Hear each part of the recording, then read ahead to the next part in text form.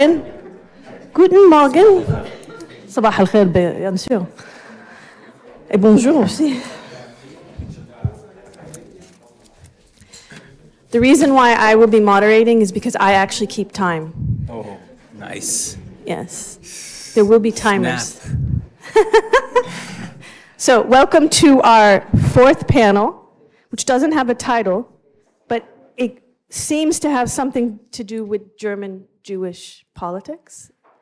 And so maybe this would be an opportune time to remind everyone that there's a genocide going on, and it would be lovely if you could somehow explain to us why what you are talking about related to German Jewish politics is relevant to contemporary events. And our first speaker is Amir Engel from the Hebrew University of Jerusalem and Humboldt University, Berlin. You have 30 minutes. Thank you. Thank you very much. Hello everybody. Thank you for coming. Good morning. A version of this talk was given here about 10 years ago when, no less, when Stefan invited me to speak here. Many things have happened since. It's good to see you, Stefan. Thank you for the invitation.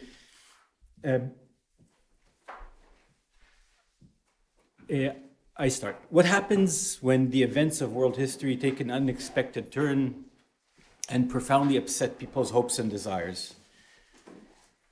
Mostly, we would assume people learn to cope and eventually return to their mundane lives, to their daily expectations and their casual disappointments. But what happens if the hopes that are stored for a certain epoch, for a certain movement, for a certain leader, transcend the realm of wishful thinking and transform into belief? What if people so intensely believe that this time things will really change, that poverty will really finally be overcome, that pride will be restored, that trust will be created, that promises will be kept? What happens then? Well, in some cases, the most ardent believers do not despair, even when they discover that society is polarized, that poverty persists, leadership is corrupt, and war continues. In certain instances, the hard facts of historical reality do not deter people from clinging to their unrealistic hopes. This is the conclusion that Gershom Scholem reached in his study of the Sabbatian movement. People, Scholem observed, maintain their beliefs even in the face of every shred of historical or political reasoning, and even if these beliefs are detrimental to their own long-term interests. They might keep believing in the integrity of a leader, for example, even when everything he does and has done suggests that he is corrupt and abuses power. This behavior, Scholem furthermore observed, and this is important, I think, might be condemned from a moral perspective or a political perspective, but should be understood by the historian. In our struggle to think of the language that describes the current political and historical reality, and in continuation to the discussion that we've been having here, I wish to offer another concept. It's not the new one, and it is largely based on Gershom Scholem, both in his historiography, as we'll see, and his personal experience. The term is Sabbatianism. It hopes to replace another term that sounds similar, but I hope to show is quite different. That term is Messianism. The term Messianism is thrown all the time around in discussions about Israeli politics. The religion Zionists are often blamed for being Messianists. They are not. They are Sabbatianists. The difference between Messianism and Sabbatianism is the difference between exile and homecoming. Homecoming is exile, while Messianism is about exile, while Sabbatianism is about homecoming. Exile entails almost an equal measure of despair and hope. Of course, living in a foreign land, among strangers speaking a foreign language, dictates a profound sense of disorientation. Exile touches on the very foundations of one's personal existence, and this touch is rarely a kind one. On the other hand, the knowledge that exile is a transitory phase, endows the experience with a specific meaning, with a sense of direction, with hope. Thus, the sufferer's exile is dialectically coupled with a belief that one day everything that is wrong here will be made better there, and will stay that way forever. The interesting thing is that, and this took me some time to realize, this is the kind of the core of what I realized working on my dissertation, is that as much as exile can be an invigorating, a hopeful situation, homecoming can be a tragedy. This is the case with Gershom Scholem's exile in Berlin and his homecoming to Jerusalem. In exile, the young Scholem saw himself as a member of the revolutionary vanguard, a Zionist, a reformer, one that was willing, as he described himself, to run headfirst into the wall. He gave himself the role of a scribe who would rediscover the ancient myths for the spiritual renewal of his people. He was to introduce the idea of Zionists to his fellow Zionists, or so at least he believed. Then, however, he arrived in Zion, that is actually in Jerusalem. The contrast between Scholem's fascination with Zion and his experience of Jerusalem triggered a crisis which, I argue, serves as a key to understanding his best, most well-known and most influential scholarly project, because it was in Jerusalem during the 1920s that Scholem embarked on his seminal work writing the history of the Sabbatian movement. According to Scholem, Sabbatianism did not start when one man described himself as a messiah. It started, rather, when a man's messianic project crashed and burned. Sabbatianism is a response to a messianic project that failed. Also, as a scholarly project, Messianism is a response to another failed messianic project. Scholem starts it when he realizes that Zionism cannot and will not fulfill his dream. In response, in other words, to the realization that Jerusalem will never be and can never be Zion. Scholem decided to realize his long-awaited dream and to go to Palestine in an ominous moment. Both Germany and Palestine experienced a drastic economic downturn in the early 1920s. Germany went through a legendary hyperinflation, and the situation in Palestine was better only to a degree. There too, in Palestine, the effects of post-war recession were strongly felt. Nevertheless, although Scholem left Germany in October 1923, with nothing but a handful of contacts, he had the good fortune to find a job quickly. With some institutional finagling and some friends, he helped to secure a half-time position as a librarian at the newly founded Israeli Jewish National Library in Jerusalem. Economically secure, Scholem turned to complete his domestic life. Only 2 months after he arrived to Jerusalem, he married his wife Esha.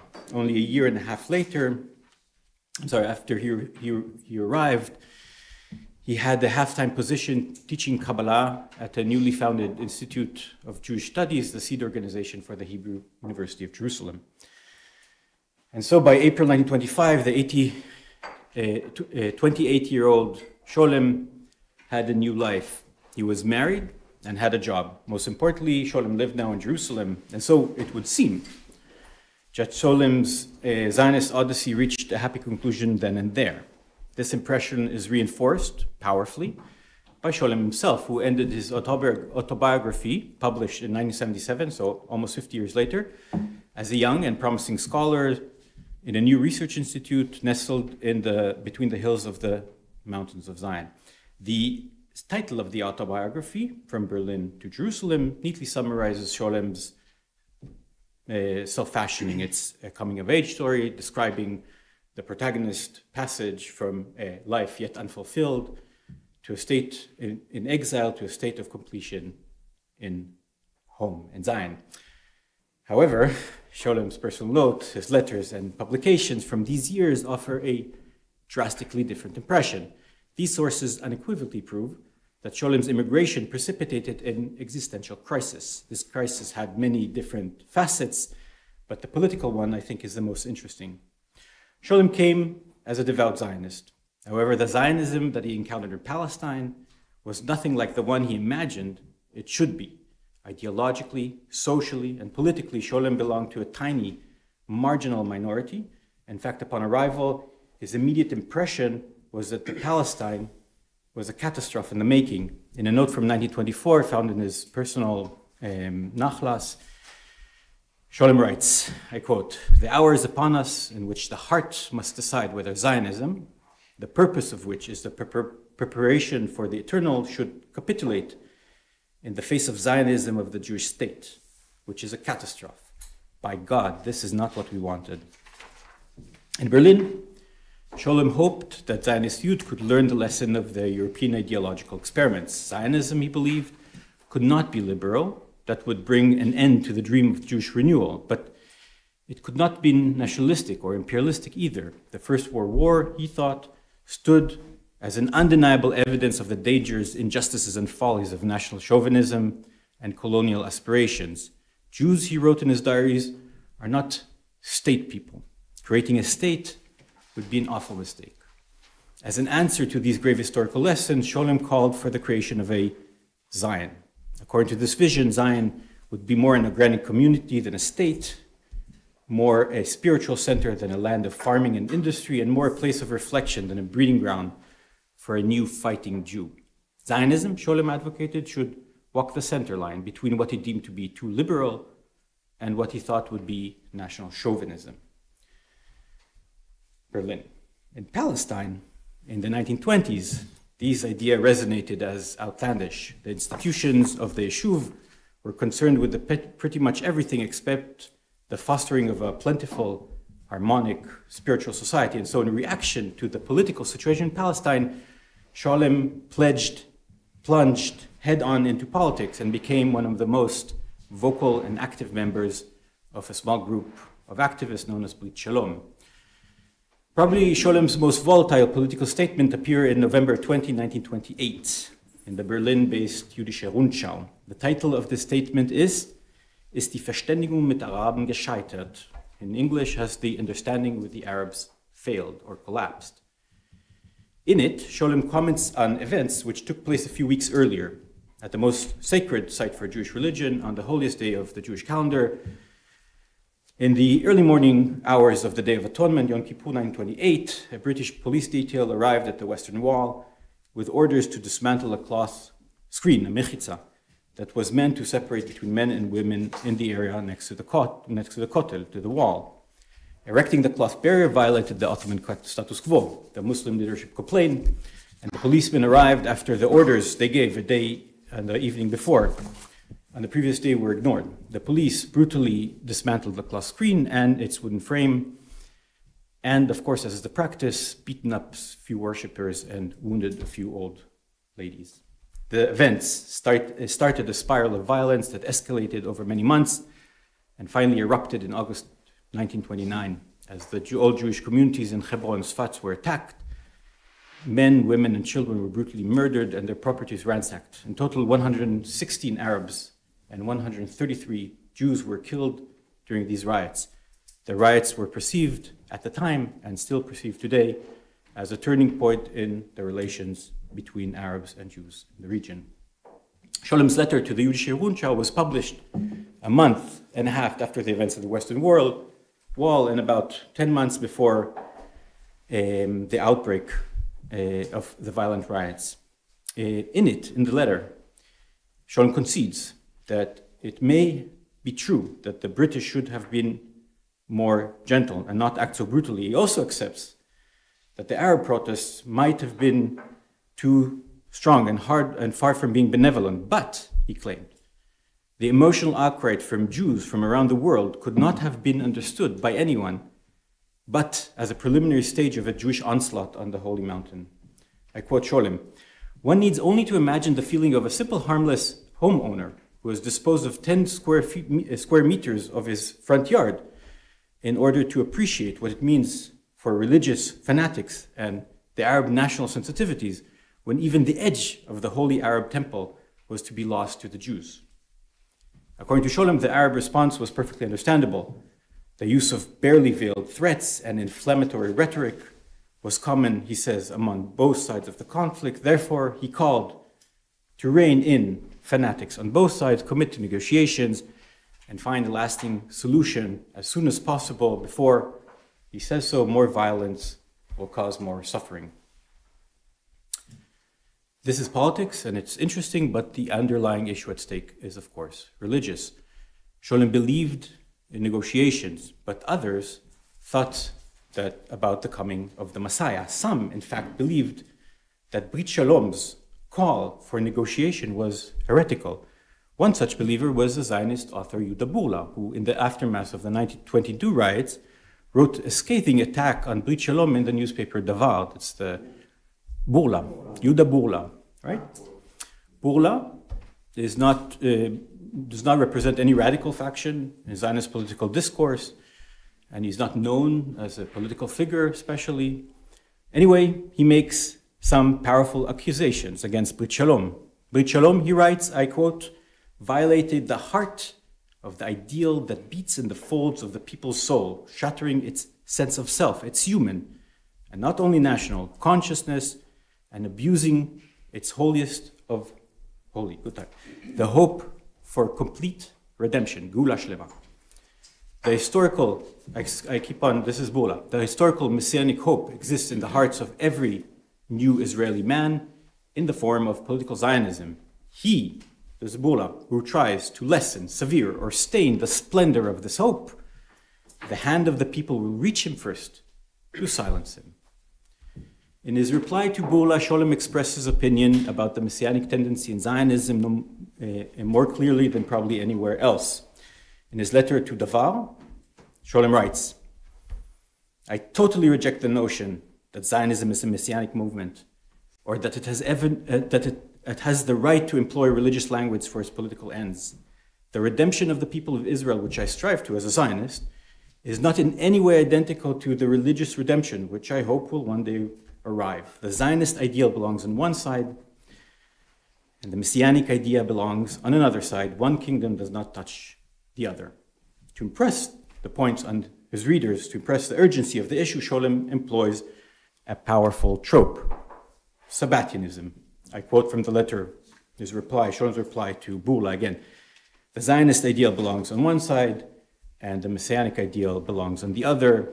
One kingdom does not touch the other, except in the hollow cliches of town hall meetings that sometimes instill in our youth renewed spirit of Sabbatianism, which is destined to fail. By its inner roots, the Zionist movement does not fall under the jurisdiction of the Sabbatian movement, and the attempts to induce it with such Sabbatian spirit has caused already much damage. ואין מלכות אחת נוגעת בחברתה, אלא במליצות נפוחות של אספות עם הממלאות לפעמים את צעירינו רוח של שבתאיות חדשה, שסופה להיכשל. Scholem insistent warning against the use of the messianic trope in political end went, of course, mostly unnoticed. Brit Shalom was marginal and eventually ceased to exist in the early 1930s. To Scholem, it would therefore seem that the political field was left wide open for right-wing thinkers who took advantage of the ignorance of their public. And the danger that Zionism would transform into a Sabbatian affair must have appeared to him real and alive. So, what happens next is not hard to foresee. Scholem, a scholar, started a new scholarly project, the study of the Sabbatian movement. With the study, Scholem addressed the political reality in Palestine and what he deemed at the time to be the gravest danger of Zionism, becoming a Sabbatian-like, misguided, messianic endeavor. Scholem's early work on Sabbatai Tzvi should be understood as a plea, a cry of warning. According to Scholem, the lesson of the deluded belief in a false Messiah was that people should be cautious about wishing the impossible. For in fact, the Sabbatian experience proved in history the greatest hope of all, the hope of the Messiah, never succeeded in creating a promised land. Rather, it brought about only new kinds of exile and new kinds of suffering.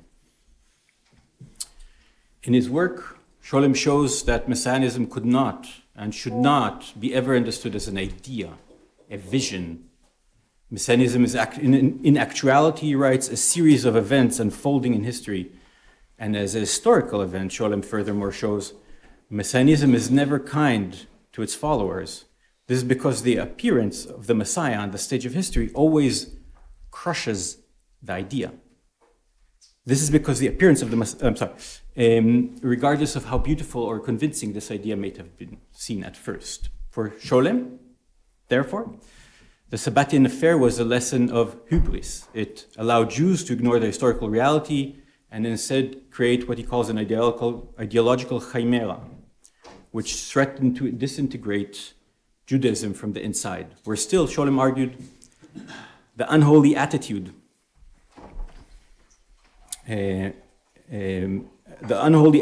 of mixing piety and heresy, religious sources and political aspirations, has not left the Jewish spirit since Abraham Cardozo, the first great Sabbatian theologian, according to Scholem. In his closing lines of his study, his first major study of Sabbatianism from 1928, it's a study that Scholem dedicates to Cardozo.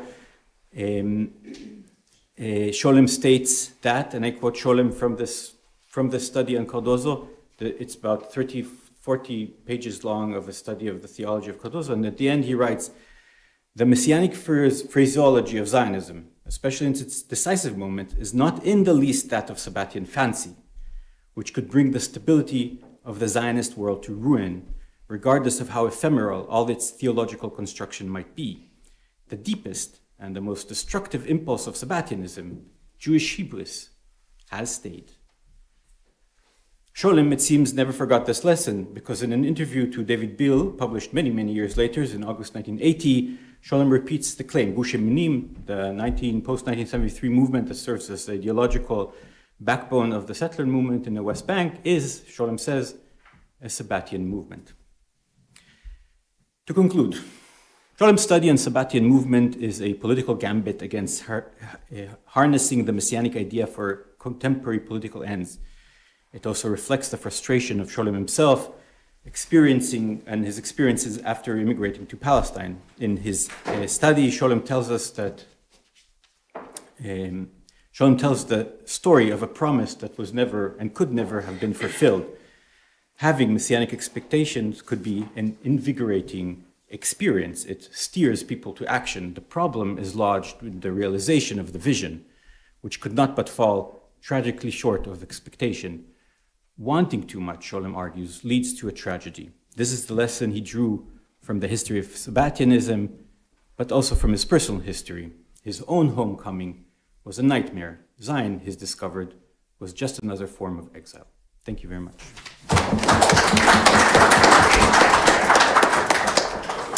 Since you did not take up all your time, may I suggest that we take questions now? Is that okay? Beseda? Al-Ad?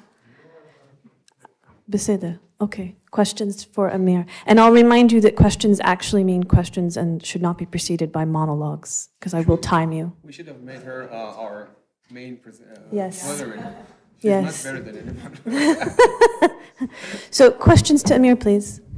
Yes. Thank you. A very interesting paper. You sort of jumped mostly from his sort of pre-1948 period to then, towards the end of his life, an interview with David Beale and describing Gush Emunim as Sabbatian. He described it. He described it that way, right? Does he describe? Can you say more whether he describes sort of post-1948 as Sabbatian? Sort of, is it only the religious Zionism that's Sabbatian, or also secular Zionism that's Sabbatian? Right. So it's this paper is a good opportunity to plug my book.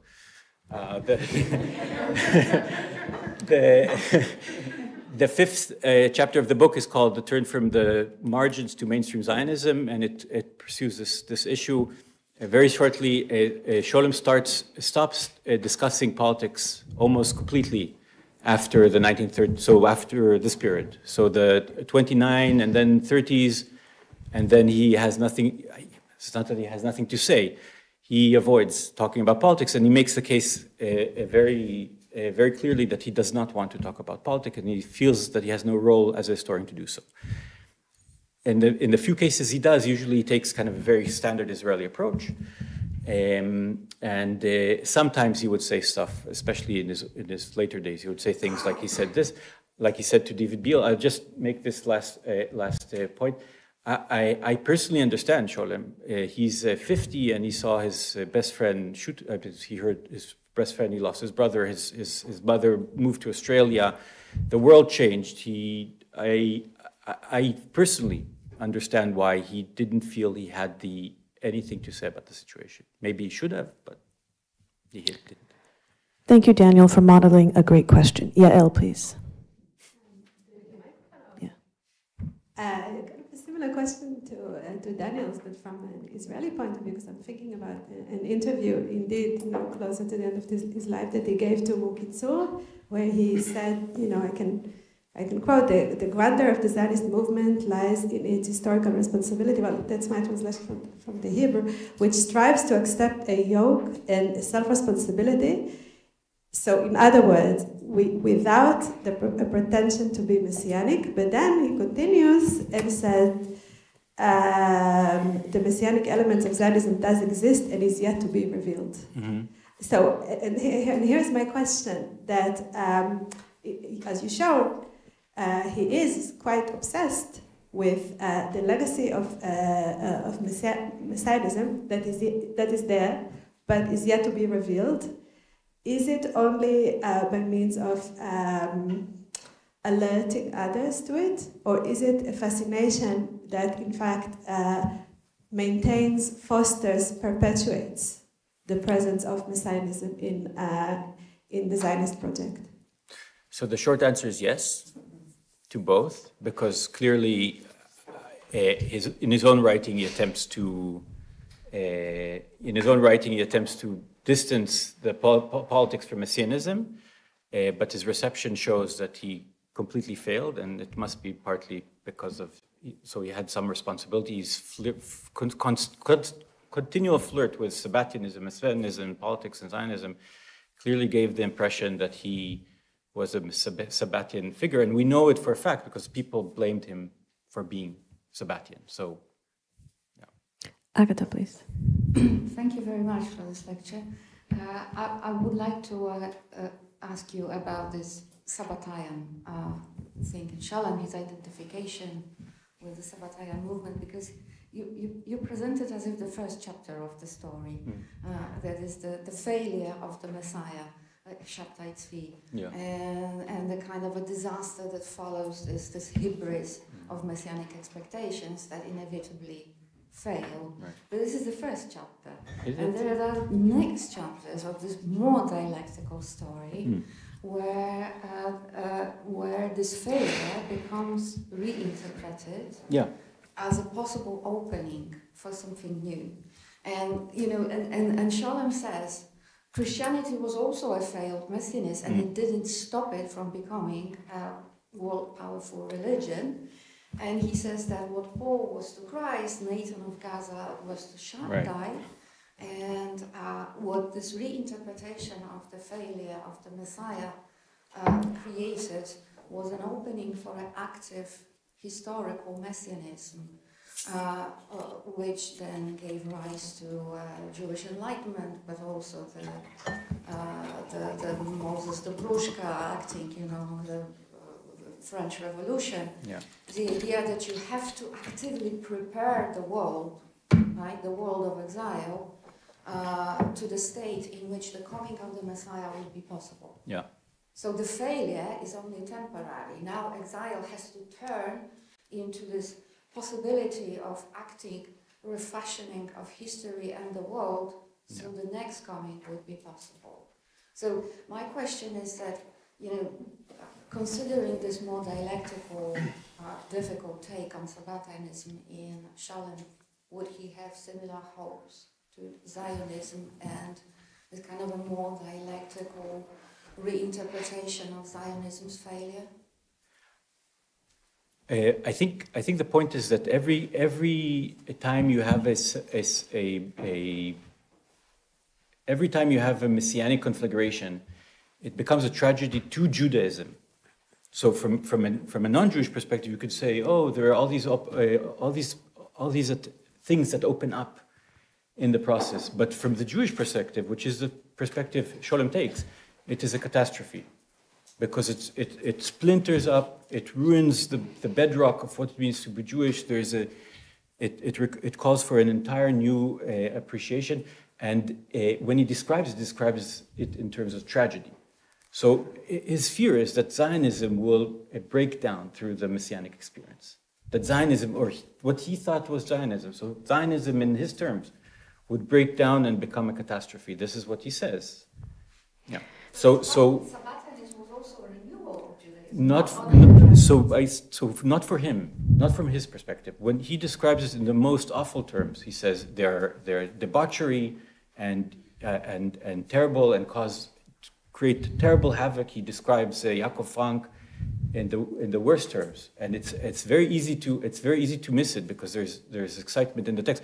But if you just marker the bad words he says about Yaakov Frank, you have a marked text, which is dedicated to describing Yaakov Frank as just a terrible person. Okay, we're now going to group questions. It's going to be Nitzan, and then Adi, and then Menachem Lorberbaum, and then Shaul Magid, and then you will respond. You'll have a few minutes. You're such a kind hostess. Thanks a lot, Amir. That was fascinating. I want to change slightly the perspective here, the question, to go back maybe to Lena's opening challenge. Toda. And I mean, this intervention is obviously following a very, very dense literature, right? We've been discussing Scholem certainly since I'm thinking about Bill in the 1980s, but even before. And it's a very thick intellectual discourse. But there's an institutional side to that. And the intellectual discourse, we can debate, to what degree Scholem is taking a turn or not. I had a debate, Nona may remember that from about 10 years ago, about Benjamin and the fact that all this literature, much of this literature now became completely affirmative about how critical German Jewish studies actually is incorporated into the current academic institution, right, in a non-critical way. And that raised the wrath of Edel and a few other people. But specifically about Scholem and that group, Buber and Scholem and the people around them, these are people who on the one hand sound very radical when it concerns ideas, but actually completely institutional. And other than maybe two debates they had with Ben-Gurion or whatever, which everyone mentions, worked within an institution that was based to a large degree on exclusion and on central Judaism. So the question is, and I have, I'm thinking also about Sam Brody's anarchism, argument about Buber's anarchism. These are people who are at the heart of the Zionist institution of the time, build and contribute and constitute that towards that. So I was wondering if we can discuss maybe German Jewish thought also along these lines, the institutional and yeah. Okay, Adi, please. Let's try to pick up the pace with the questions.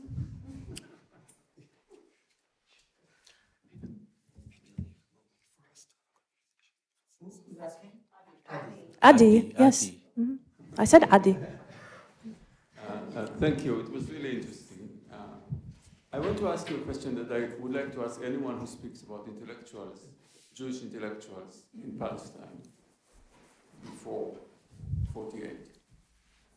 So it's not particularly Scholem, but of course it's about Scholem as well. What was their role in the construction of Zionism as settler colonial society? It is settler colonialism is, among other things, about the construction of a very specific kind of consciousness. And there must be something to do with what Scholem was doing or not doing. Thank you. Let's go to Shaul to hit it faster. Okay, wait, Menachem, please. Yes, you're going to do all of them. Settler colonial. Yes. Thank you, Amir. I just want to underscore Agata's point, turning to Yaakov Taubes's essay in 1980. I don't understand why. I don't think that failed messianism is a historical concept here. Of course, Scholem used that, but why should you buy into that? When we're being descriptive, not saying what Scholem thought, but that's a very powerful rhetorical position that is spoken from a point of view that will turn into an orthodox form of Judaism is a much more authentic form of Judaism. And two, that Christianity is not a great Jewish movement. Of course it is. So what? But he's constantly trying to make those divisions. And we don't have to join him in that. Scholem was a great scholar. But when we're speaking about this discussion here and its reverberation, I just want to call into question the notion of a failed messianic movement. It's a attempt at religious renovation. Thank you. You have 3 minutes. Thank you. Yeah. You're losing seconds. No, I'm trying. I'm exercising resistance.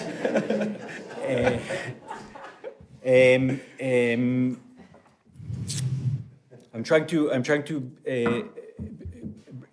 bring all the questions together. You're absolutely right. Failed messianism is my term. He would call it just messianism. So messianism is a historical event where people call themselves messiahs. They make wonderful promises, and they are unable to fulfill them. And then what happens? And that's the history of messianism. And the history of messianism is much bigger and much wider than we thought. But it's a little confusing. So I use the term failed messiahs. But of course, you're right. In a way, and this goes to Nitzan and Adi's question. In a way, yes.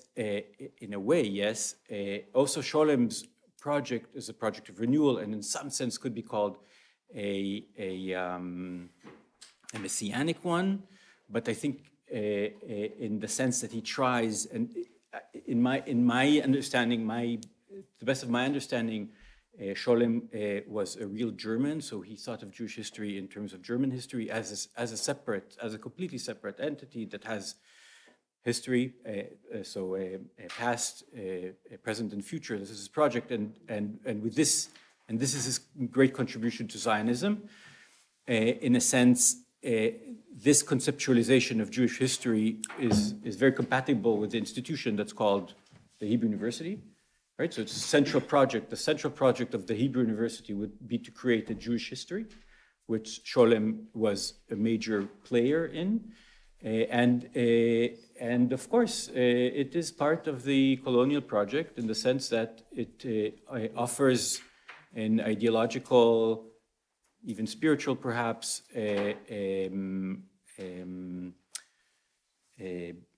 infrastructure for the political. I think what makes Scholem interesting for me personally is that he was not only part of the project, but was also reflective. He reflected on the project in a way that I think is interesting, right? And I think is helpful. And as I said at the beginning, I think my contribution, I don't think, unfortunately, I say it seriously, I don't think it will stop genocide, but I do think that the contribution would be to start thinking not in terms of messianism, which is kind of a hopeful project, which you look into the future, and possibly not. Failed messianism is, of course, also problematic. So Sabbatianism is the term I would use. So thinking about Hushamunim and perhaps Zionism in general, but also other projects as Sabbatianists, where the desire, which is often a very powerful and innate and good to create good, causes great harm. And I think maybe this is kind of the useful term to think about.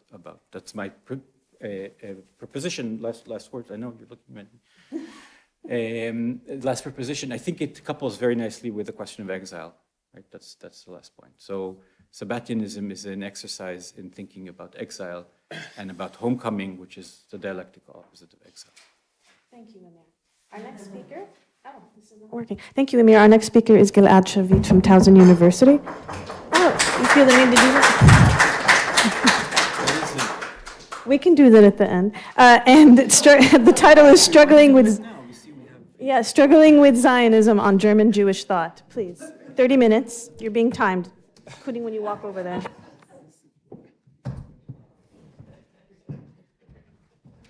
This is certainly how it should have been done. The entire event. I'm not sure. Let me grab my water. Yeah. You can afford. Very irresponsible of me. Wasted 20 seconds. Go on. Okay, so thank you, Lena. I really appreciate that. I want to start with a quote. This is from a letter Franz Rosenzweig wrote to Gertrude Oppenheim in May 1917. where he discusses the differences between assimilated Jews and Zionists, but actually argues that both groups are to be blamed for the same offense.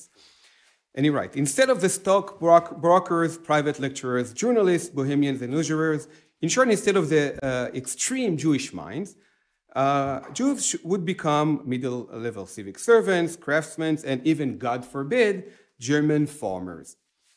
It is in this context that Rosenzweig suddenly recalls something that Hermann Cohen once told him in private about the Zionists, and I will try the German, die Halunken wollen glücklich sein. The scoundrels or rascals want to be happy.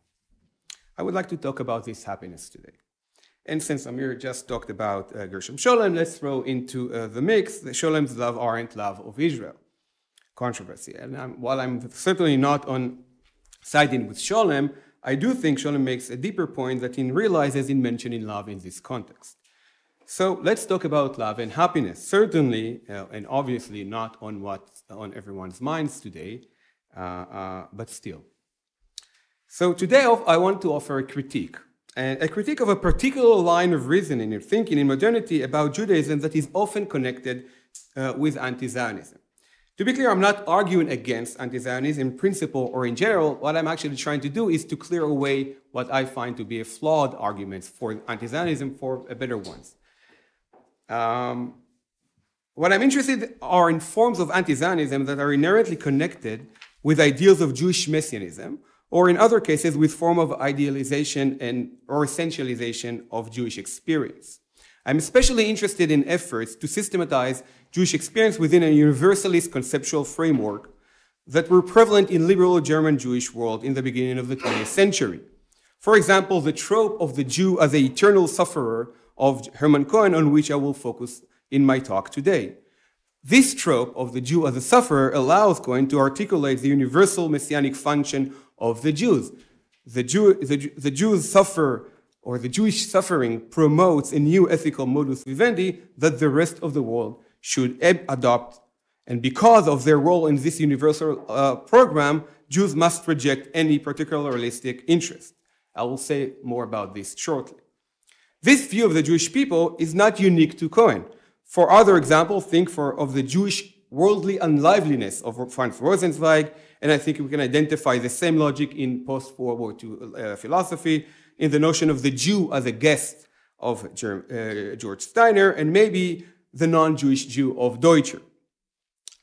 Now, this is obviously not a complete list. First, and this is to you, Menachem, Yehuda Levi and the seed allegory maybe should have been part of that series. And second, Anna Arendt and the Jew and the trope of the Jew as a pariah should be a part of this also, although I think it's still debatable what is their political position at that moment in time. Zygmunt Bauman with the Jew as a guest is another example. In other words, like any attempt to offer an analysis or a critique of an intellectual tradition or a group, things usually don't simply fall into place as we want them. These are different models and different conceptual worldviews. And to restate, I'm interested in models with which the Jews have a role, represent an ideal, serve as educators, and this function, role, mission requires the Jews to be among the nations, and as a result to portray the Jewish people in what we could term, for the purpose of my talk, some negative terms, wherever they are understood differently. Now, these models of Judaism brings about some clear challenges. First, some of them fall into the trap of essentializing Jewish experience, the Jew as a guest, the Jew as a sufferer. Second, many object to them because of their immediate implication. Who wants to be part of a people who suffer, who are out of the world, who are the eternal guest? My point is different. What I find important is the political implication of these descriptions. I believe that this description undermines the possibility of a cohesive community, or in the context of Zionism, a nation. Now, to be exact, I'm not saying that these thinkers, Cohen, for example, were critical of the idea of the Jewish nation. They were. Rather, I aim to show how the very description of Jews in terms of suffering is in itself a way to view Jewish peoplehood as fundamentally problematic. In other words, I find that this model implies the end of Jewish people, not the end of the Jewish nation or the Jewish state. To go back to my beginning of my talk, these models or ideals are problematic because they misconstrue or misrepresent the place and function of love and happiness. And I'm doing it very ironically in this sense, in the social communal realities. And I will explore this claim with Freud's political model. But first, let me say a few words about Cohen and his messianic model. So Cohen discusses Jewish messianism mostly in religion of reason. And I'm interested in a duality that is at the center of his description. First, in Cohen's view, the Jewish prophets inaugurated the concept of a universal history. This idea is inherently connected in Cohen's mind to the Jewish rejection of national identity, as they are the representatives of the unity of humanity. Second, the Jewish people embody an ethical model, which he terms an anti-eudaimonistic model that the rest of the world should emulate. And my claim is, however, that Cohen's ethical ideal also precludes the possibility of a Jewish people. And we can talk about what exactly is a people in the Q&A. So let's begin with world history. Judaism's messianic significance derives partly from its conception of universal history, which originated, Cohen argues, not from Christianity, but from the early Jewish prophecies. The Jewish idea of universal history rests on the monotheistic God, the Lord of the whole earth, who, unlike the other pagan deities, demanded all peoples to worship him. However, this claim of universality presents a challenge that Christianity, with similar claims, never fully encountered. Most urgently, if Christianity is a religion, the Jews are seemingly a people. Concretely, if all of humanity is or ought to be united under one God, the division into peoples is unnecessary, archaic, and above all, unnatural. It is well known how even in our days, Cohen reminds that cosmopolitanism is felt to be in lively opposition to the consciousness of one's nationality. Crucially, Cohen's last point is not merely descriptive. Cohen does not just know the nature of monotheism, but offers a normative argument with messianic implications. The universal scope of Jewish messianism defines their unique messianic calling. Jews are the advocates for a universal, unified humanity. The prophets, Cohen reminds, condemn the nationalistic pride that violates the universalism of monotheism. Jews are the educators of humanity, tasked with converting the world to the monotheistic religion and its ethical principles by actualizing in present reality an image or a symbol, in Cohen's terms, of a community that already moved beyond national and particularistic interests. Obviously, some rewriting of Jewish history is required here. King David, for example, who had a foundational part in many Kabbalistic formulations of Messianism, is seen in Cohen's Messianic theory as representing a moment the Jews had to overcome in their inner historical progress. While on the other hand, he writes that, and I'm quoting, the exile in Persia had brought Judaism a new momentum, Aufschwung. Now, Cohen has a longer discussion about Jewish identities that for reason of time management, Lena, I would leave aside. His main point, and this is something he shares with others in the group I mentioned earlier, is that the Jews are a people or a nationality, this is his term, and not a nation. They reject political for social and religious forms of organization. This is for the first part. Now to the second of ethics. Cohen's ideas of messianic unity of humanity is complemented by the ethical model. In his words, the true sense of messianic idea, one, belongs to the warding off of all idea of eudaimonism, and two, to the external doctrinal and national limitation should be removed. This transformation of the world into Jewish ethics involves a de facto Kantian recalibration of the place of desires and pleasures in human reality. Specifically, Cohen argues that for an ethical system that entails, and I'm quoting, the turning away from all eudaimonistic desires as the first step towards the elevation of dignity of men. This anti-eudaimonistic model is inherently connected to the history of the Jewish people. The harsh reality of the Jewish people, the vicarious sufferer, this is his term, is foundational for the education of humanity.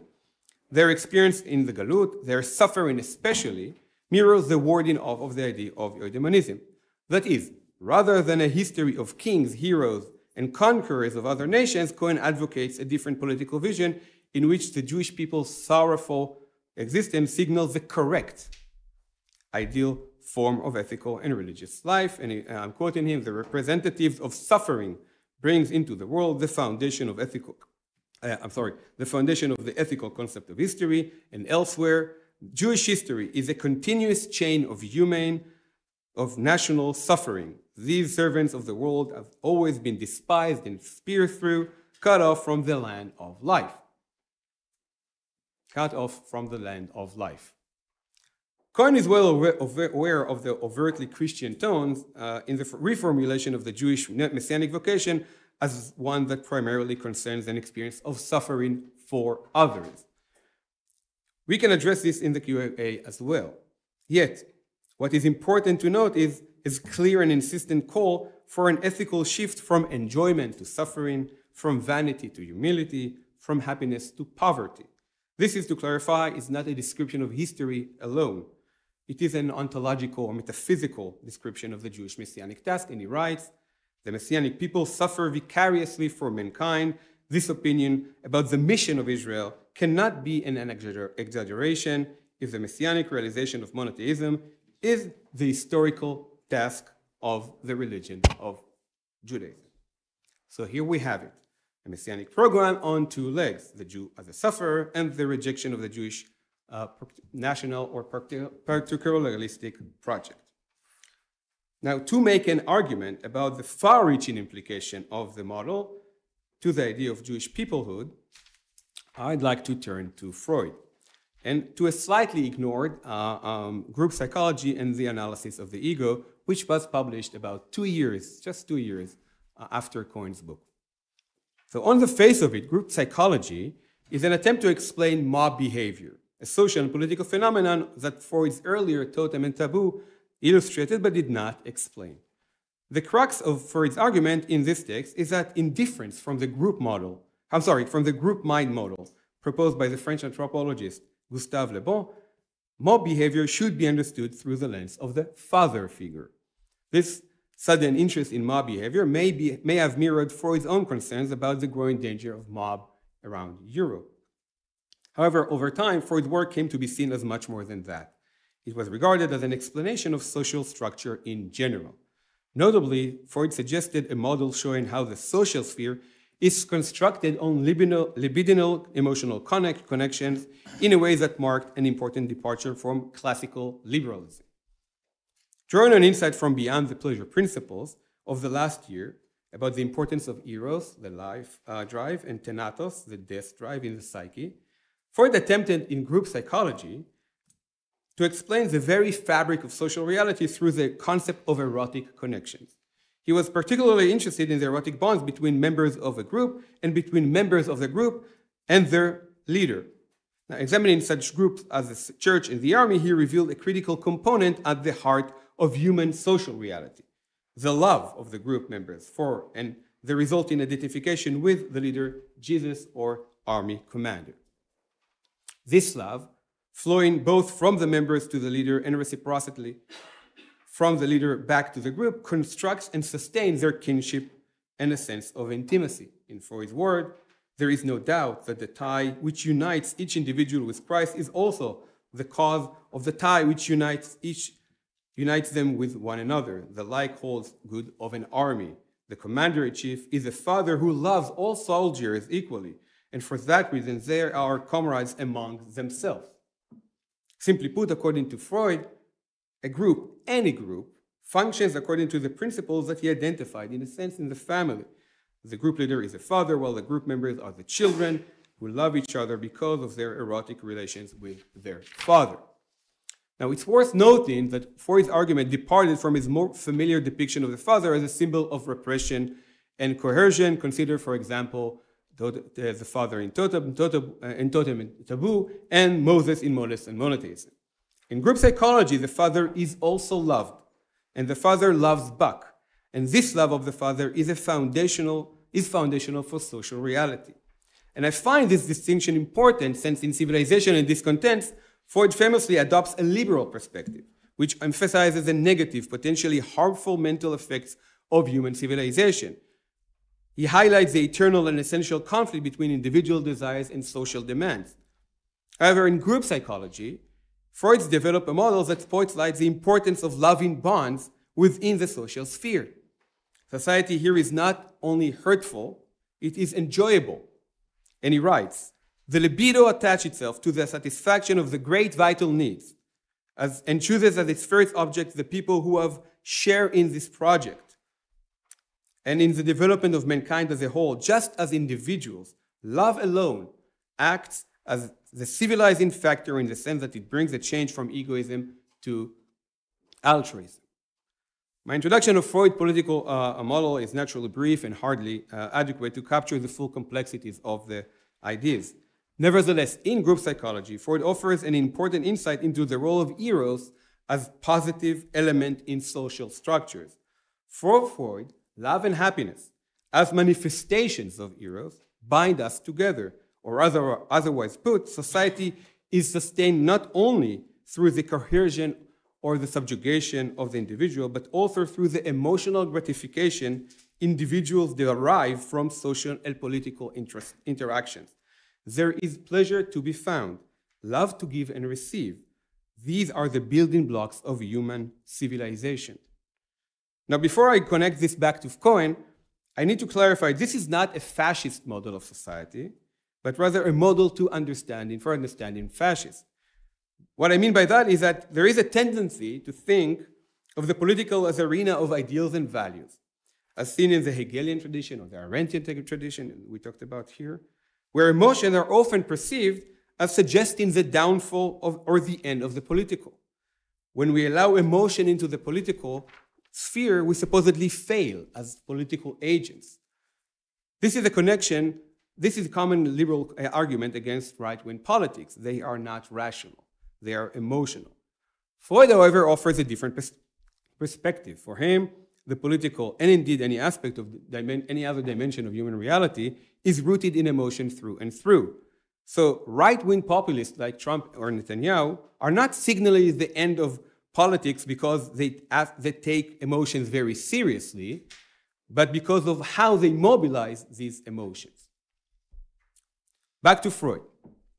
His material or naturalistic political model, it really depends on how you understand Freud, and especially Freud's insights on the interplay between eros, satisfaction, and society, and there is a dimension of narcissism I did not address, has attracted attention actually of some from the left. Think of the Freudo-Marxist tradition, Herbert Marcuse and Erich Fromm more specifically. And I find that Zizek, and I'm hesitant to mention him here, still is very early, but sometimes is useful. Very early Therian with a negative is also relevant. As he translates this logic of oidemonia into a Lacanian political language when he writes, the element which holds together a given community cannot be reduced to the point of symbolic identification. The bond linking together its members always implies a shared relationship toward a thing and toward enjoyment incarnated. There is an obvious distinction between enjoyment, jouissance, and Freudian Lust, but the core idea is the same, I believe. Communities, peoples are founded on emotional matrix, not merely on symbolic or ideational identification. And this matrix is one of eros, whether it be love, lust, oidemonia, or enjoyment.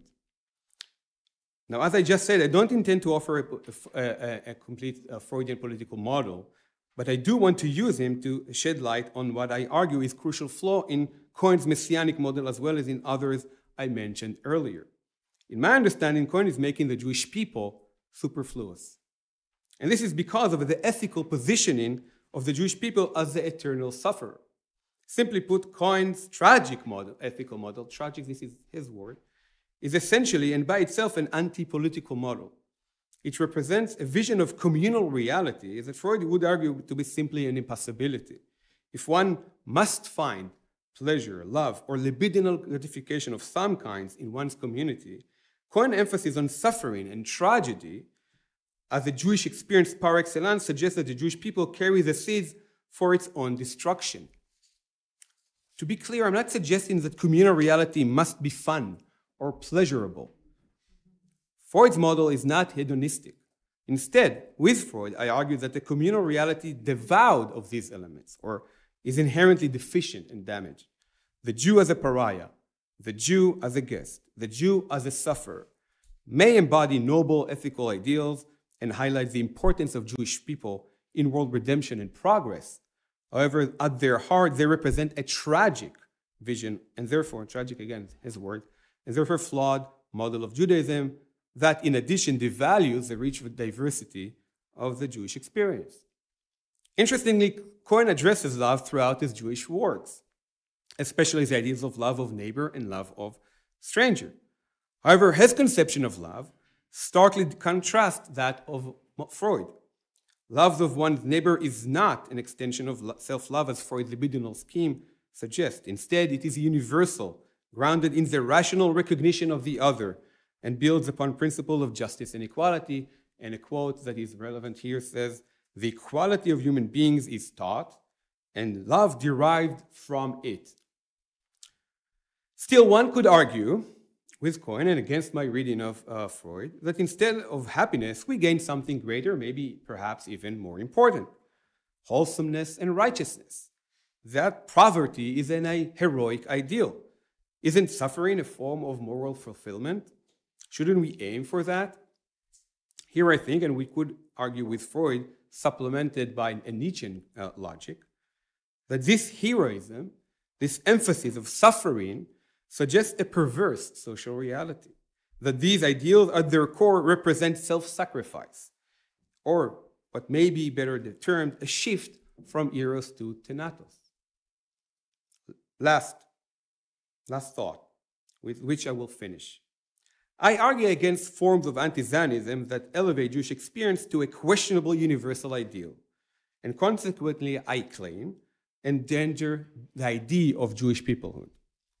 That is, I'm making a case for a Jewish political community, but not necessarily for Zionism. I am against, actually, the dualism of either universalism or Zionism.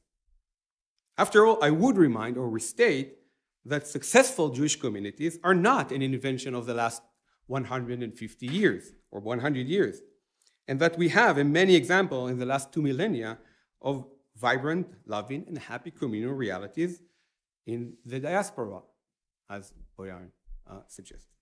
And if we take our cue from Freud, there must be some joy, some enjoyment, and even a place for desire in Judaism after all. Or, put otherwise, what Cohen did not recognize was that my Jewish neighbors in the next door in Baltimore also want to be happy. Thank you.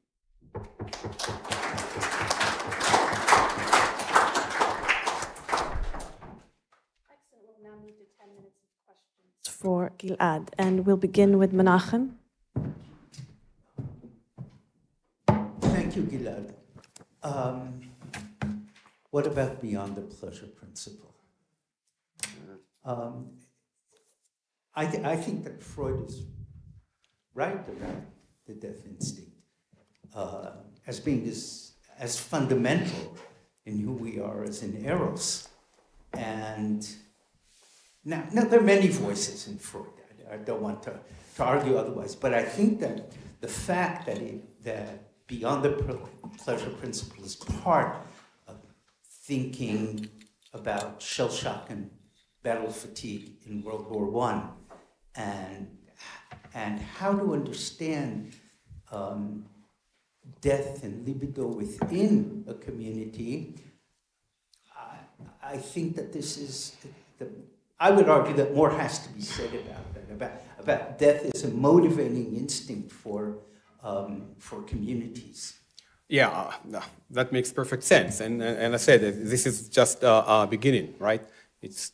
I would say that now the question needs to be asked is, do we want to cultivate that? Do we want to cultivate a reality in which societies are built on the death drive? And I think that we would like to say no. I think that it's a good way to explain wars, right? The death drive is a really great way to explain wars in the Why War essay. But the question now needs to be asked, do we want to live in communities that are built on that? And I think that it's not. I think that we would like to live in a reality in which we are creating a community based on love and happiness and eros. And I think this is, and in that sense, I would argue that it may be complicated by the death drive, but it certainly could not be one that is guided by that. Julie? I'm going to try to put the two papers in conversation. And so I'm attracted to the idea that, some kind of erotic energy has to be at the basis of community, and in particular Jewish peoplehood. But I think, again, in an attempt to put the two papers together, I think one way you could read Amir's paper is a story about erotic disappointment, right? Because Scholem certainly had an intense libidinal cathexis to Zionism, and then once he gets there, those erotic desires are severely disappointed. So I guess this is, maybe it's more of a comment than a question, but I think if you do want to replace suffering with eros as the foundation for community, then you're going to need to have an account of how politics deals with the disappointment that is, and the frustration that are inevitable components of erotic cathexis. And at least in the story that Amir told, I think part of the Sholem's, at least, sort of middle period response to that disappointment was a retreat from the political, as opposed to a deeper immersion in the political. So in that sense, I think eros as a foundation for politics also contains the seeds for at least the fragility of the community, given the inevitable disappointments that ensue. Yeah. Hold on. Daniel's question, please. We're going to collect. Okay. I see your hands. Thank you. Yeah. Thanks for the paper. And I think you're right to ask what we can think about in terms of Cohen's notion of suffering. But I think there's other elements in Cohen, Religion of Reason, that maybe you didn't highlight, and it would complicate it. So, for instance, he doesn't negate the notion of the political. He reframes the political. Instead of the state, he associates the Jewish people with the community, or the Gemeinde, which he links to the notion of kahal or kahila, which actually goes back to some of what Julie has talked about as well. So I think he doesn't negate communal particularity, but he shifts it from the state to the community. And in terms of the suffering, he does emphasize suffering in one sense. That's maybe on the international, the community as a whole. But he also emphasizes joy as the core of Judaism, especially to the festivals and to the Sabbath or Shabbos, as he says this is where joy comes in. So I think it would be an interesting question to ask, if he criticizes the Zionists for wanting to be happy, how is that different from his affirmation of joy? And there might be a difference then between happiness, which he links to eudaimonism, and then joy, which is, so the absence of eudaimonism doesn't just mean suffering. There can be joy without eudaimonism. So I think that's something to... I would insist that, I understand what you're saying, and joy, this is correct, but I would insist that when you read him, certainly in the sense of what is the Jewish people for the world, I struggle with this because I couldn't believe it. I mean, there is a sense that you read that it just, for me, for reading it the first time, and I'm teaching that as well, there is a sense in which this seems to be outrageous. And he insists on that quite forcefully. He writes that again and again and again. And then I remember thinking, maybe there is a way to get out of that. And I was trying, but I don't think there is. I understand the way he understands Jewish function in history is one of suffering. And he writes that very clearly, and he emphasizes in tragic view very strongly. And I would argue that this is his main point about the Jewish people. So what are the Jewish people for the world? They need to be a certain kind of a vision that the world needs to recognize. I think this has to do with his notion, in a way, this has to do with his notion of going back to the earlier chapter of the book about how one finds himself in the process of recognizing suffering in the others. And in that sense, if this is how you understand what Jewish life is, I think, in my mind, that's a questionable vision. Now, I think that you're right in saying joy about the Shabbat, but I think this is a very, I would say, again, in my understanding, maybe we have a different understanding. I think it's minor to what he understands.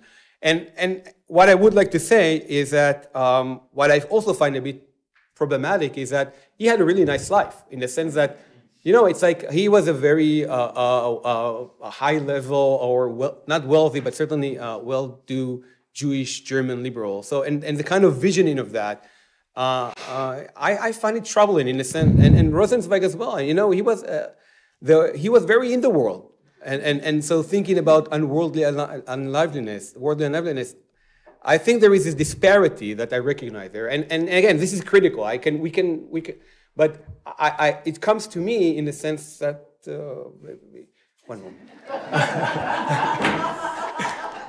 It comes to me when people ask again and again, but Rosenzweig was something of a certain person. How can he position the Jewish people in a very different position? And I think this is part of my way to come to terms with that. To Julie's point, I absolutely agree that this is an important way to think not only about what is a Jewish community, but how to think about political action, in a sense that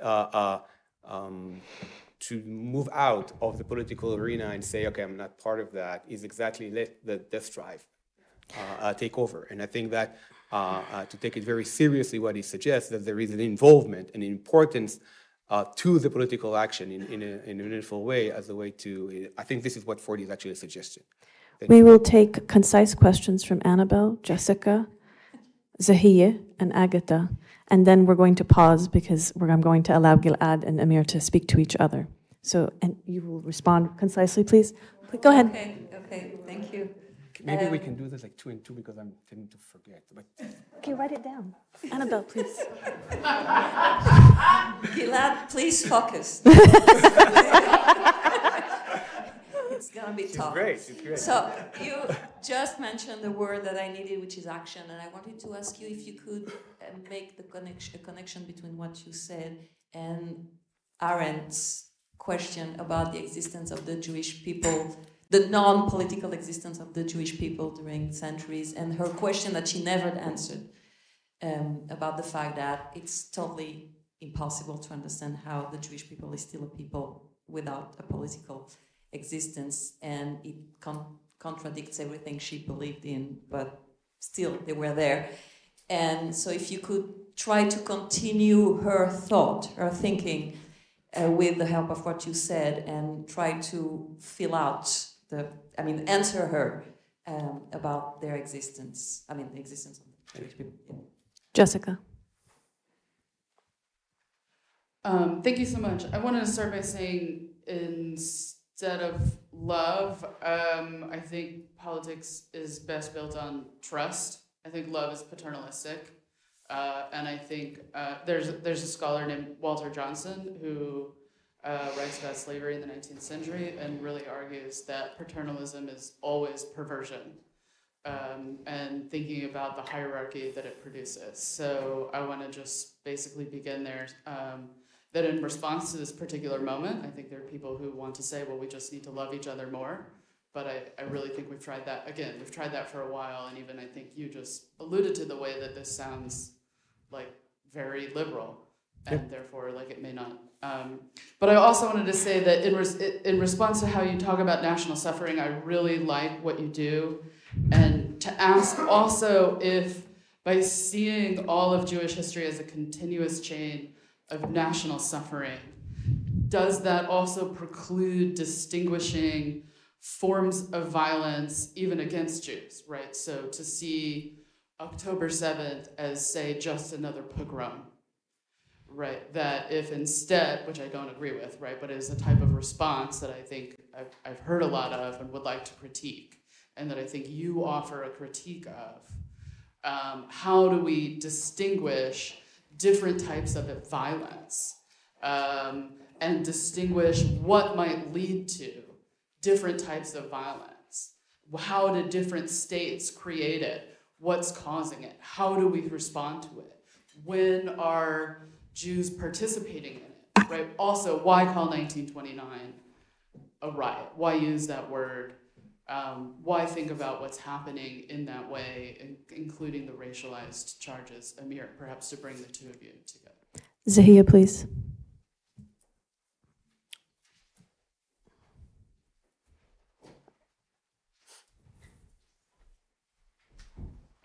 I'm going to take the risk to make Lena angry, but to my ears, universalization of Judaism is a conversion to Islam. Yeah, that definitely I don't like. Thank you for making her upset. Well, universalism. Universalism is a form of colonialism. Agata, please. Thank you so much for this. I have lots of questions and will ask you about psychoanalysis because I think it's a kind of a double-sided ally here because you can't really make a kind of a rigid distinction between Eros and Thanatos, and Menachem obviously alluded to that. But my question is about something else. When I listened to you, I had this recollection from the German history because you basically spoke like Heinrich Heine. You know, you had this kind of, it was really like a plea for the solar Jew. The solar Jew, the Jew who would finally be able to be happy, get out from the dark walls of the yeshiva. And obviously this is the discussion with Ludwig Börne, who was called by Heine nocturnal Jew.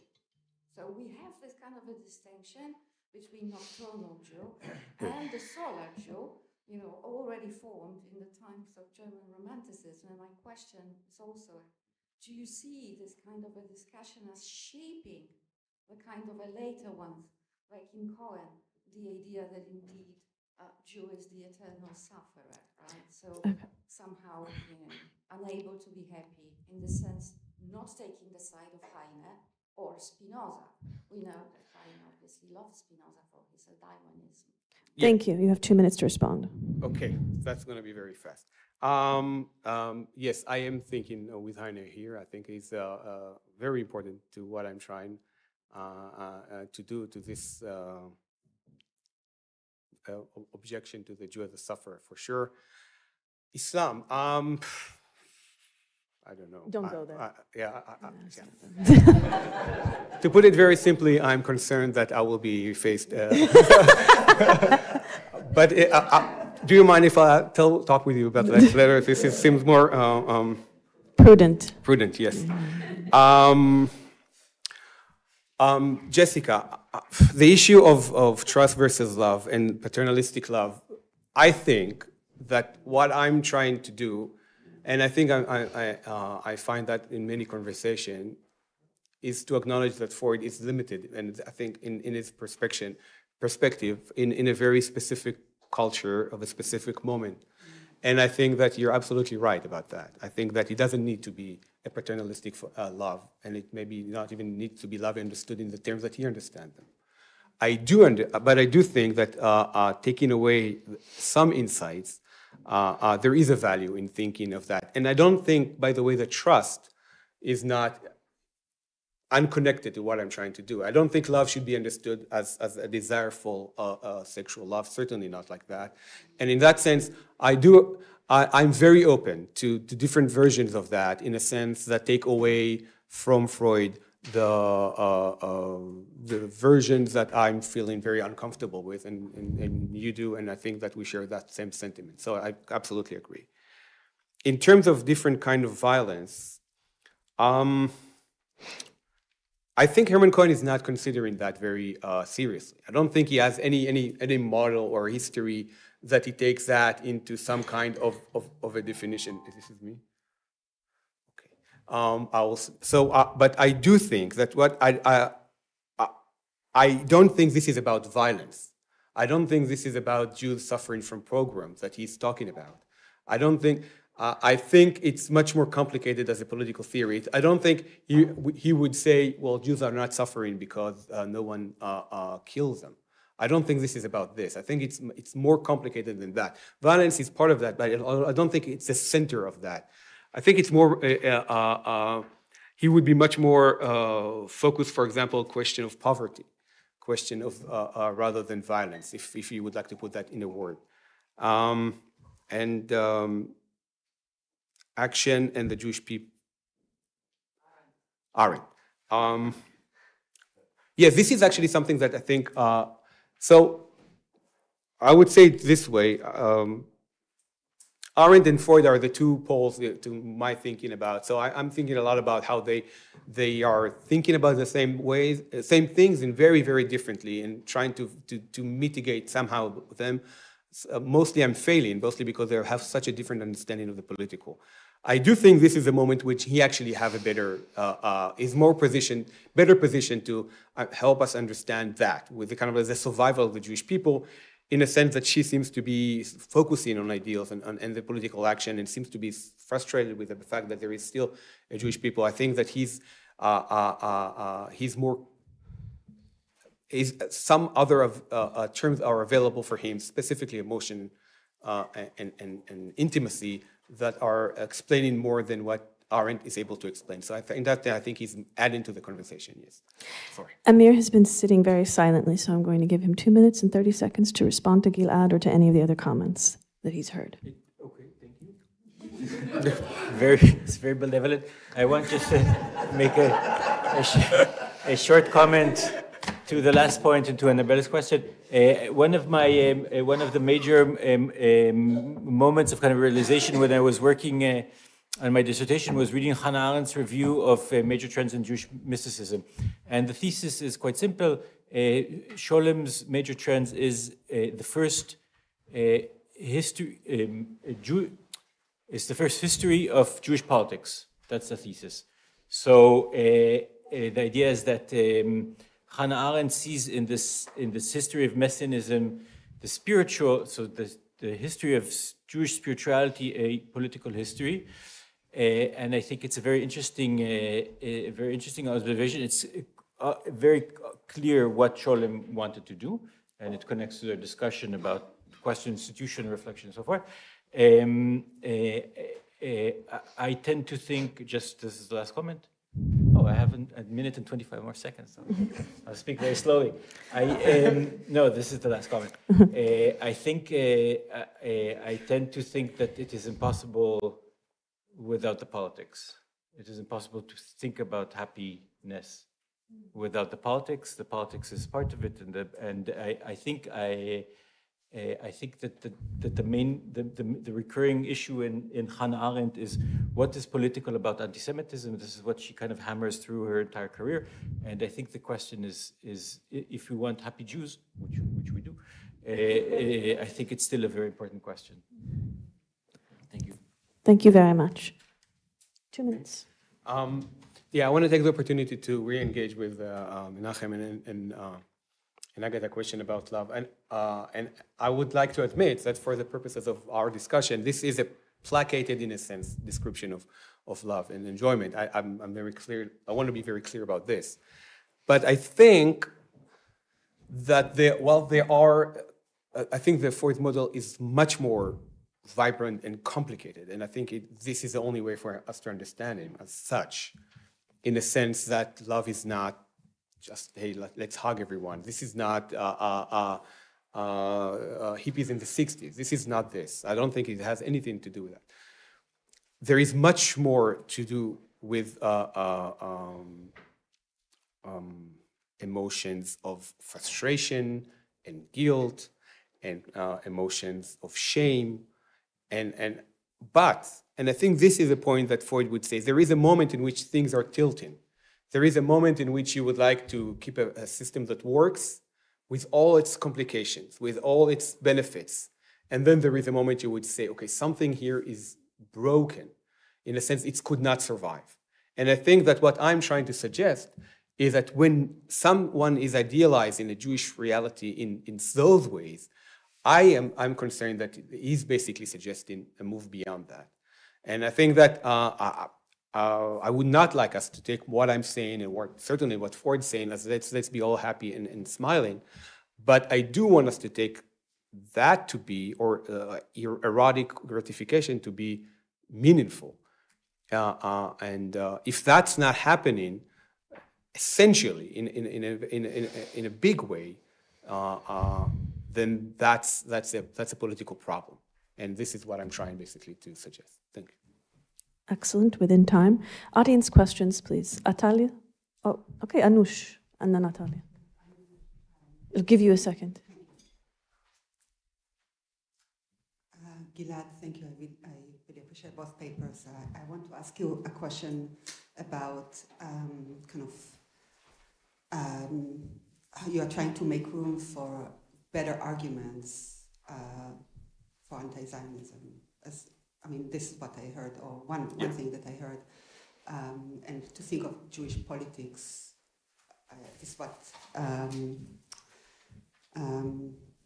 and I wonder, or Jewish community, and my question is it Jewish community politically or Jewish communities in the plural? Because it seems to me that the conversation has been in the singular. So I wonder, how do you bring plurality? Let's take the question from Anush too. Okay, thank you. I have a question for Gilad about listening to you about your account about Cohen idea about Jewish people as suffering for humanity. I was thinking about Rousseau's idea of pity. Whose idea? Pity. Pity. No. Whose idea? Rousseauist. Rousseau. Oh, Rousseau. Okay. Yeah. Social contract as the basic element constructive for democratic or modern politics. So, how to explain this the relationship between Jewish people as suffering people for the humanity and the idea of pity? I was wondering if it is not making Jewish people as the ideal object of the modern pity, and how to contrast it with the idea of love, because I think that if we shift from the modern idea of pity to a more classical idea of love, we shouldn't forget the political theological dimension of love, divine love as a kind of constructive idea or element for political theological community. So how to explain this relationship? My final question is that I was wondering if how to explain this kind of ambiguous as a stranger observer of Israeli people toward their own suffering. Are they making their own suffering as a kind of their object of pity, as constructive of their own nationalist politics? Or maybe, so in this case, what's the place of the Palestinian as the object of pity? Otherwise, how to conceive the idea of divine love without taking into account the divine aspect of that? Thank you. If you respond quickly, we might be able to take Shaul's question. Okay, I'll do that. So, to Atalia, so this is actually goes to the discussion we had yesterday with Adi. I am trying to make a claim that if you would like to talk about anti-Zionism, then there are better options. This is what I would like to clear away are versions of that are not working very well. This is basically the project. So he said, what is there besides settler colonialism? And I'm saying there are versions of anti-Zionism that are besides settler colonialism that actually in many ways are disregarding what's happening in Palestine completely.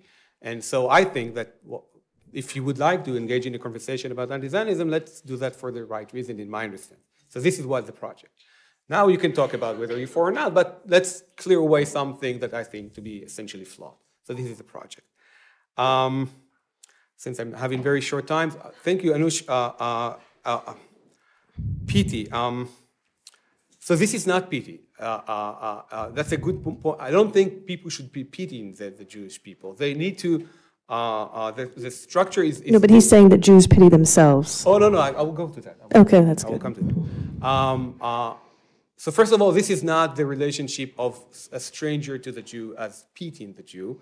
This is not that. It is not. It's something, in my understanding, closer to how the relations with another group that suffers allows you to change your own self-reality. It's the ethical self-reality, awareness, self-awareness. So this is, I think, the kind of vision that he has in mind, rather than just feeling sorry for the other person.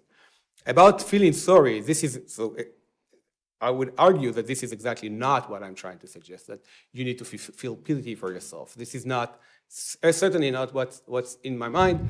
And I would say, thinking about the Palestinian reality, I would think that I would like to not thinking in that terms about the Palestinian reality as well. So making them as some kind of heroes of world and how the world needs to be organized. And I think this is a bad understanding as well, in my mind. I think that's kind of like hero. I don't think this is justified in the sense that perverse the reality on the ground in a way that I don't think I agree with. Yes, I think that's. Thank you. Unfortunately, we don't have time for Shaul and Nitzan's questions. You can ask them during the break. Yeah. You can ask the questions during the break, which is sacred. Let's thank our panelists. Thank you.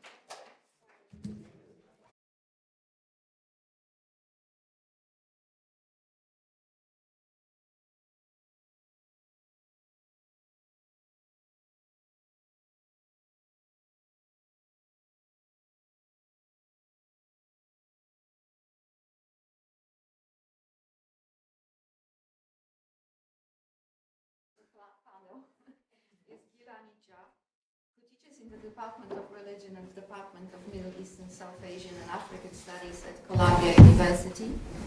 His main contributions to the political theology debates are to be found in two books, The Jew, the Arab, A History of the Enemy, published with Stanford University Press, 2003, and in Blood, A Critique of Christianity, published with Columbia University Press, 2014, and the title of his presentation is Was sind Juden? Thank you, Agata. Would anybody mind if Oded speaks first? Oh. Okay. In that case. Would anybody mind if Oded speaks first? Because we had discussed it, and Oded was going to speak first. It's already. Is it a problem? Yeah, it's shorter. It's just a quick presentation because he has a. Because Oded has images. Yeah. Right. Okay. No, but is that okay? Oh yes. Yes. Okay.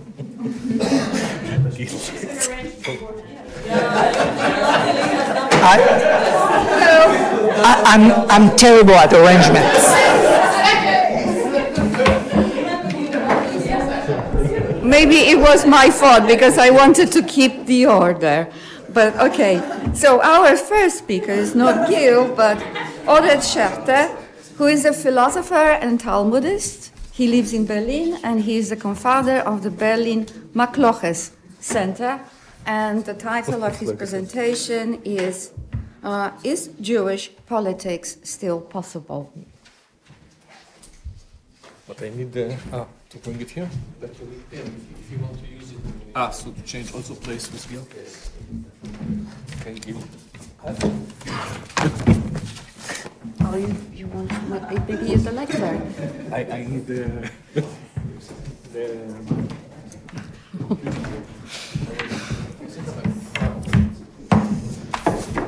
I like it. Sorry for that. Sorry. A mess at the very beginning, yes. It's Jewish politics.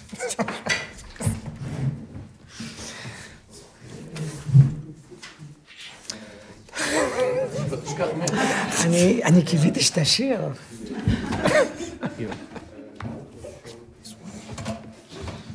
I don't know how to do that. So maybe you have to go down and then make it here full. Then zoom in here maybe. I see. Okay, yeah. So,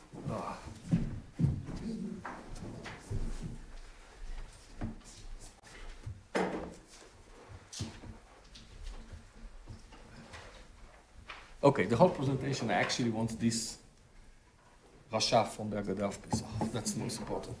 The rest is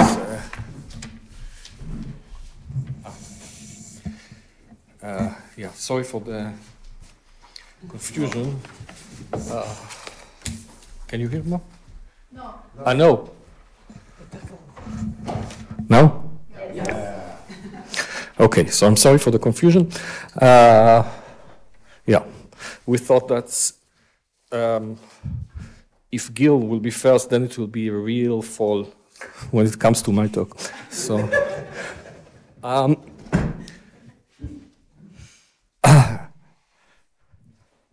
I revised my talk yesterday, and I hope it won't become too unclear or too confusion. That's what I did at night after Adi's, Nono's, Boyarin comments, Danny Boyarin, and Nitzan. So I wanted to relate to that in a way that because I found a few things important to my understanding, to my.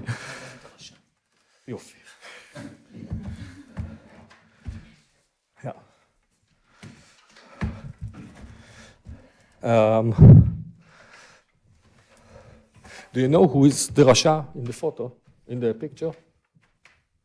Except of Danny Boyarin, of course. Yeah. Who? Yeah, but who is the guy?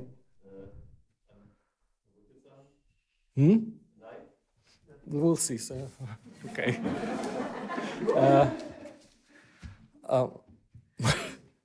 Okay, so I will reformulate some of those things that the four of these talks asked in one way. I hope it won't be too far from what you said, but even if so, that's how I grasp it. I thought it's important for my understanding. So first, Nitzan's question, I think, is what does it mean to do Jewish studies at the moment, or at moment of annihilation in Gaza? I think for me that was the question that's... Adi's question was, again, as I understood, can we imagine, visualize, conceive, I think the German word vorstellen, a political order without a state, and in particular, a Jewish political order without a state. Nono's question was, is there a Jewish anti-Zionism? Again, it's a reformulation. I took the spirit. Is there a Jewish anti-Zionism in our concrete moment, which is not an upper-class isolated position that is careless about the very actual life of Palestinians and Jews at the moment?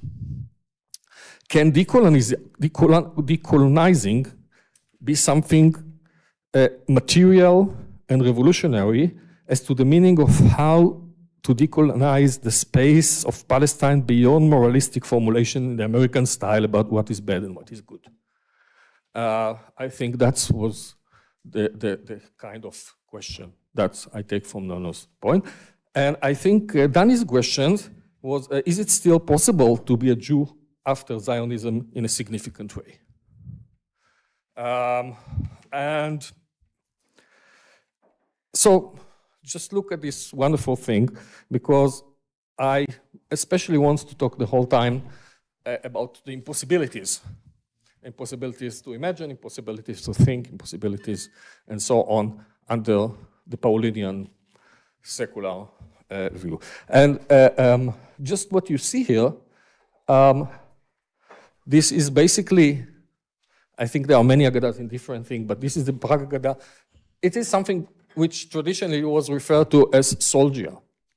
Now, can you imagine Haggadah of Passover today in any Jewish place, apart perhaps from the Turei Karta, that will put soldier, a generic soldier, as the Rasha, as the evil guy?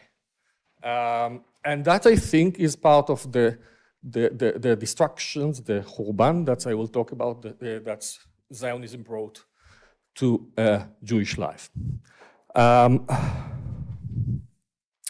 I think that Adi's formulation was, it is almost impossible to imagine. I like this formulation, even if it was not, but I think it was. I take it as, I want to speak more about these impossibilities and their coming into being. Look, so you see you saw the Haggadah. Now, before we delve further into the issue of impossibilities and almost impossibilities, I want to speak for a moment about anti-Zionism. Listening to people in the last 7 months, I have the impression that people seize in that day of October 7th, a break, a kind of a seizure in history. Now, I fail to see why it is. Yes, from the Zionist point of view, they discovered the most obvious thing for an anti-Zionist Jew. Every anti-Zionist Jew knew it. This colonial, secular, messianic project of an apartheid nation state cannot hold forever. The colonial arrogance, the belief in the superiority of the Israelis over the Palestinians got a serious blow. But for the anti-Zionist Jew, there was no surprise there. And I think also Nono said something on these lines. The idea that the Jews will be get their safety haven in a colonial project can be conceived only by secular messianism. Anti-Zionist Jews were warning exactly of that violence for 100 years. That this violence will come. I think that for some of us among anti-Zionist Jews, Gaza was and is the most disastrous consequence of Zionism. You cannot think as anti-Zionist Jew, I think, without seeing Gaza a ghetto in a full political sense, a group of superfluous people that is managed, organized in order not to be part of the political order.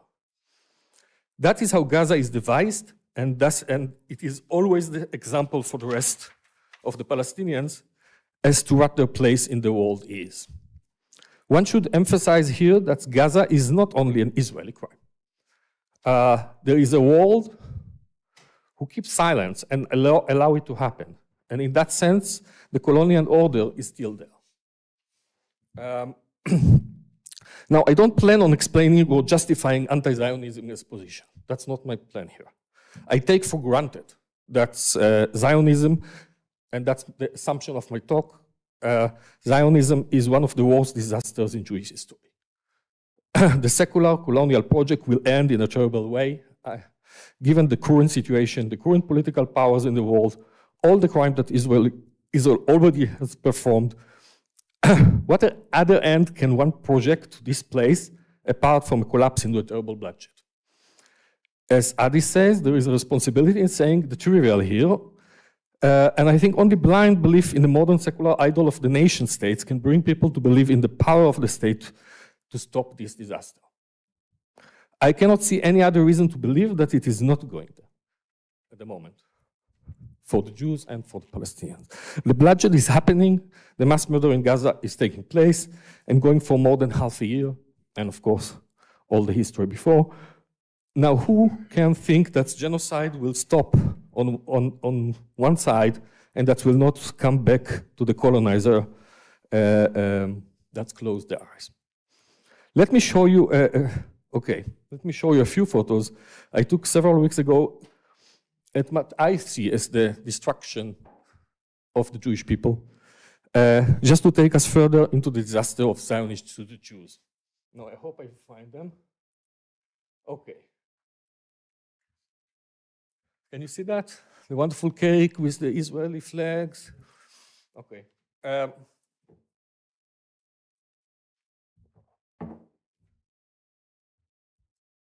It doesn't matter all the photos, yeah? You see Botchef of Israel, etc. The point is, and Chabad, and what you didn't see yet, yeah, never mind. I've been to Vienna a couple of weeks ago. Not recommended, but if you need to go, then go.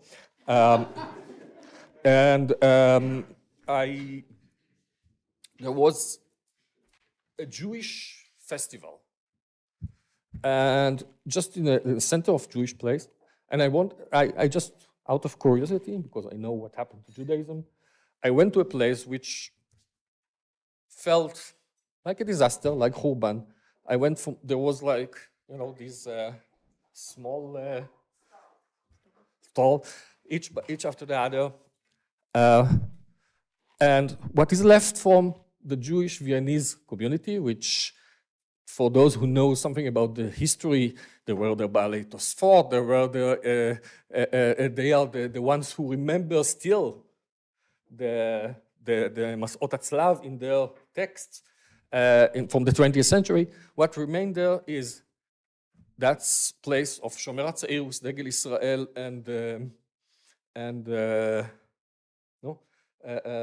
like this pink wash Degel Israel, the Israeli flag. There was Mizrahi, there was Akoach, there was Chabad, there was, and there were a lot of food with many Israeli flags. And that is what left from the Jewish community of Vienna with a Jewish festival. I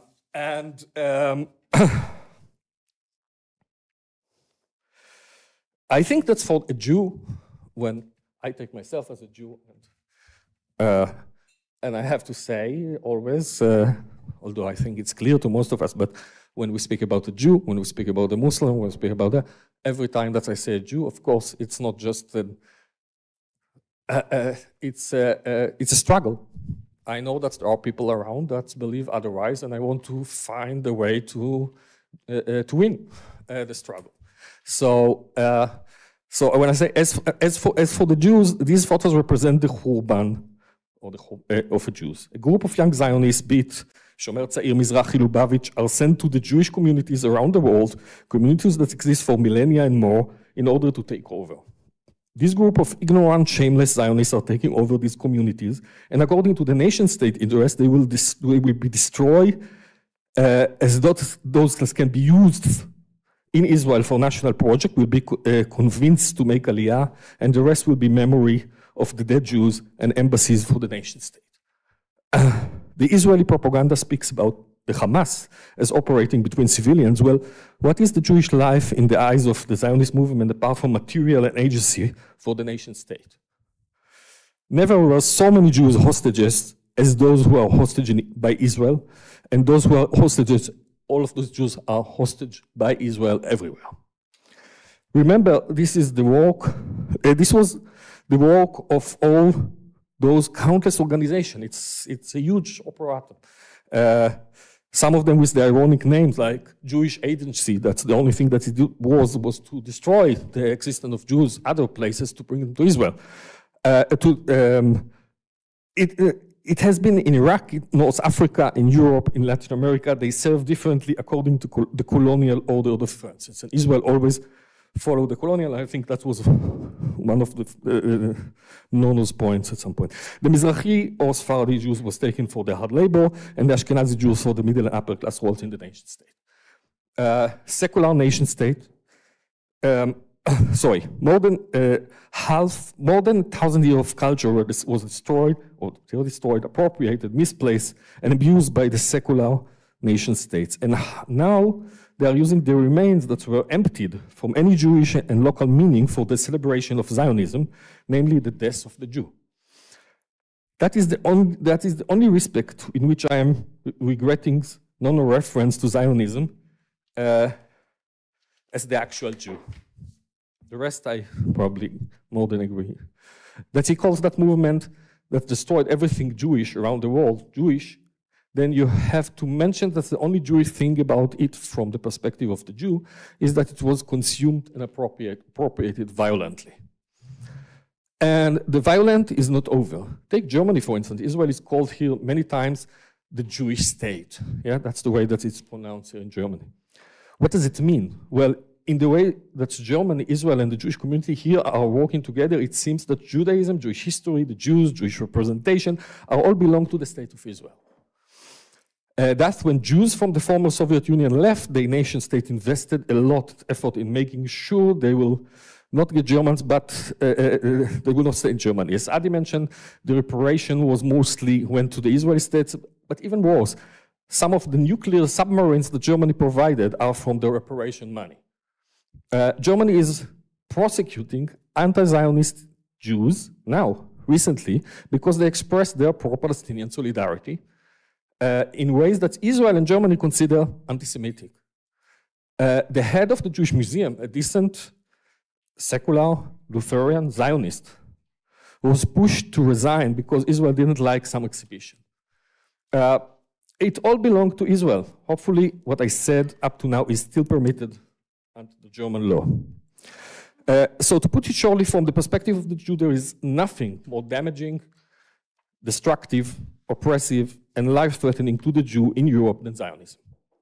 That's the point that I don't want to I'm not going to show, I just take it as a supposition of everything in my talk.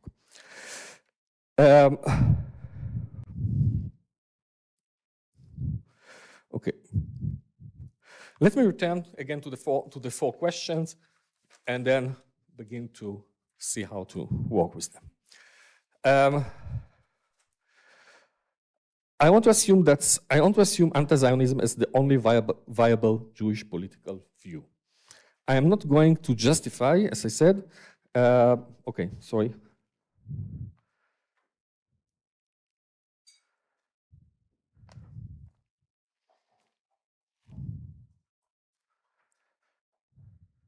Okay. From another perspective, how I formulated first from this perspective of Zionism. Let me now formulate it from the perspective of the European project. Thus, nation state for Jews is a European project, a Christian way of dealing with the abnormality of the Jews. It has, of course, many aspects. People tend to think about Christian therapy to the Jews or for the Jews as something that's belonged to the American evangelical program of bringing the Jews to the Holy Land, etc., etc. I cannot but assume again, without getting into the detailed discussion of the analysis, that curing the Jew is a secular project in Europe, shared, maintained, produced in many secular ways. It had the direct medical expert of it, who studied the ways of healing Jewish bodies and the Jewish psyche, and our expert here knows better than me about that. The connection between the nation state, one's own real place, sovereignty to the subject of medical well-being was experimented on Jews. Now, there are other groups who went through much worse kinds of medical experiment. I don't speak about the Holocaust, I speak about Zionism now. Indigenous people in all countries, but I don't think their therapy was linked to the nation state. That was not the therapy that they went through. Much of what we call European secularism should be understood in relation to this curing of the state of abnormality of the Jew. Think, for instance, of the novel, the great novel Daniel Deronda. Jews took part in this project of liberating themselves from themselves through secularism. By the way, Daniel Deronda was edited into a shorter relevant book in the 60s, published by Herzl Press.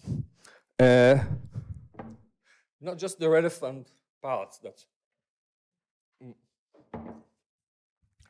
Now, Spinoza is of a specific interest in understanding the emergence of secularism as a Lutheran science of the text based in logic of spirit and letter. Spinoza of the TTP, Spinoza of the theological political treatise. I don't speak about the Spinoza, the ethics and the theological and the political treatise, which I will mention later. It is of particular interest to us, for us, trying to understand the way in which the Talmud is to be read in modernity. I cannot get now into details of Spinoza's theological political, but those who heard me or other occasions are familiar with my analysis of Spinoza's theological political treatise, which connect the very hermeneutic of the Bible as part of the rational act, which can be found universally, but on the same time only by those who read the Bible. And how this secular universalism actually equates explicitly by Spinoza the distinction between the Christian colonizer and the non-Christian colonized, with the distinction between fully human and partly beast. That's Spinoza in the TTP. This is the secular critical Spinoza. The one who believes that the political has to be explained as a kind of a contract between rational people, and that only the Bible is the actual basis of free society. Those without Christian Bible are doomed to be slaved in their mentality. I know that this is not Spinoza that you are accustomed to read, but this is probably because you read Spinoza according to the spirit and I read it according to the letter. This is, let me interrupt again here with a short paragraph from Rav Shach, which was said as part of the eulogy for Rabbi Yoel Teitelbaum in Debrak 79. Now, I don't have that. I will read it first in Hebrew and then in English. הנה ישעיהו הנביא וכו'. וגדולה, I will read it in English. And the prophet Isaiah cursed Israel with all of those things that are going to be the pride from Israel. And he was not calmed down with his cursing till he cursed them with the phrase, the child shall behave himself proudly against the ancient and the base against the honorable. The new ways and the new principles, there are new ways and new principles. This person, he speaks Hebrew, but it's Yiddish. Yeah. This person takes the IDF to be one of the principles of Judaism, and this person takes territory to be that principle. And there is no worse cause than that. I remember at my childhood, in one of the wars, the Queen of Russia expressed herself in the following way. People have replacement because others will be born instead of them, but nothing can replace a land. And therefore, she was ready to sacrifice people for the sake of piece of land. And now that is for Adi. That is Goyish understanding and view. We are not nation like all nations. We are Jews. We existed without military, and we will exist the future without it. That is a memorial to Rabbi Yoel Teitelbaum. Now, just for the sake of clarity, as always in rabbinic literature, there is a reference to another rabbinic literature. So the fact that you see here some quoted phrase from the Christian Bible means only that he refers to Talmudic passage on the text of the Talmudic Bible. It actually means the Talmudic passage, he couldn't care less about the Bible. And I will skip that, but because it's long and we don't have. But the point is, no. The point is that he speaks about the prophecy of destructions. That's the Talmud there, Hagigah, and equates this one that's Shach equates with the symbols of the nation state, of territory and military. That it says that is the worst cause of the Churban. So the state of Israel for Rav Shach in this says is like territory and military is the Churban of the Jews.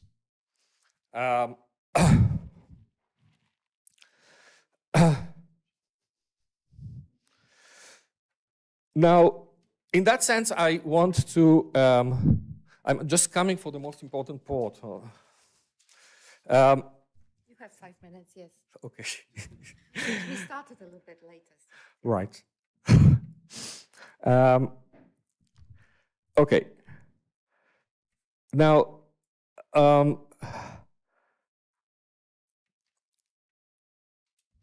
first, in certain ways, some people can imagine a place which without a state, without even the symbols, with a simple state, to see the state as the worst curse on Jewish life. Now, from that, because we speak about the Goy, I will try to do it short now. It's a bit, okay, let me cut to the argument. I want to argue first against, not against, yes, against, Danny and Adi. I put them together. And, sorry. And then to speak about something that I find brilliant in Nono's Tzfat book, and also to disagree with him, but I think it's very important. And then Yeah, yes, there is a lot I will not be able to say, but okay, let me begin with Adi. And I will not, although it's really worth quoting, I will not quote now Danny in his book, in his last book, about Adi's and Rosenzweig's Goy, but he calls the work, like they genealogy, which I think it's wrong, but it's okay. There is the whole Foucaultian tradition which misunderstands Nietzsche's concept of genealogy, and I think that's part of that. But I can say that I have never seen so many praises in one page to another work. And why do I take it as a problem for me? Because I will say the following. That's the Goy, and I specifically wrote it in here after Rauschenbach. He is taken to be, if you follow the Goy book, is taken to be the Paulinic moment, which is the moment after, is the moment that the rabbi repeated, because according to this thesis, the only logic of the letter is to repeat something. And that is the last moment of the Jewish text.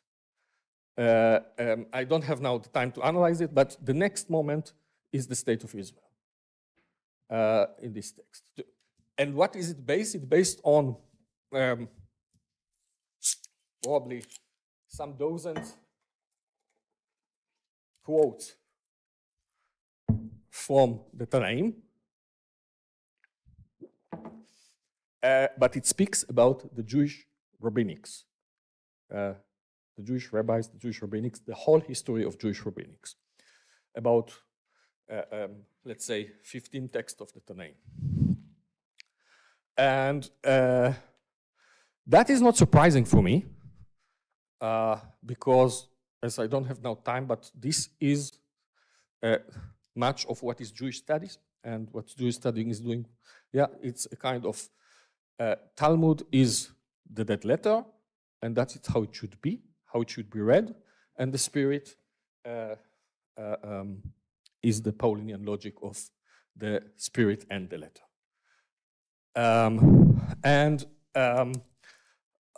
So I think Elad asked in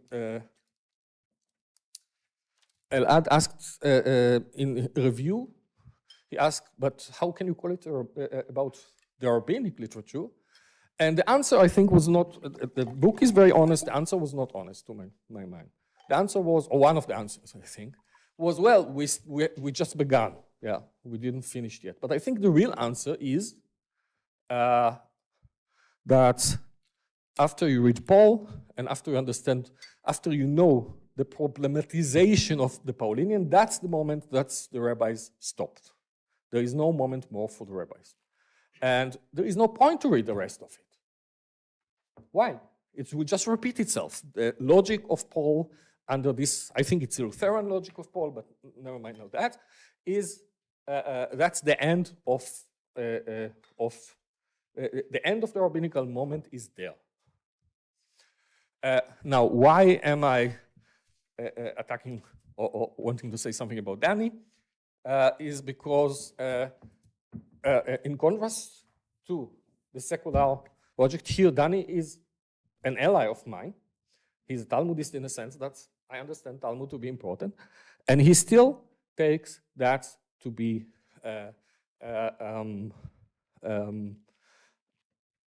important. And now I wanted to analyze more. There is a lot to say about Danny's last book, but we don't have time. I want to end with the Nonos point. I don't have now time to speak about the later Spinoza, about the actual thing, about the multitude. But that is the question of how to analyze the political, where the political appears, only where you can attach it to a certain multitude that act with it. In contrast to the first Spinoza that he dismissed entirely, that has to do only with contract, liberal, money, colonialism, Dutch. There, the main subject of history is the multitude. And Spinoza changed the whole terminology from the mob that he hates, from the vulgus and so, it becomes the multitude. And it's a fascinating thing. He understands after the ethic, and we'll not get into it, but the point is that I think that in the last few years, all the political theory, all the Jewish political, not all, okay, sorry, I think according to that's my explanation of Nono's critique, I think, of Dani, will be the nation, Dani's nation is stops at upper class Alexandria of very educated Jewish scholars who can read this complicated text, but where is the actual Jewish multitude that exists, and I want to revolutionize it. And Nono is a revolutionary. He's like saying I'm not leftist and so, but that's what he so, and that's for him the point, yeah. And that's for him the point, the point of the point of Tzfat. Tzfat, the brilliant moment of Tzfat, of his analysis, is the point where you can connect the appearance of the Jew in a new way, but in the most important thing for the Jewish, that was missing in my whole talk, but this is the main thing, is the Keilah. Yeah? The Keilah, the community, but the community is not that. And that's, I think, Nono's Tzfat, a brilliant moment that connects these things together. And I'm sorry that I cannot say more, but... We're sorry too. Thank you so much.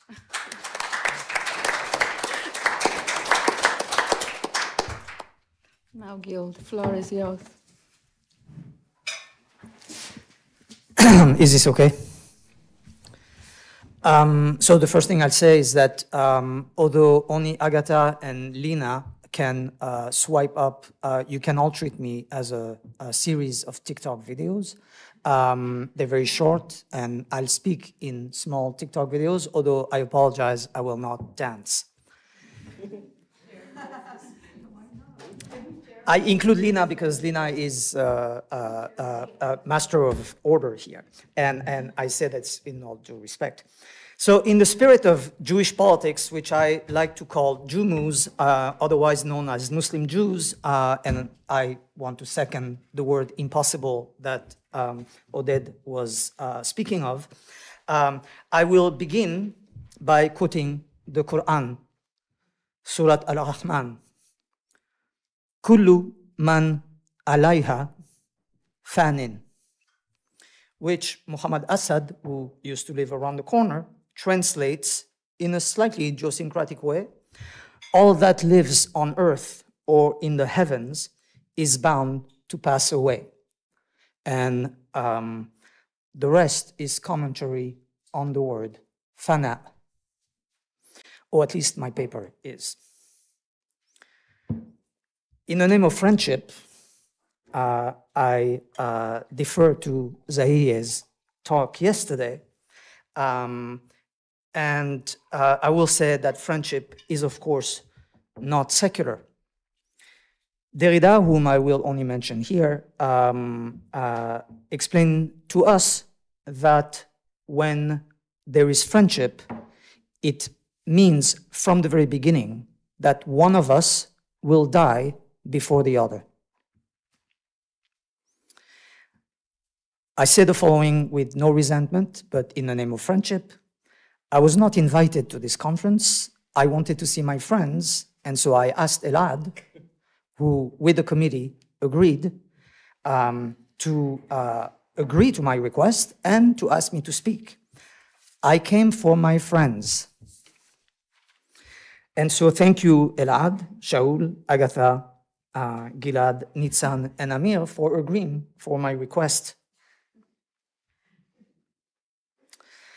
I think there were good reasons why I was not invited. And again, I say this without resentment. I do not know that I have anything pertinent to say to the issue, but I am trying. The following TikTok video is not entirely necessary, but it feels necessary. I know of no science, of no knowledge, of no practice of knowledge, that does not treat ignorance as a horizon to be conquered, except for psychoanalysis. And everything that in the Islamic tradition is called al-ghaib. Ignorance is not a horizon to be conquered, it is a constitutive element of everything we do, say, don't do, and don't say. My title was Was sind Juden?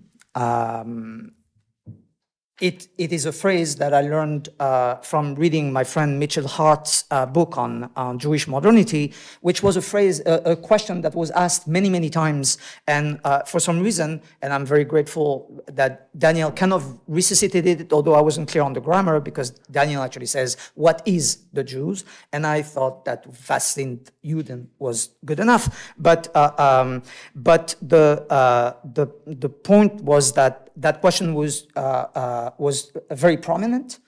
In a way, it continues to be prominent, but it has been mostly replaced by who is a Jew? And do note the different grammar. So I'm actually not going to speak about this, but I would have said that I continue to be surprised by people who actually volunteer a particular answer, because what are the Jews is obviously something that has multiple answers: God's people, race, religion, nation, diaspora, gender. I'm sorry, Daniel, that you gave up on that, the Jews as a gender, a discursive tradition, languages, tribes, history, minority, genes. I recommend Nadia Abu al-Hajj's book, Choice. Judaism is a choice, Jews choose. And it's also, in some contexts, a death sentence. All of these and none of these. And if I had had time to plan for more discussion of Jewish politics, I would have said that one of the single most important figures of Jewish politics today that we must contend with is none other than Eric Zemmour. A North African, so we don't need to speak about them because we only speak about German Jews, but in case...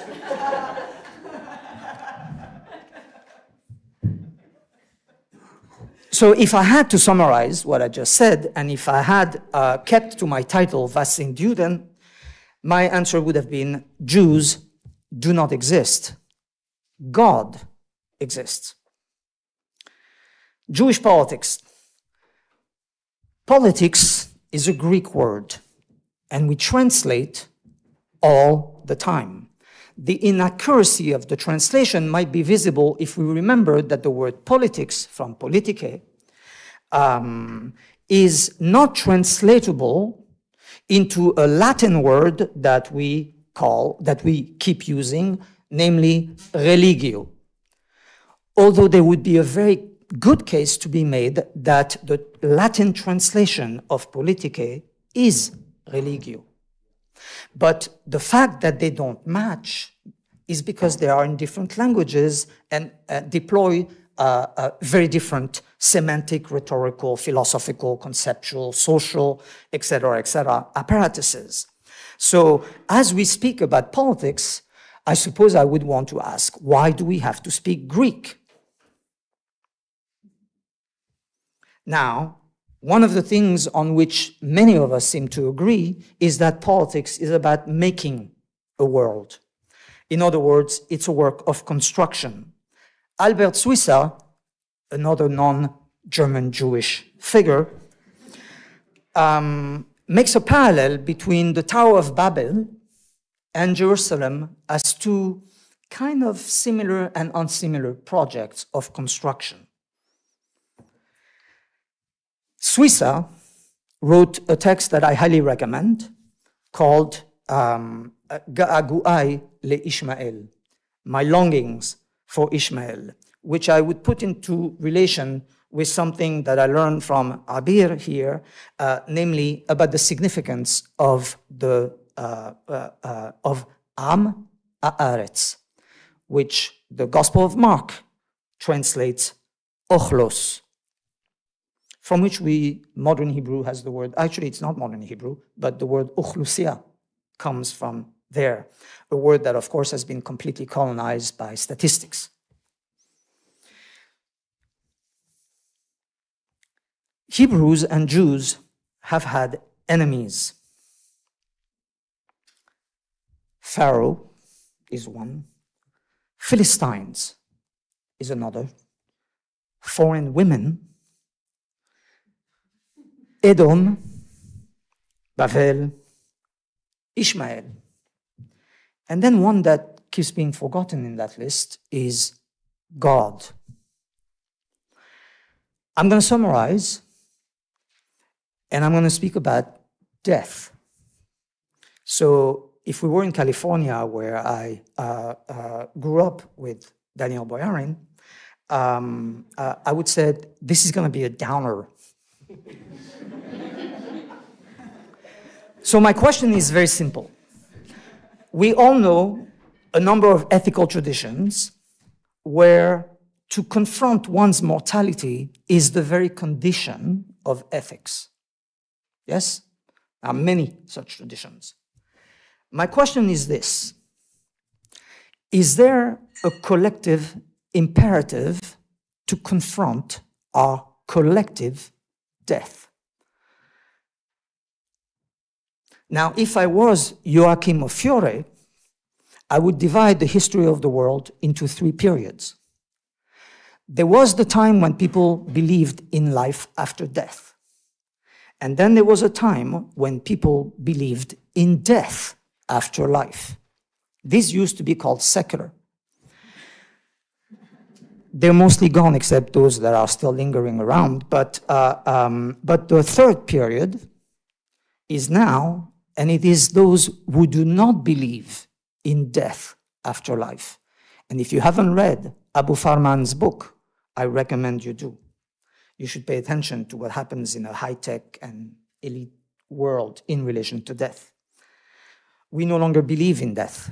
Now, the death of the people, otherwise known as the dissolution of the body politic, occupies about 1.5 paragraphs in Rousseau and in Hobbes, which is extraordinary.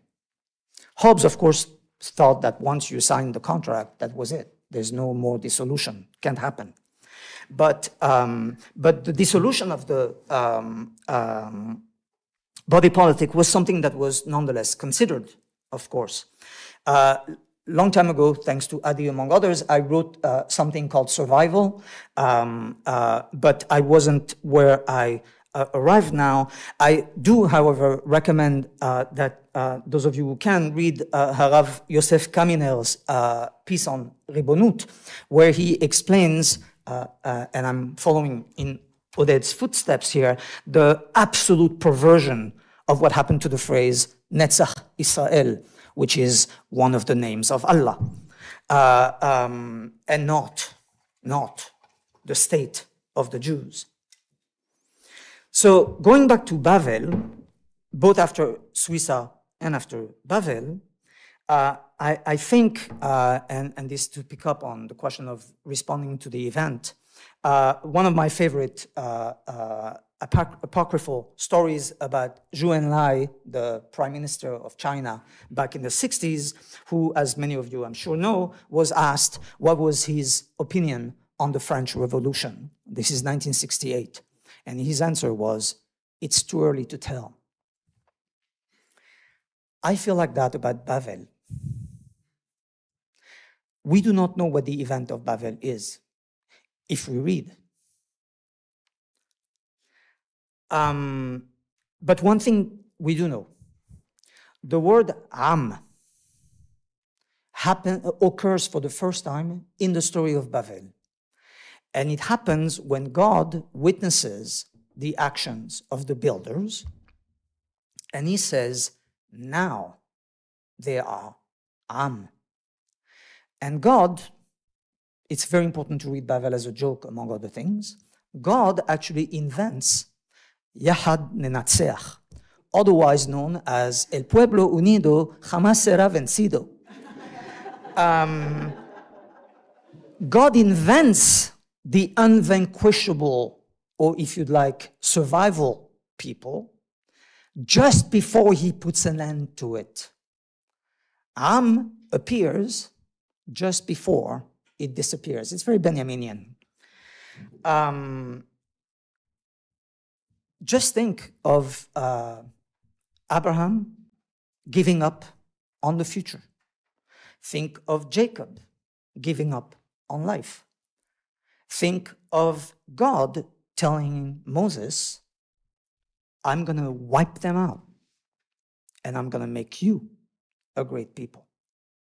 So between birth and death, I cannot resist offering a small plug for a book that will come out about a week before Donald Trump is elected for president, as the last president of the United States, which, God willing, will be the end of the empire, although it will be painful for many of us. So between birth and death, and just before the election of Donald Trump, there's a book that's going to come out. It's called On the Sovereignty of Mothers, the Political as Maternal. And yes, it is my book. And in it, I return to the figure of Hagar. Too late, but I really, again, want to say that sentence from Kanafani that you read to us yesterday, Zahir, was absolutely all of it. I also want to say that, of course, I am following in the footsteps of Nono, who reminded us that Palestine is Sayyidati al-Ard, yes? Our mothers. If I had time, I would say something about Tshuva. But so my title is not Fassin Juden, my title is The Death of the People.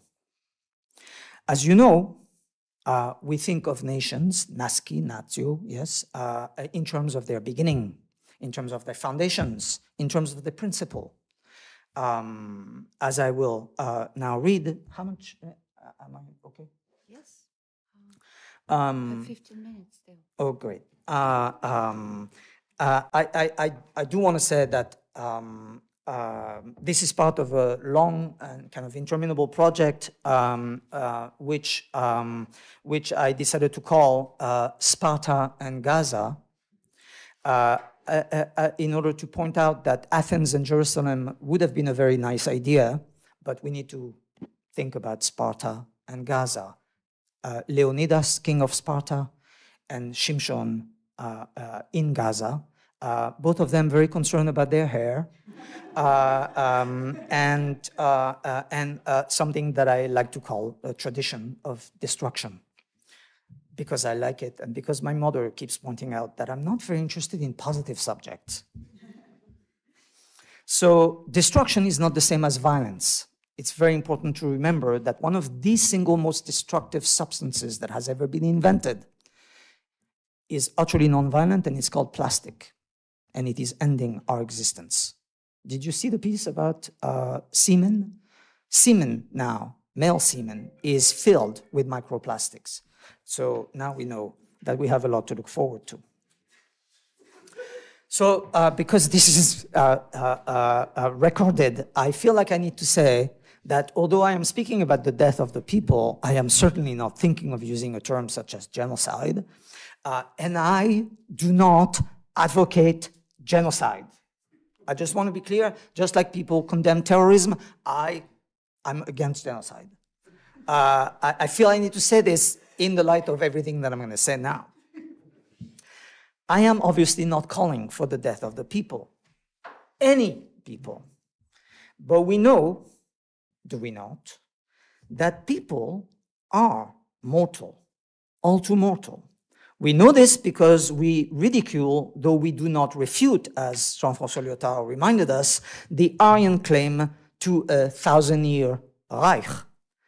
Less so the eternal city, or, from the sublime, the ever-current American postal stamp that proclaims forever.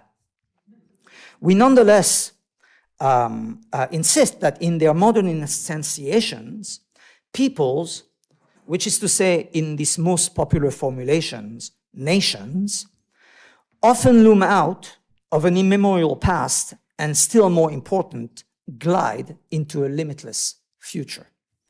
Dixit Benedict Anderson. Stathis Gogoris puts it well, therefore, when he writes that nations come into historical consciousness precisely by articulating their own self-interpretation while relegating to damned oblivion the historical time of their non-existence, which is only to say, in short, that no nation can imagine its death. In his reading of the, I said that I was going to quote Derrida only once, but I lied. In his reading of the American Declaration of Independence, Jacques Derrida laid out the paradoxes of the birth of a people. Derrida did not speak of the birth of a nation, but who could forget it? Of a people giving birth to itself. I forgot to mention, I said Am, I did not say people. I'm now speaking in translation, but the translation of Am into populus, which is autonomous, yes, autonomous and sovereign, the sovereignty of the people, has absolutely nothing to do with what Israel Ammo is, yes? Again, I'm learning from Nono. We are talking about completely different word concept, semantic universes, whatever. So for now, I'm speaking about people, and I'm not making this absolutely fundamental distinction which any one of us could define at any moment, namely the distinction between people and nation, both Latin terms. So, cognizant of that other declaration whereby sovereignty was attributed to the nation, precisely because it has already inscribed this element of birth in the very heart of the political community, Derrida underscores the well-known concerns and preoccupation of peoples with birth and beginning, with foundations and institutions, with origins old and new. He attends, however, to the paradoxes, indeed aporias, thereby entailed. I quote Derrida. It's the American Declaration of Independence. Here then is the good people who engage themselves and engage only themselves in signing, in having their own declaration signed. The we of the declaration speaks in the name of the people. But this people does not exist. They do not exist as an entity. It does not exist before this declaration, not as such. If it gives birth to itself as free and independent subject, as possible signer, this can hold only in the act of the signature. This signature invents the signer. The signer can only authorize him or herself to sign once he or she has come to the end, parvenu au bout.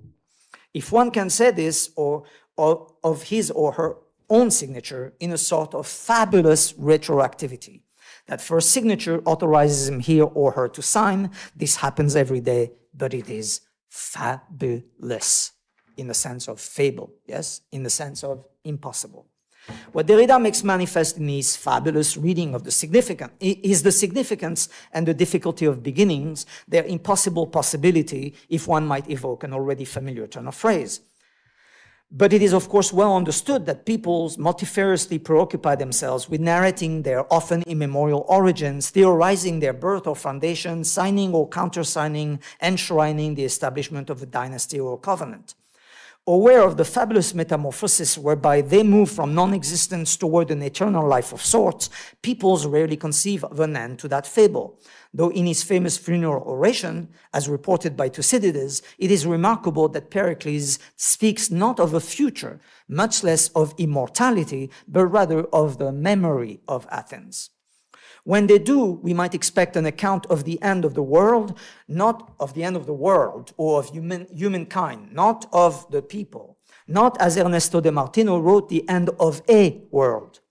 Births and beginnings, then, such would be the stuff of political thought and imagination. And yet, however lightly or fleetingly, what Derrida is nevertheless doing here is to evoke an end. The end of a signature, yes, but also the end of a trajectory, and perhaps the end of all things, or at least the end of a signatory. Once he or she has come to the end, if one can say this. An end that has as much to do with birth, therefore, as with absence, with non-existence, and with death. Derrida is speaking here of writing, of course, and of a fabulous retroactivity. So, is the people, we, the people, mortal? Dignitas non moritur. And since we always speak of America, because as Lars von Trier explained, we all live in America, it might be time to recall that on the matter of the death of the people, no less a towering figure than Abraham Lincoln was indeed imagining the end. Yet Lincoln seems to have been of two minds, to have considered at least two distinct options. If destruction be our lot, Lincoln predicted on January 27, 1838, we must ourselves be its author and finisher. As a nation of free men, we must live through all time or die by suicide.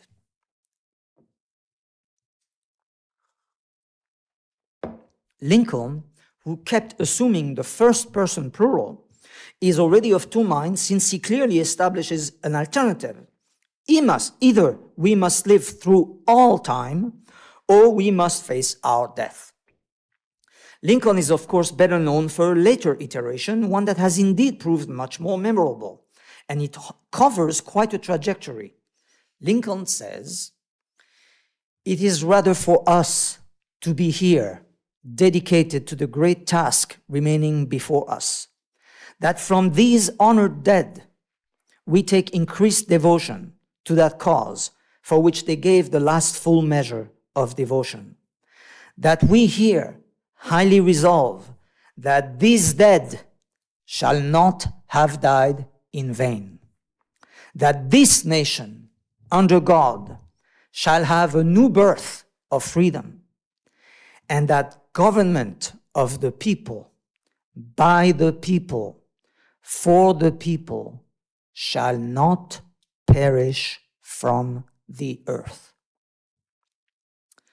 To be sure, Lincoln, whose own death contained the redemptive promise of national immortality, is here considering the government of the people rather than the people itself as mortal. But how to be certain of the difference? After Renan, one might speak of that mode of grouping we call the state, though Renan also recalled confederations such as exist in Switzerland or in America, that strange and oddly amorphous form that has been perceived alternatively as the protector and the destroyer of the people, as Adi was reminding us. Surely the oscillation between the collective we the people, and the government of the people complicates the question at hand. We might want to ask again about the subject of death, about the subject of collective death.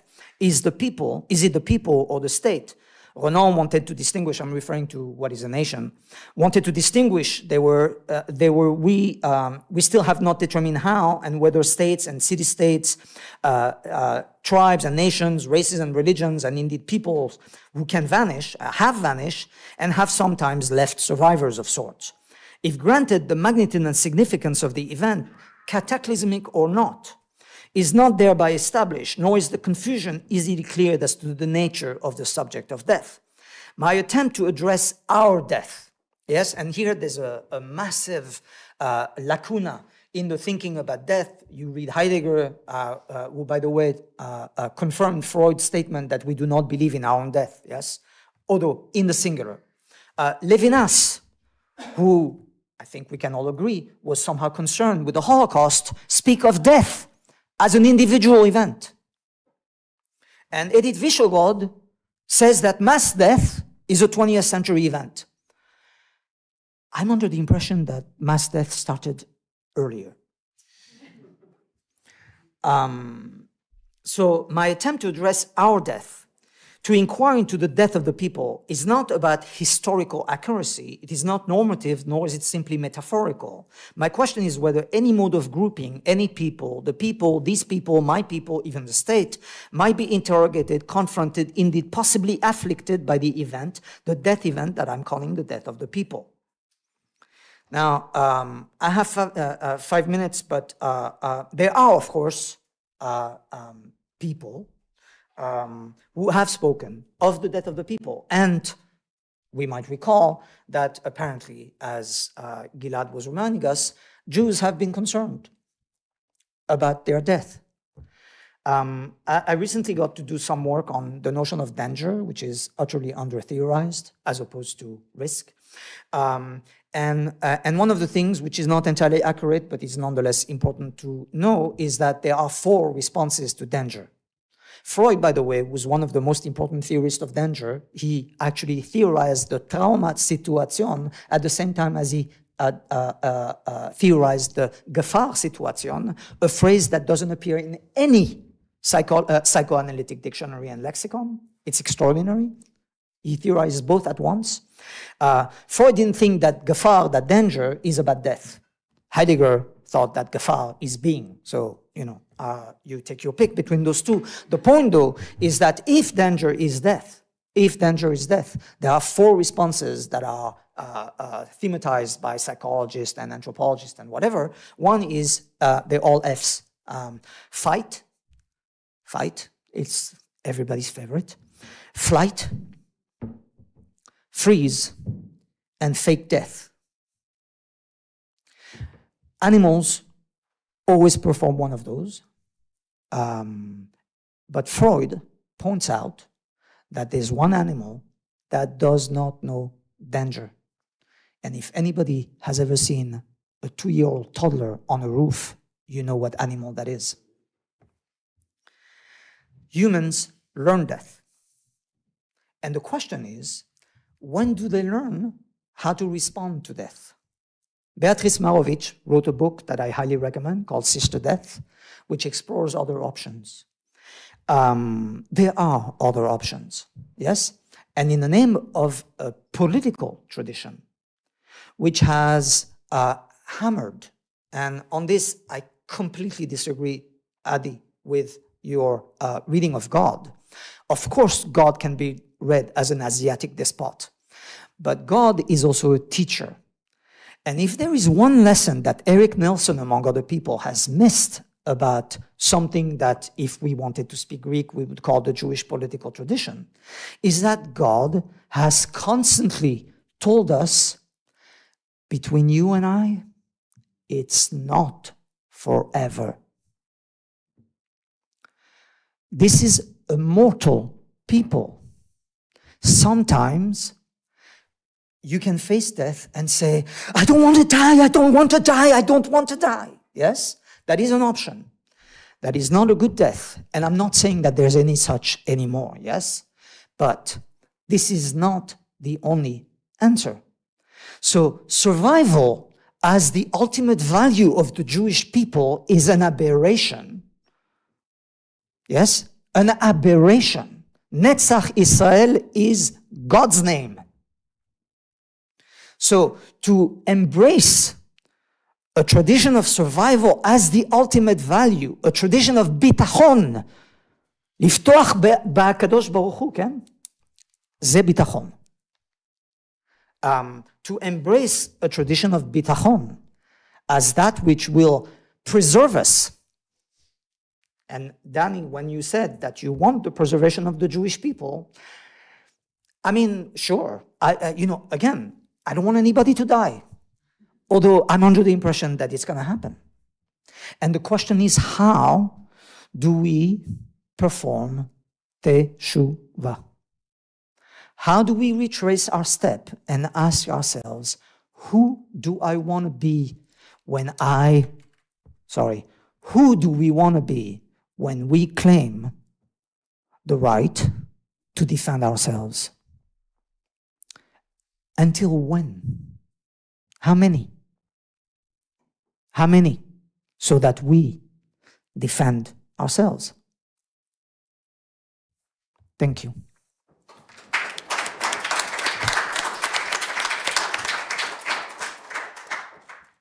We have about 20 minutes for questions. Yes. Daniel, please.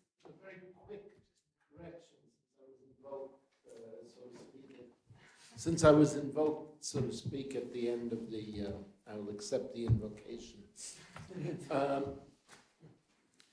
When I talk about the preservation of the Jewish people, that is explicitly in contrast and in opposition to the notion of preservation of the Jewish people that is current in the world.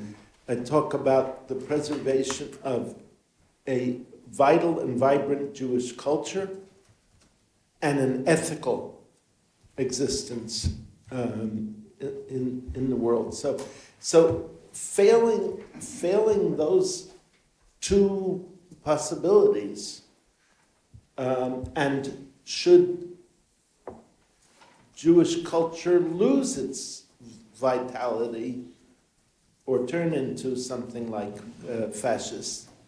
I have no interest in the physical preservation of Jewish genome, if there is such a thing.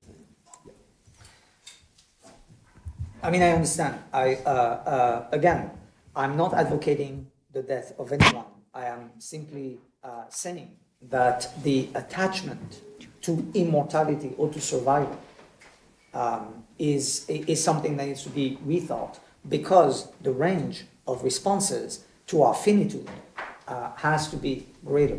And sometimes, as we know, we just need to open our hands, yes? Because that's what happens. Thank you. I want to say something to Oded, and it really relates to something that Gil spoke about as well, especially on the question of the Tower of Babel, which is given a very, very fascinating reading in Vayor Moshe Teitelbaum on his essay on language that might relate. So one of the things that seems to be happening here in the last 2 days is a very important articulation of a particular moment that perhaps we could call a kind of anti-Zionist moment in time that's been bubbling to the surface in various sectors of the Jewish world, certainly, and has really emerged after the onset of the war. And part of what I think we've heard in the last 2 days is various genealogies of that particular moment. And Oded really raised a genealogy of that moment that we really haven't spoken about before in the theological anti-Zionism in Satmar or Shach, or whatever, Tamaris. And one of the things that I find both stimulating but problematic in that genealogy is that the theological, metaphysical anti-Zionism of that position is founded on the anti-Goy. Right? The Gentile is the fall person. In Teitelbaum, in Shach, right? It's the opposite.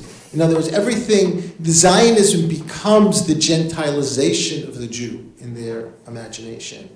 And so my question is, what use does that metaphysical, theological anti-Zionism have, since it's founded on this binary opposition of good and evil, where the evil are the Zionists who are the Gentiles?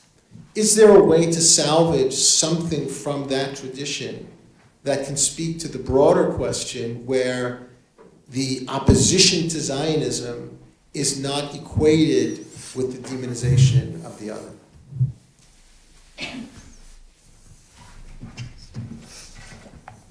This is a comment for Oded. You said, I'm a Jew, which means I struggle and I want to win. And I think that if you want to struggle effectively, let alone win, in addition to talking about violence, you need to talk about power. And in that context, I just have two comments about your invocation of Harav Shach and Teitelbaum. The first is that, as you know, the state of Israel does provide the material and political conditions of possibility for contemporary Haredi communities' fidelity to what you're calling Judaism. And so in that sense, they're implicated in state power. Not to mention the forms of coercion that are exerted within those communities, gender relations being perhaps the most obvious example, but not the only example. So in that sense, these communities are not a Spinozan multitude, right? So I think there needs to be an account of the ways in which opposition to the forms of state violence that you associate with Zionism are inextricably linked with coercive forms of power. Okay, so maybe you'll answer this round of questions, the questions, and then we'll proceed. What question are you going to show? Yeah. Yes. Okay. First, yeah, well, the question as to if the negation of the Jew is the goy and the goy is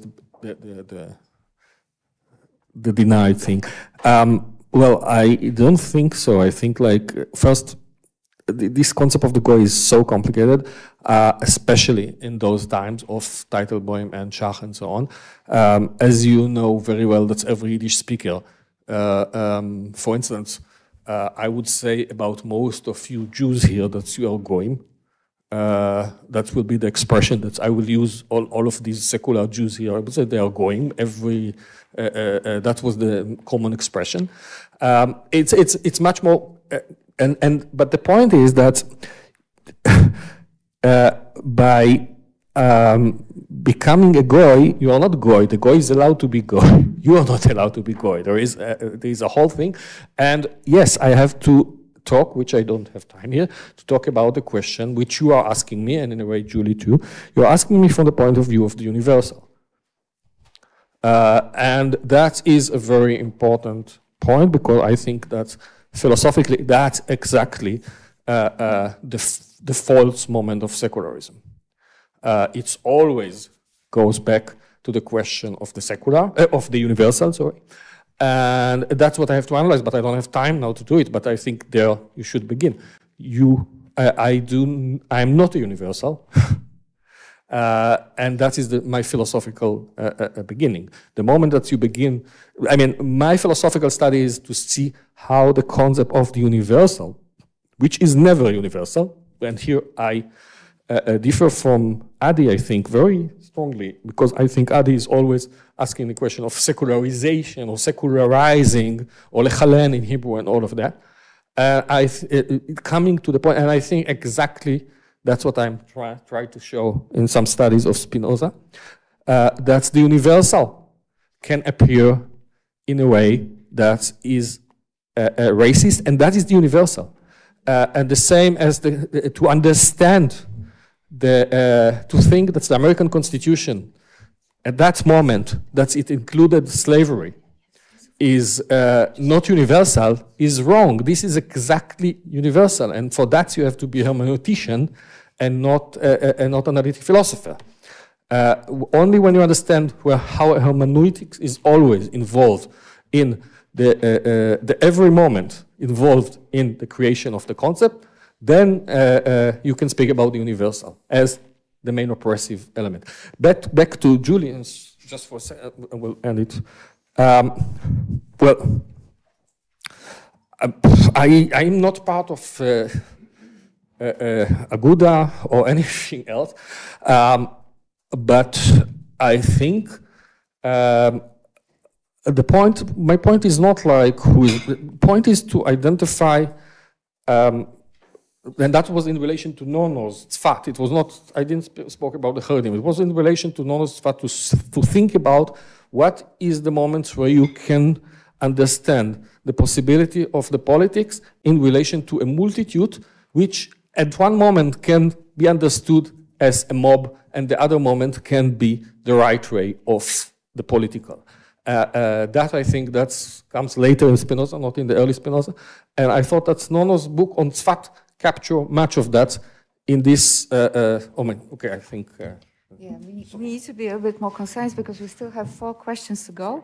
And Gil wanted to say I just want to say one thing, because I did put the emphasis on Jewish politics. It's the title of the conference. But what I was trying to ask is, can we actually conceive of whatever it is that we define as a people, a nation, a collective, not in relation to birth, but in relation to death? Yes, which is one element that you would think political theorists would include.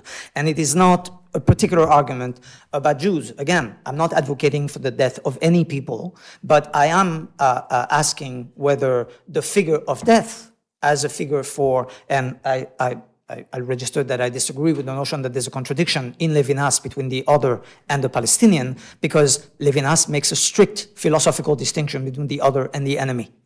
And that distinction is fundamental in relation to death, in relation to danger, which, unless I'm mistaken, nobody can stop.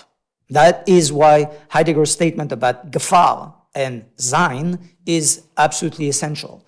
Being is dangerous. Being is danger.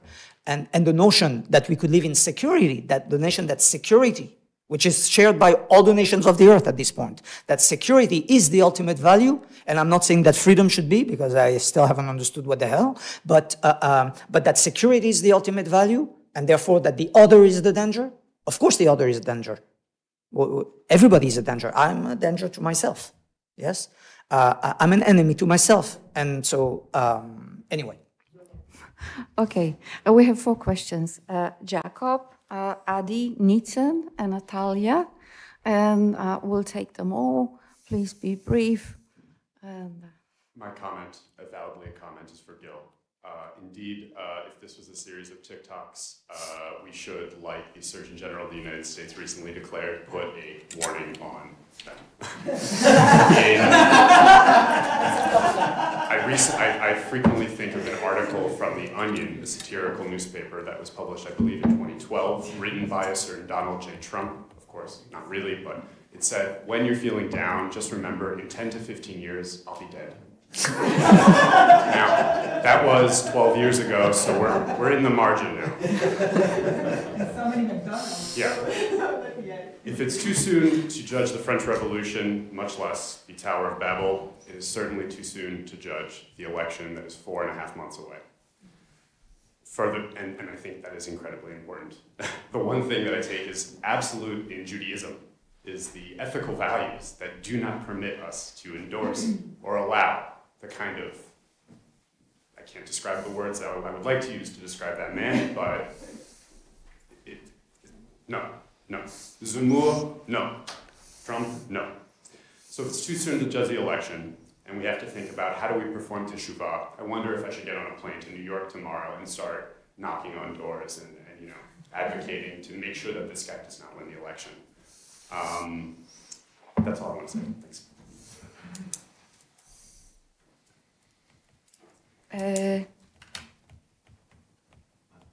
Adi, yes.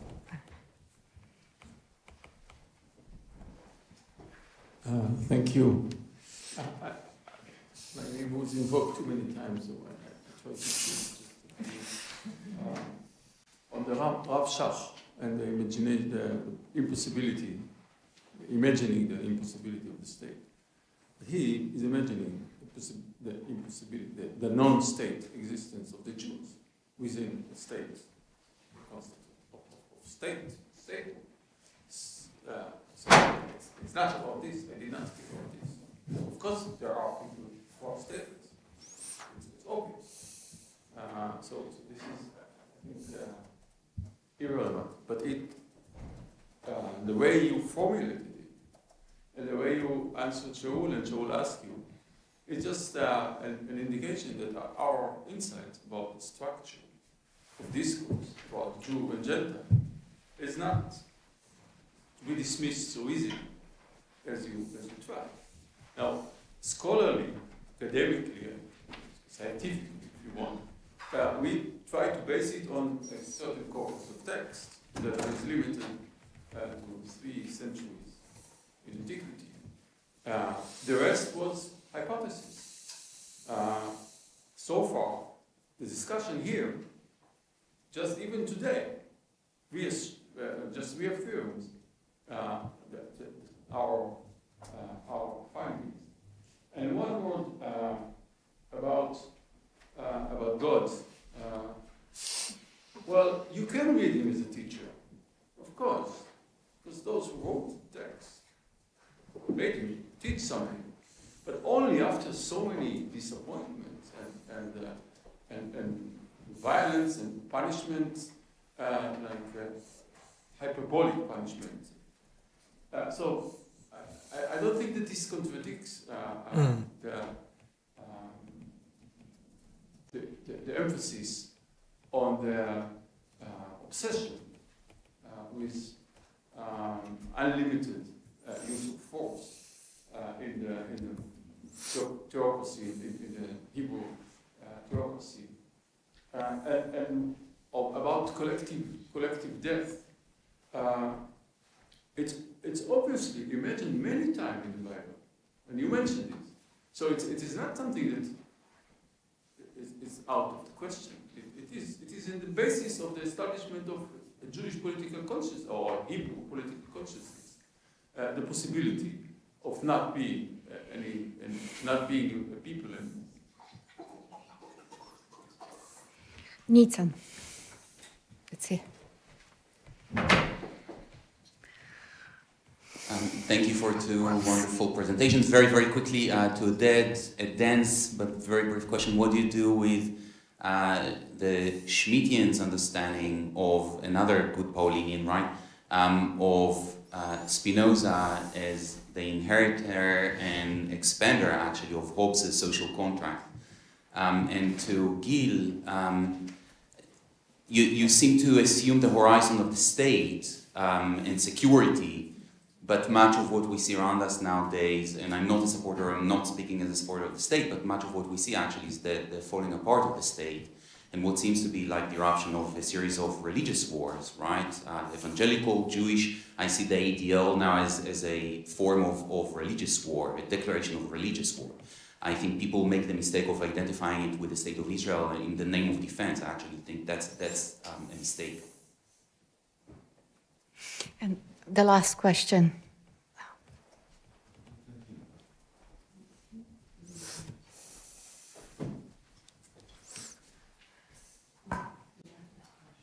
Are you sure? Oh no, sorry, it was you. Sorry, Natalia. Yeah, yeah. Yeah, I'll be brief. Gil, I was wondering what are your thoughts on how, in the current moment, kind of the messianic fascist moment in Jewish Israeli discourse, how the whole issue of the hostages and their life doesn't matter, how it plays in relation to kind of the vision of the kind of the lens-centric vision and understanding of, Jewish politics. And the other question that I have is, I completely understand the point about kind of a speech act or the signature as giving birth to the nation, but I wonder how you understand in your thinking kind of that construct, the nation state and state mechanisms in reproducing the nation. So what are your thoughts of kind of bringing in that mechanism of reproduction? Thanks. Yes, but very briefly, please. Okay. Yeah, I always think of the temporality of our existence and how we were not going to be here for forever, but it's the first time I actually pay attention that a collective cannot really imagine their own death. But if we as humans learn death, and not only that, we also learn how to organize funerals. Maybe tshuva, well, after. Actually, my question is inspired by both of your papers. After, hypothetically, we eliminate what we are living in the aftermath of the Khurban that was brought upon us by Zionism, Christianity, Western Christianity, secularism. So we eliminate the Zionist, the Christian, and the secular, which is a bliss. Can we be closer to a tshuva? Can we prepare our own funeral and hope that even though kul ma alayha fan, nothing will ever remain, but I don't think that God will remain alone. He will want someone after us, and maybe our tshuva is to prepare the birth or the womb for the new Am Haaretz, whose God is not forgotten, whose God is still Netzach Israel.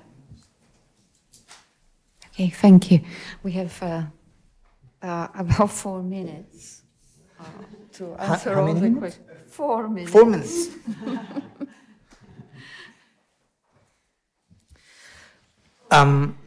I just say very quickly.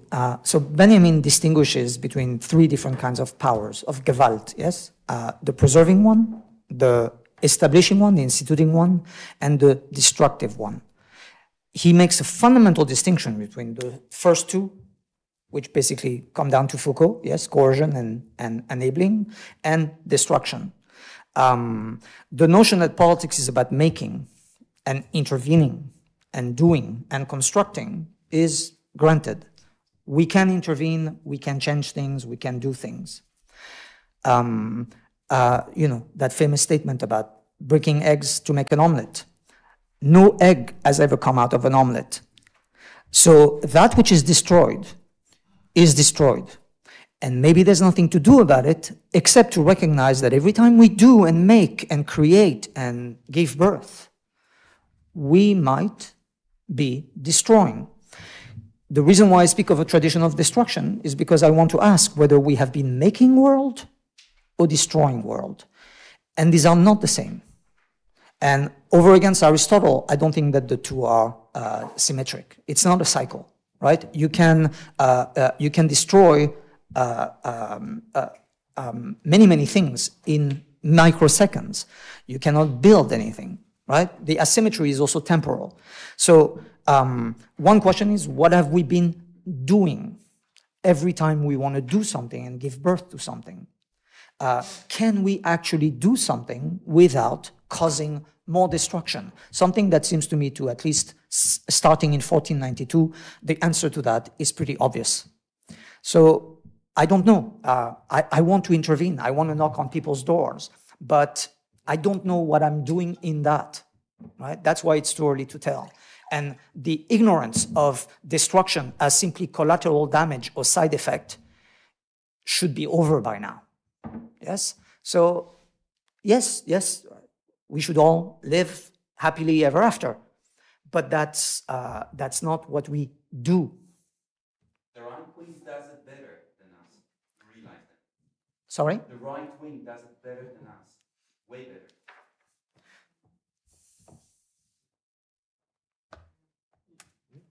Do you also want to say something? Just like first about the concept of death and Heidegger, which is a lot to speak about, but I would not begin with this Heidegger. I think there are other ways to see. I think, let's put it in this way, you never die for yourself, you always die for someone else.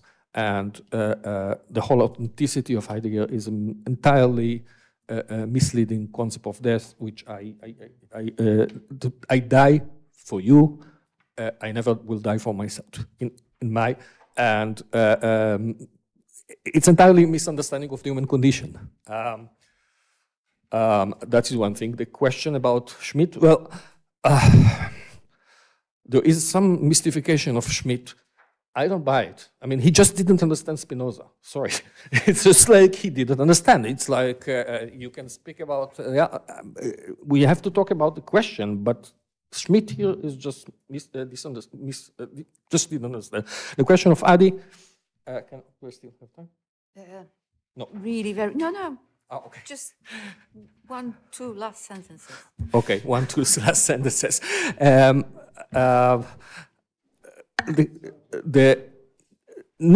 I exactly don't read Schach as you read, because the point that's I think you know is that you think in terms of the state, the subject, and so on and so forth. It's not one concept there. And I think if you take Schach and you analyze it, you see that many of these concepts do not correspond to the concept of the state that we have. In terms of the concept of his subjectivity, in terms of the subject of the relation to the other, all of these things which governed by our state very strongly, and therefore it is a way of imagining a world in a different way toward the state. Okay, thank you very much. Let's thank the speakers. This is a bit of a sophistry with this idea of survival, because if you lead a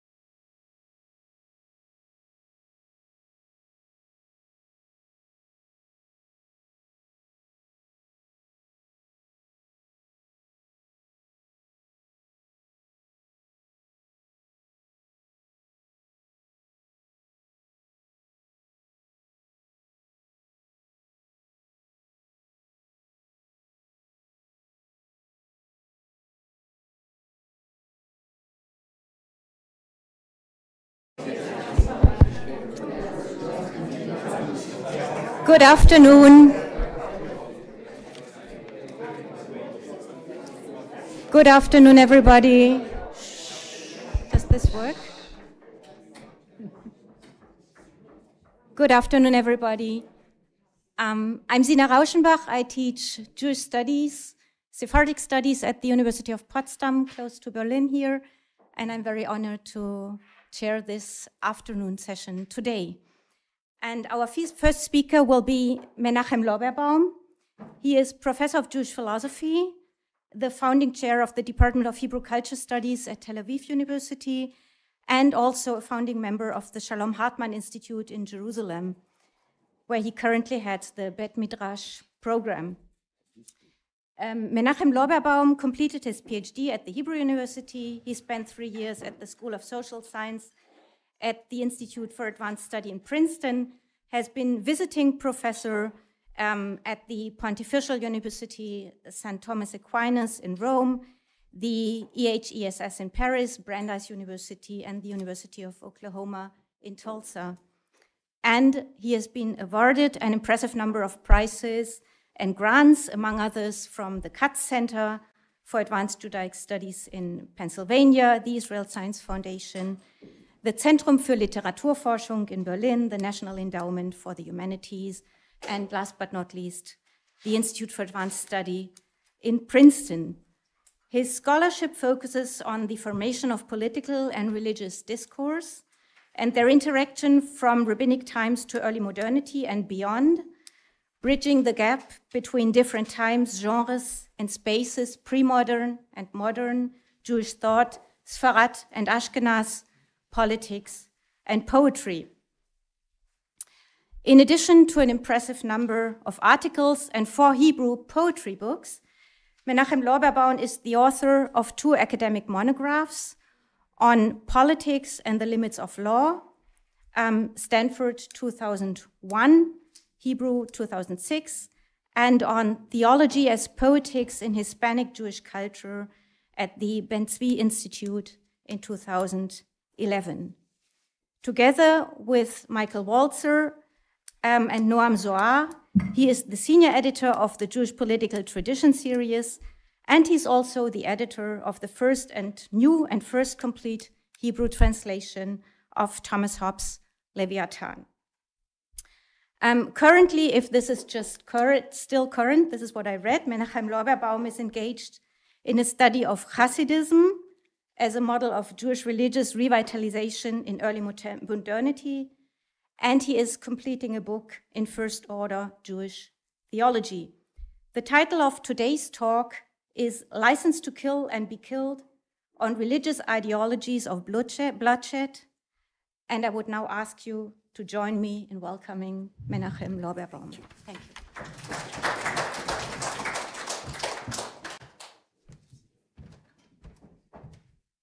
Thank you. That was very kind. I want to begin with a homage to Elad's presentation, because listening to Elad, I realized that I grew up in a very different Israel. I grew up in Jerusalem, and I want to begin with part of growing up in Jerusalem meant when I grew up is that it's a mixed city of Jews and Arabs, and this is fundamental to the way we understood each other, or the way I understood myself. And I'll begin by a poem that I wrote many years ago.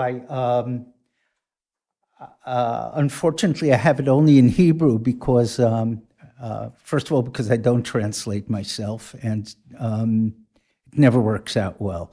And secondly, because it was a decision of the spur of the moment. So I apologize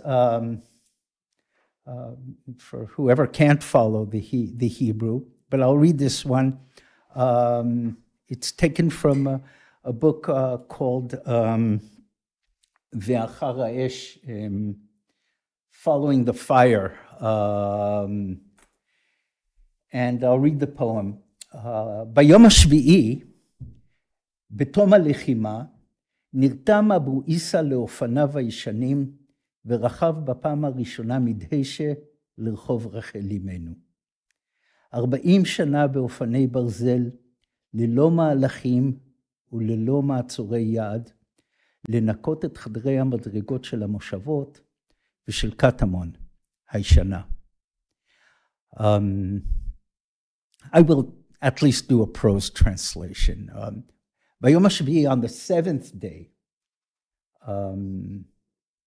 when בתום הלחימה, when the fighting ended, or when the war ended, Abu Isa, you might say, saddled his bicycle, his old bicycle, and rode for the first time from Dheishe to Rehov Rachel Imenu in Jerusalem, in West Jerusalem. 40 shana, 40 years, he rode on his iron bicycle. Bofanei Balzel lelo ma'alachim, didn't have gears. Yeah, it was without gears and without handbrakes. Velelo ma'atzorei yad. לנקות את חדרי המדרגות, to clean the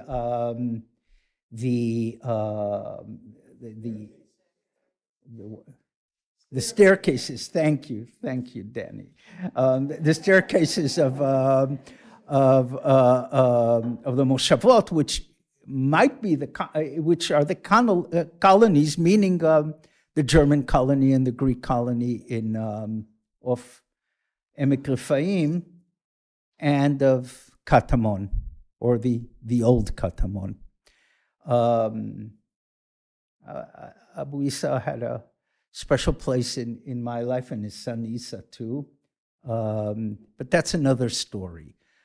So I begin with that, and later may also recite something else. I want to divide my talk into, it'll have sort of two beats to it. I want to begin, first of all, with saying something about where it is I speak from. I don't have a view from nowhere. I don't have a view from a no-state world. It's simply not my world.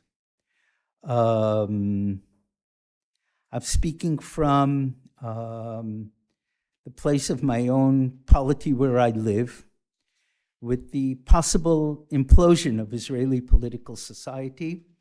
As I mentioned to Lena before, my address is actually Gaza Street 48 in Jerusalem. I think it's hard to imagine almost something so strange. And of course, right across the street from the Prime Minister Netanyahu, which ensures that one simply doesn't sleep at night.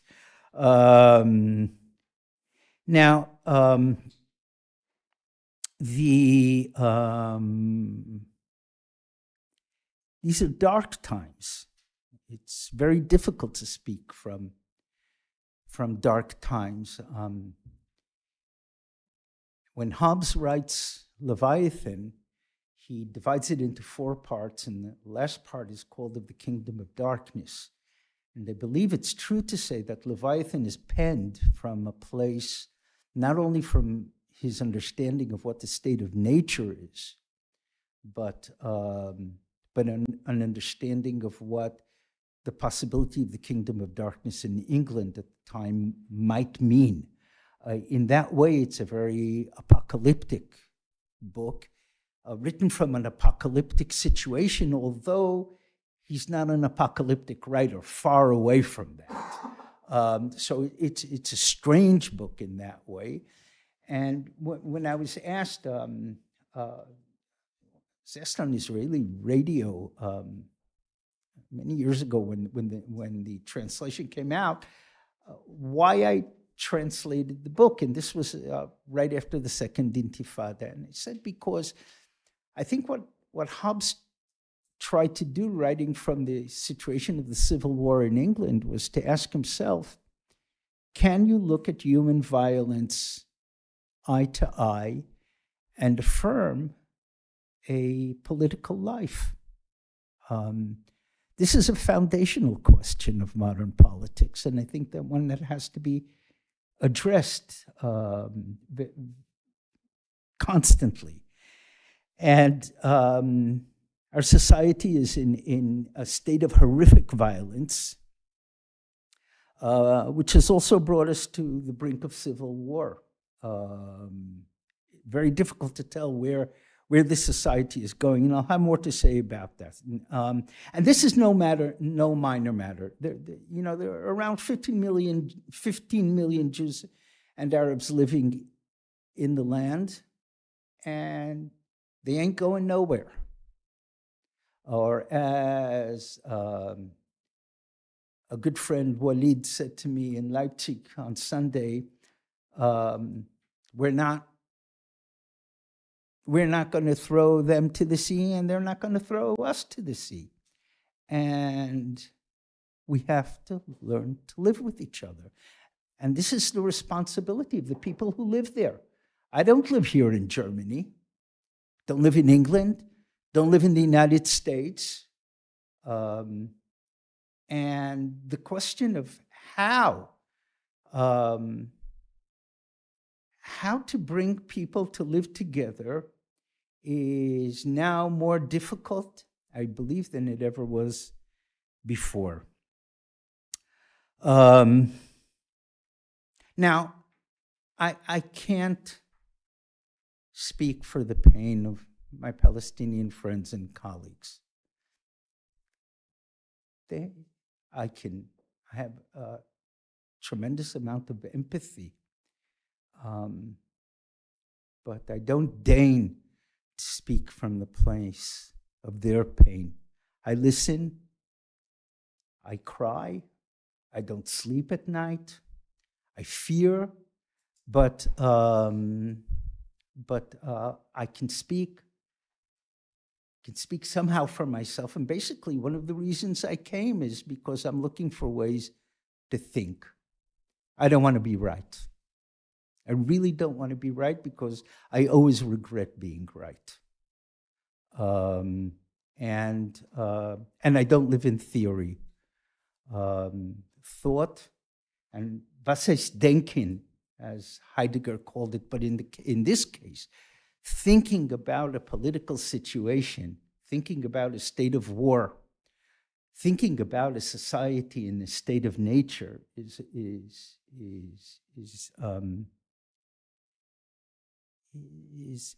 very, very difficult.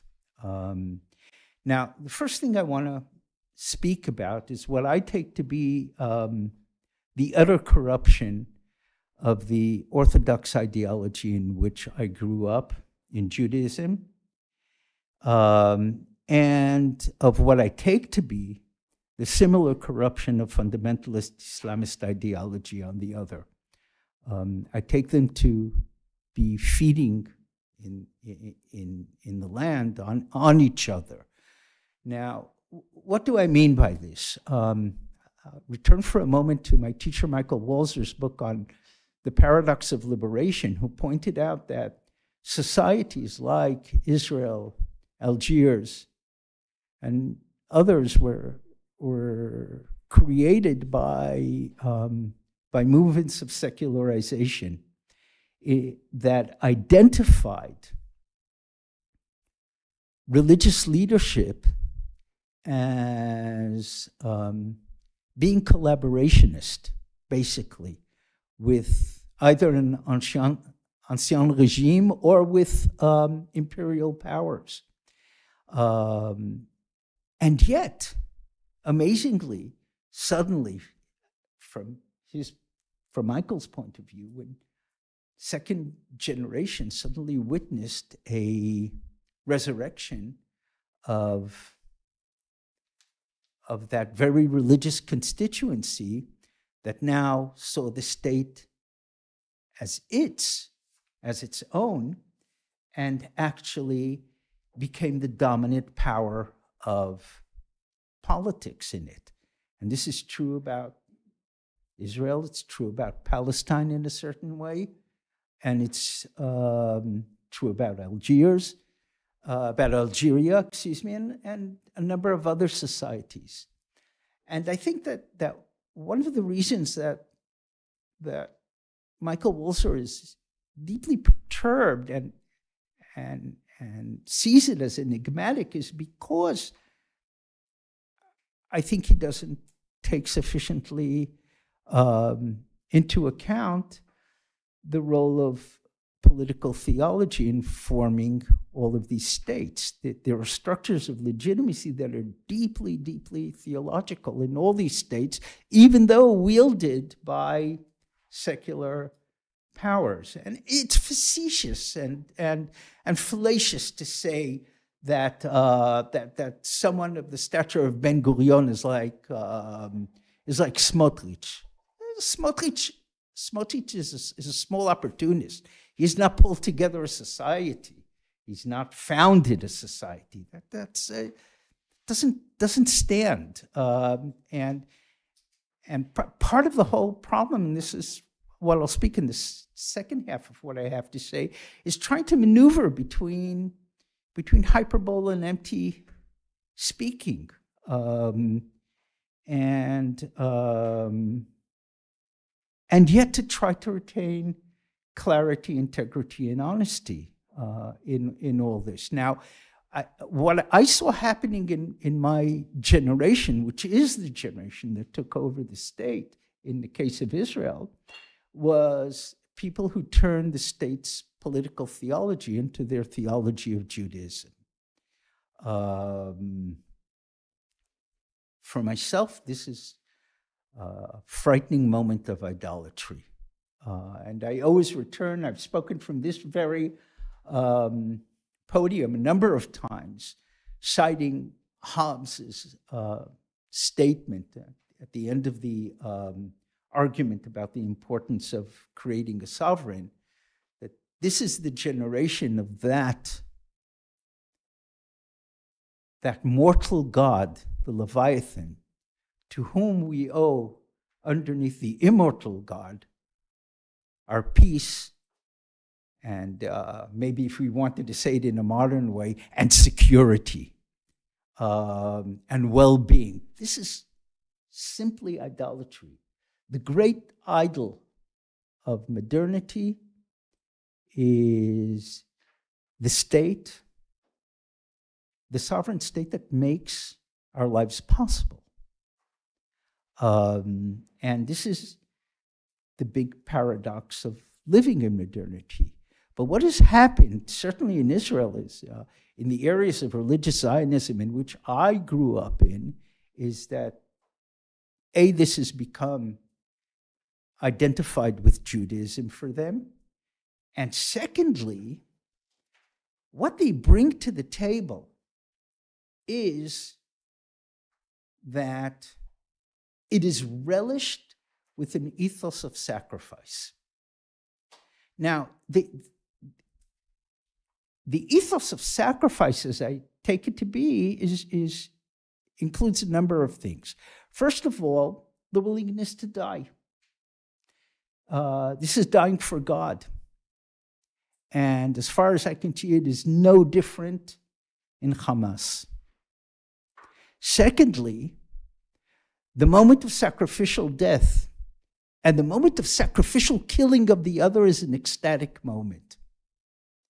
This is true of too many religious Jews I know, and is, I would argue, is certainly the case with regard to Hamas and to the Islamic Jihad, to the best of my knowledge.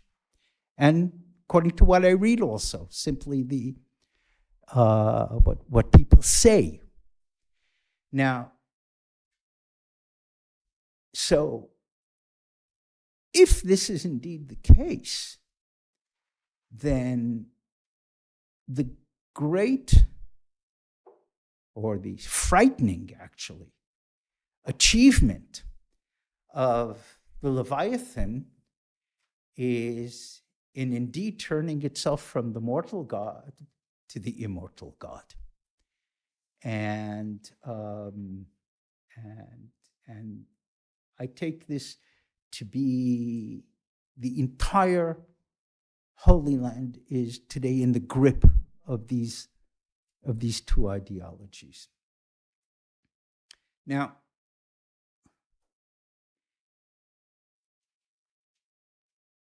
what is even more saddening is that the world in which I sometimes took comfort in, which is the world of academia, and is no less orthodox. The use of hyperbole, the use of confessionalism, dogmatism in the academic world today is embarrassing. What Mark Fisher called the vampire castle. We're in the vampire castle. And you have to remember that hyperbole is a crucial element in the discourse of the failing democracies of the world.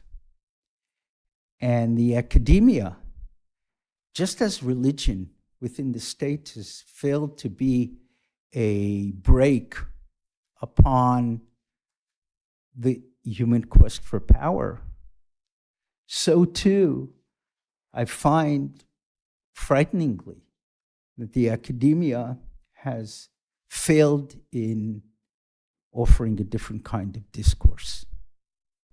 Not facilitating thought, but being deeply immersed in the question of what confession one holds to. And here I wish to quote for a moment the Mishnah from Tractate Avot. Avtalion Omer, Chachamim. I would translate this as wise men. I wouldn't go for sages. I would go for wise. Hizaru b'divrechem. Take care or be wary of what it is you say. Shema tachuvu chovat galut. Because you may be implicated in a sin whose price is galut, is exile. V'tiglu limkom mayim ra'im, and you will be exiled to the place of the bad waters, or the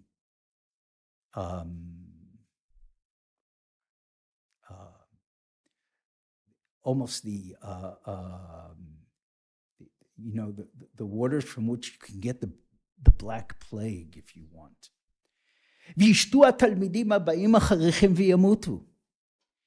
And the students that will come and follow you will drink from those waters, which should have been the waters of Torah. And they will die. And the name of God will be profaned. Now, when we speak in public, the words that we use matter. It is one thing for a Palestinian to speak from pain. It is a completely different thing for someone else to say genocide. Because what that implies is that you can kill the person who's done the genocide.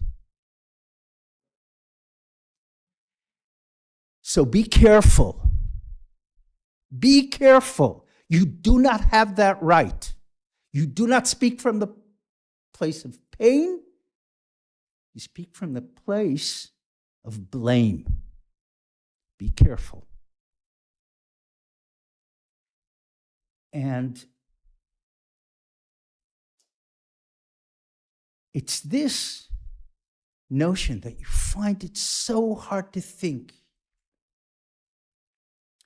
and that I ask myself, how can I, that I'm identified in my culture, my polity, and others with Torah, how can I speak even today?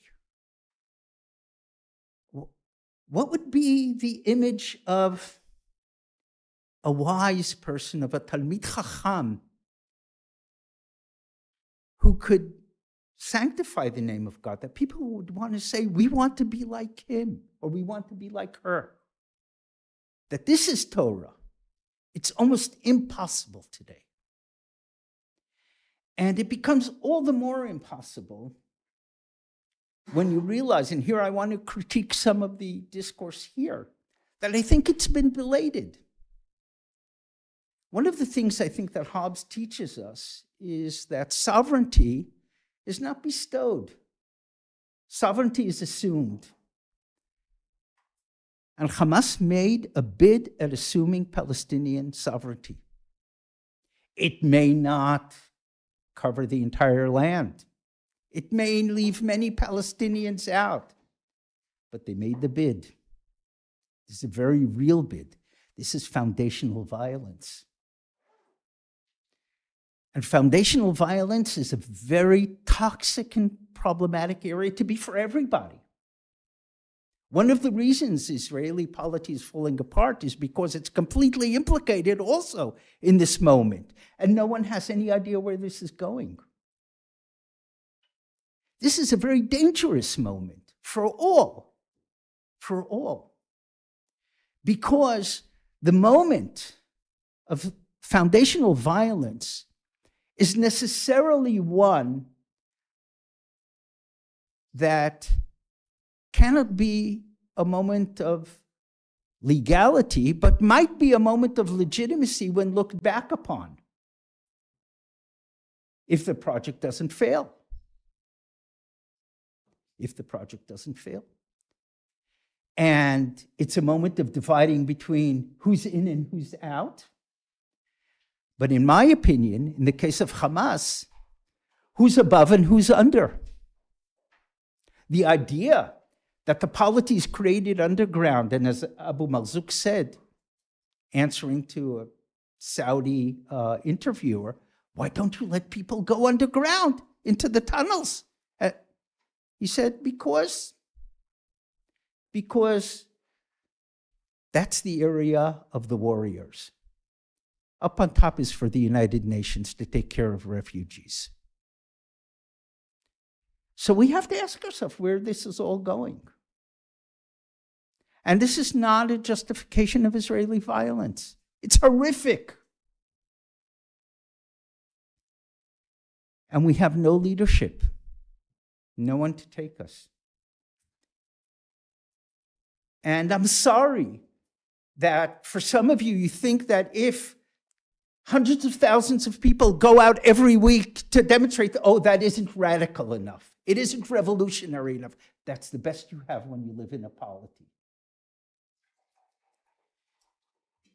I think I've said enough. But what I would like to is to end with another poem, because this is from my first book, Bakfar Hazeh, in this village. I'll first read it, and then I'll tell you what it's about. Bakfar Hazeh, in this village. Bakfar Hazeh tzomchot avanim, מן הקרקע, ועשבים עולים, פלומת זקנקן מלחותם. מישהו הותיר סוס רתום ללחוך. משוריין נטוש במורד הדרך, אבני ציון נותרו יתומות משלדיהם שהוסטו לנוחות האוטוסטרדה. היום לנים בכפר משוגעים, דם וצווחה טורדים מנוחתם, ועוזים בעלי בית שאינם, ונהגי שיירה שעברה. This is a poem about Dir Yassin. Being a Jerusalemite, but of a generation after 1948, I asked myself as a growing child, where is Dir Yassin? Because I couldn't find the houses. And then I found out that it's the mental hospital of Ezrat Nashim, and that's where people who are deemed to be of a mentally ill, I don't know what to call them, certainly not my categories, are incarcerated. And suddenly I realized that that's where they are. And I think that that captures the deepest illnesses of my society. How to look them in their eye, and yet to have empathy, and yet to assume responsibility for people's pain, for people's suffering, and try to make it a better society is certainly what I'm engaged in. And the only thing that carries me is a notion of faith that says that if you believe in God, what that means is that the world can always be otherwise. That what we see with our eyes doesn't exhaust what can be. Thank you.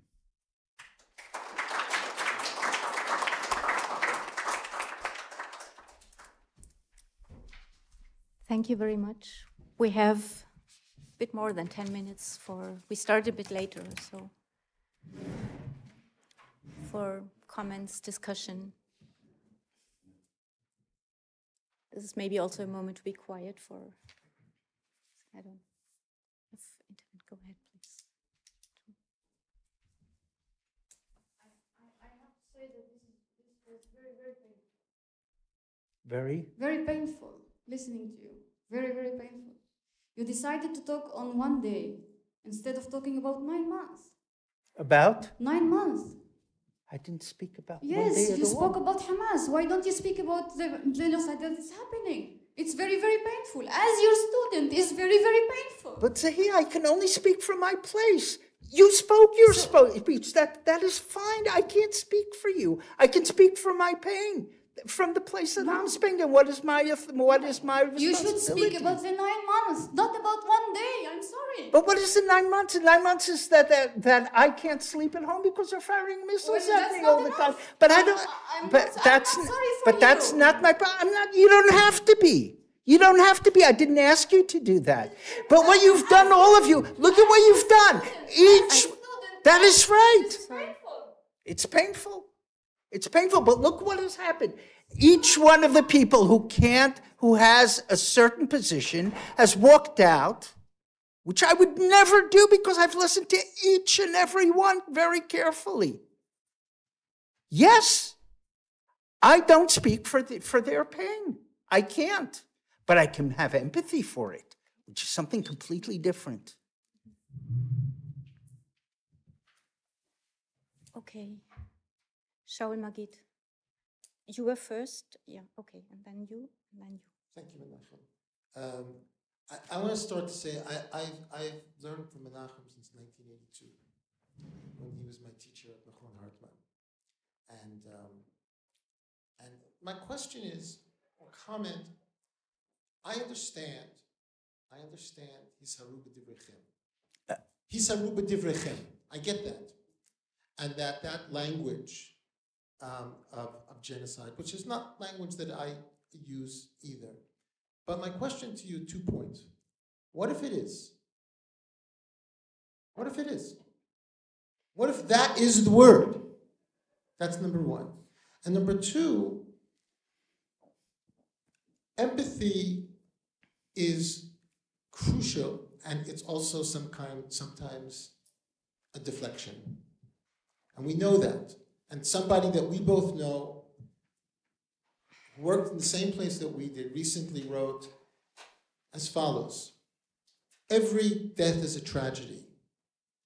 So who am I to say too many deaths?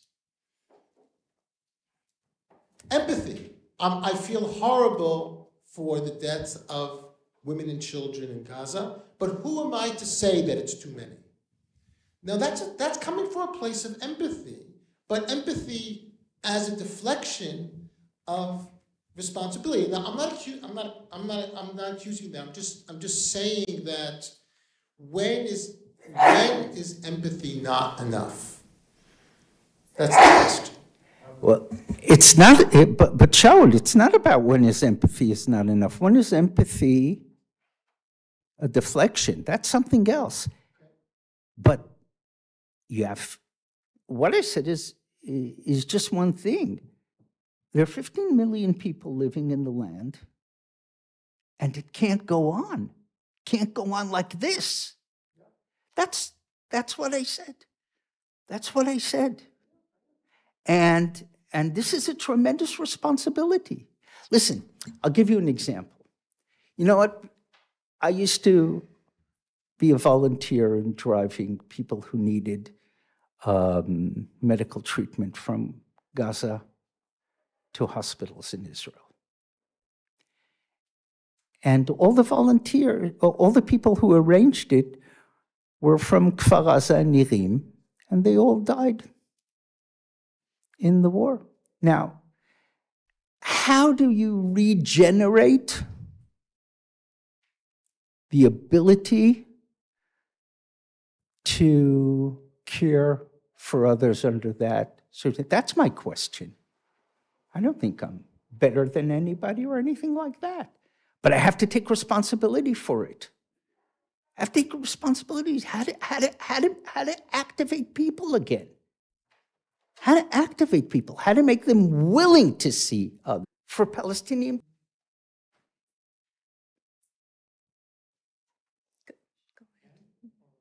No, go ahead. Extremely compelled to also leave the room because I stayed because I want to believe that you are thinking that you are doing the right thing, the ethical right thing. I really believe that because you talk about violence and that there must be in the future a reality that does not include violence in the way we see it at the moment. And I even agree with the fact that there has to be no violence for the peace. So there has to be not the violence of Hamas and not the violence of the IDF. Something that I now disagree with you is that the fact that the state of Israel exists on the land that used to belong to the Palestinians is violence. The existence, and also the apartheid that Arab people live in Israel and in the West Bank and in Gaza is violence. The violence is daily. And the violence of Hamas, however religiously it might be justified, in my opinion, it's not good to use religion for that. It's just counter-violence on the occupation. And when you speak about violence 9 months into the genocide, it's weird that you talk so much about the violence from Hamas when there have been 150 years of settler violence. Did you get my? I got your question, but I disagree with you. I disagree with the way you're describing it, because all I said about Hamas was something else. I said, and I think that this is true, this was a pitch for sovereignty. It's a pitch for sovereignty, and I think you don't understand it correctly. It's not about, of course it's about counter-violence, but that I see as almost taken for granted. Those are not the structures of violence. This is a structured violence. Now, I don't think that the state of Israel is I didn't argue it was impune. I didn't say anything about that. I said something completely different. I said that these are, I'll put it bluntly, one of the things we see today are two mujahideen groups, Jewish and Muslim, Palestinian, fighting each other on the same, sharing the same essential discourse. And that is what I focused on. Now, I don't think that that's justified. I think it's horrific, but that's a political analysis. And to the degree it's correct, all this secular talk and analysis that we heard is way outdated. Okay. Frighteningly so. We have 3 more comments or questions, but I feel I don't want to interrupt this because it's very important to also to have this conversation. So I'll continue one-to-one, and with your permit, not keep to the time minute to minute, because I think it would be very bad to interrupt at this point. Go ahead, please. Menachem, you're a dear friend. You're a dear friend. I learned from you. I enjoyed your company, intellectual company. I'm not a Palestinian. I can't hear you. I'm not a Palestinian. Yeah. It was deeply, deeply painful. Deeply painful. It's hard for me even, I don't know where to start exactly. Maybe I'll start intellectually. Why Hautes is your starting point? We're not speaking of state of nature. We're speaking about the colonized rising up against the colonizer. These are not two equal parties. Gaza is not a no man's land that declares sovereignty. It's a prison. It's worse than prison. And you know this. How can you forget this? Wait, no, don't answer. Please, just listen. Why can't I speak about genocide? About? Why can't I speak about genocide? Why? If the IDF, according to the report that has never been denied by Yuval Avraham in 972, Yuval Avraham. The IDF has allowed a ratio of 1 to 120 for killing a suspect, and preferably killing him at home with his family, and with all the destruction, and with the orchestrated famine, the disruption of food supply. Why can't I speak about genocide? Maybe I'm wrong, but why can't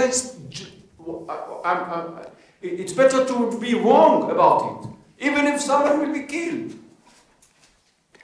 This is the worst crime the Jews have ever committed since, I don't know, the war against the Romans. How can you...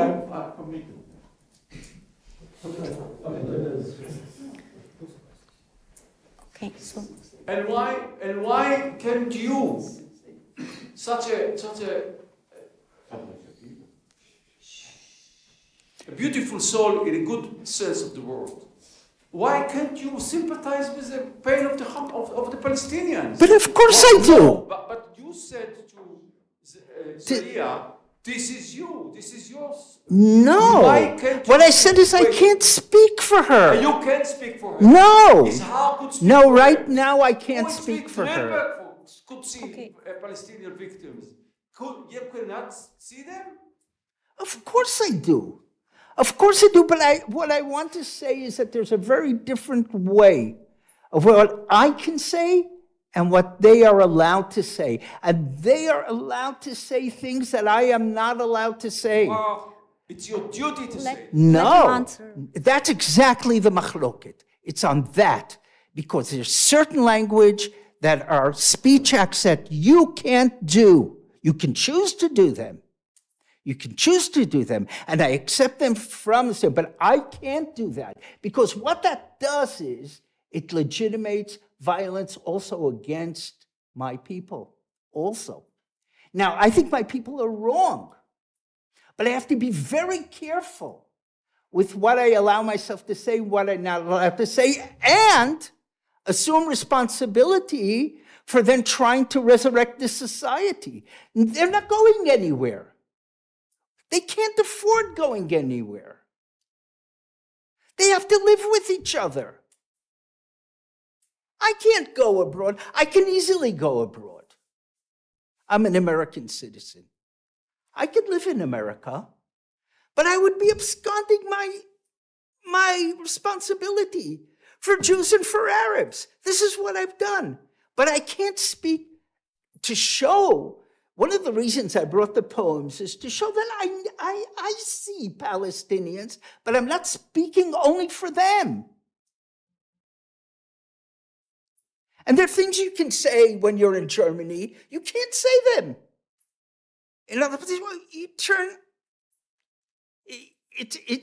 what is implicated by it, by these speech acts, is much more beyond cleansing my conscience. And I want to be very careful about that. That's the other side of the coin of what Shaul asked me. Because we can cleanse our consciousness easily when we live abroad, and it doesn't bear any implications. And I would never dare walk out of anyone's speech here. I felt many times that maybe I want to do it, but I have a lot to learn from people. I want to listen to their pain. I want to work to make the world better. And this is a deep machloket. And I appreciate you very much, Adi, also. And we, for years, have walked together, and we also know many of the pains and the scars. I have to go home next week. I have to try to build a society again. I have to convince people that there's a day after. And the deep sense of being here is that this past week is for many people, the world that was is dead. I can't afford that.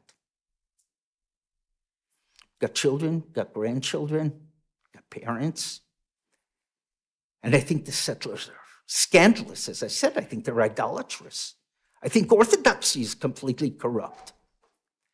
But I think we must learn to look at the deep problems of our societies, which includes Palestinian society too. How is there going to be any kind of Palestinian political agency if there's not going to be something? I don't demand it of them. I don't demand any reckoning from them. It's not for me. But what I can do is suggest an analysis that shows us that things are much more complex than just the pain if we want to heal.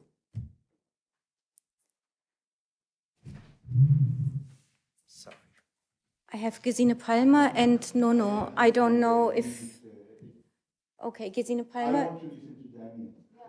Okay. Okay, Gesine. Sorry. So That's okay. Sorry, I can do it in one sentence. It's Okay. a bit... So, thank you very much. Just very briefly, thank you very much, Menachem, for your, to me, very enlightening and enchanting discourse and speech and contribution. And still, I also regretted that people went out of the room, but still I understand when you ask where is this questioning their own society, but of course this is a bad situation to admonish, and you say it yourself. What I wonder about is if there is a discourse about pain and empathy, which I very much appreciate and try to practice myself, is this discourse able to be free of rivalry, meaning I'm more empathetic than you are, or my empathy is better than yours? And isn't it sovereignty itself, which is a concept so much questioned these days, isn't it sovereignty itself which came in order to end violence, albeit through violence? And how about the clash of these two discourses, the discourse of immediate empathy, which everybody of us can feel is important and can be developed, and on the other hand, the mean concept of sovereignty, but who will protect us as being mutually empathetic, if not some kind of sovereignty. Thank you. You have the last word. No, I've said enough, and Okay. I've upset enough people. Thank you very much.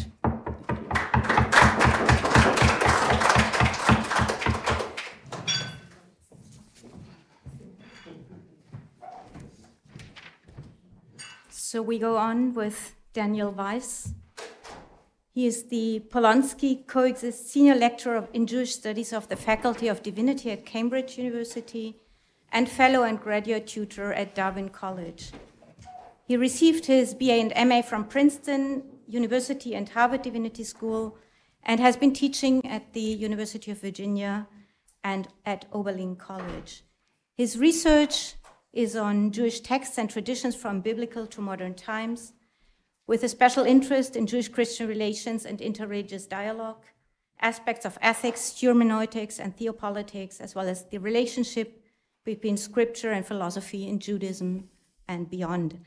His publications include 2 monographs, one on Hermann Cohen and the indirect communication of religion, published with Oxford University Press in 2012, and the other on modern Jewish philosophy and the politics of divine violence, published with Cambridge University Press in 2023. He has published important articles in important journals, as well as several co-edited volumes and special issues on topics such diverse as Tzimtzum and modernity, on scripture and violence, this is what we discussed today, on interpreting interreligious relations with Wittgenstein, Talmud and Christianity, or on rethinking exile, center, and diaspora in modern Jewish culture. He's also the co-leader of the Scripture and Violence Project at the Cambridge Interfaith Program, which explores common assumptions about the relationship between scriptural texts and real-world acts of violence. Today, he will talk about bloodshed, assimilation, and the political realism of exile, the prioritization of ethics over statehood in Abraham Isaac Cook and Eliezer Berkowitz. And please join me in welcoming our next speaker. The floor is yours. Thank you for the introduction. Thank you to the organizers. Are people going to come back in? I don't know. Maybe I have to walk out. I don't know. Just if people are, I don't want to. This is a destruction of the academy.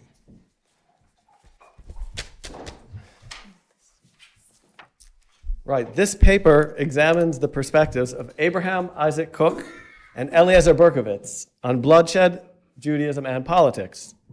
While Cook and Berkowitz were both prominent 20th century Jewish religious thinkers, they are often seen as significantly different from one another.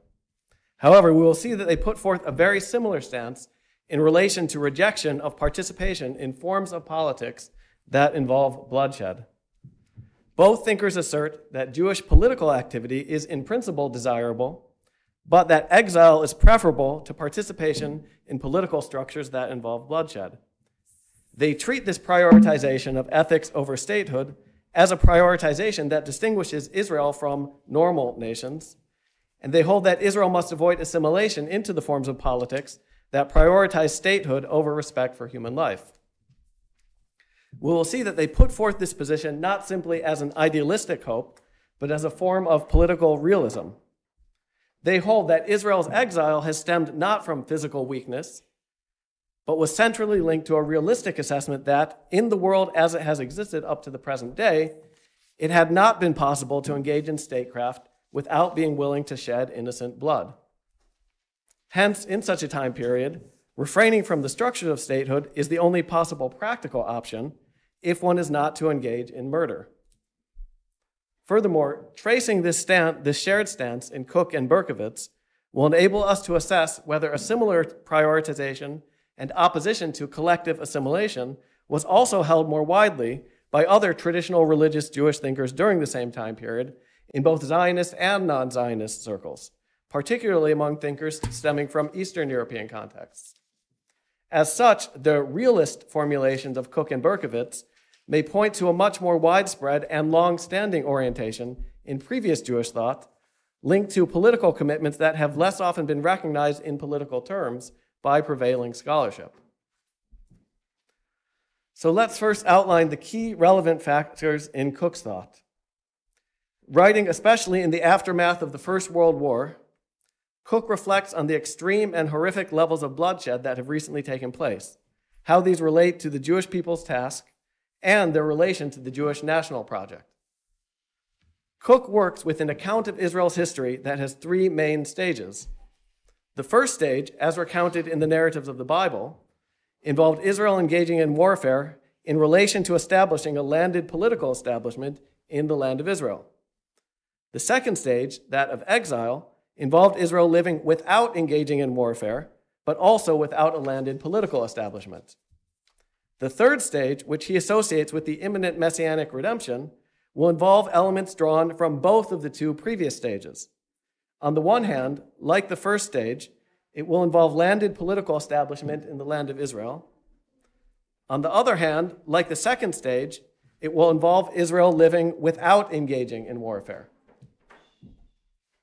Actually, I can wait.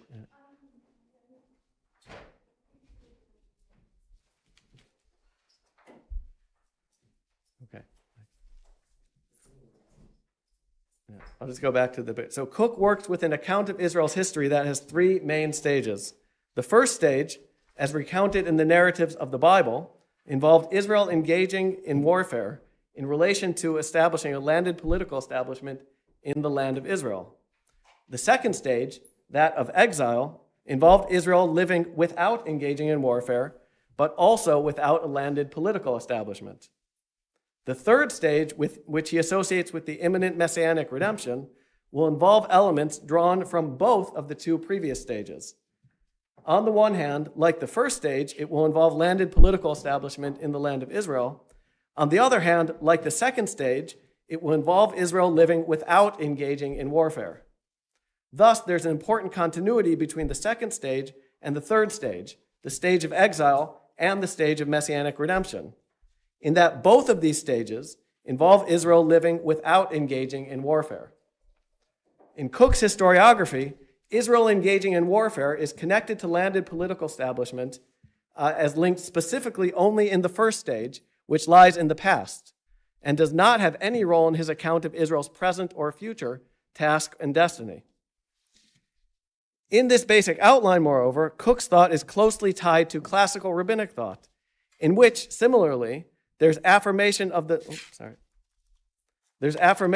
legitimacy of biblical wars, such as those of Joshua and David.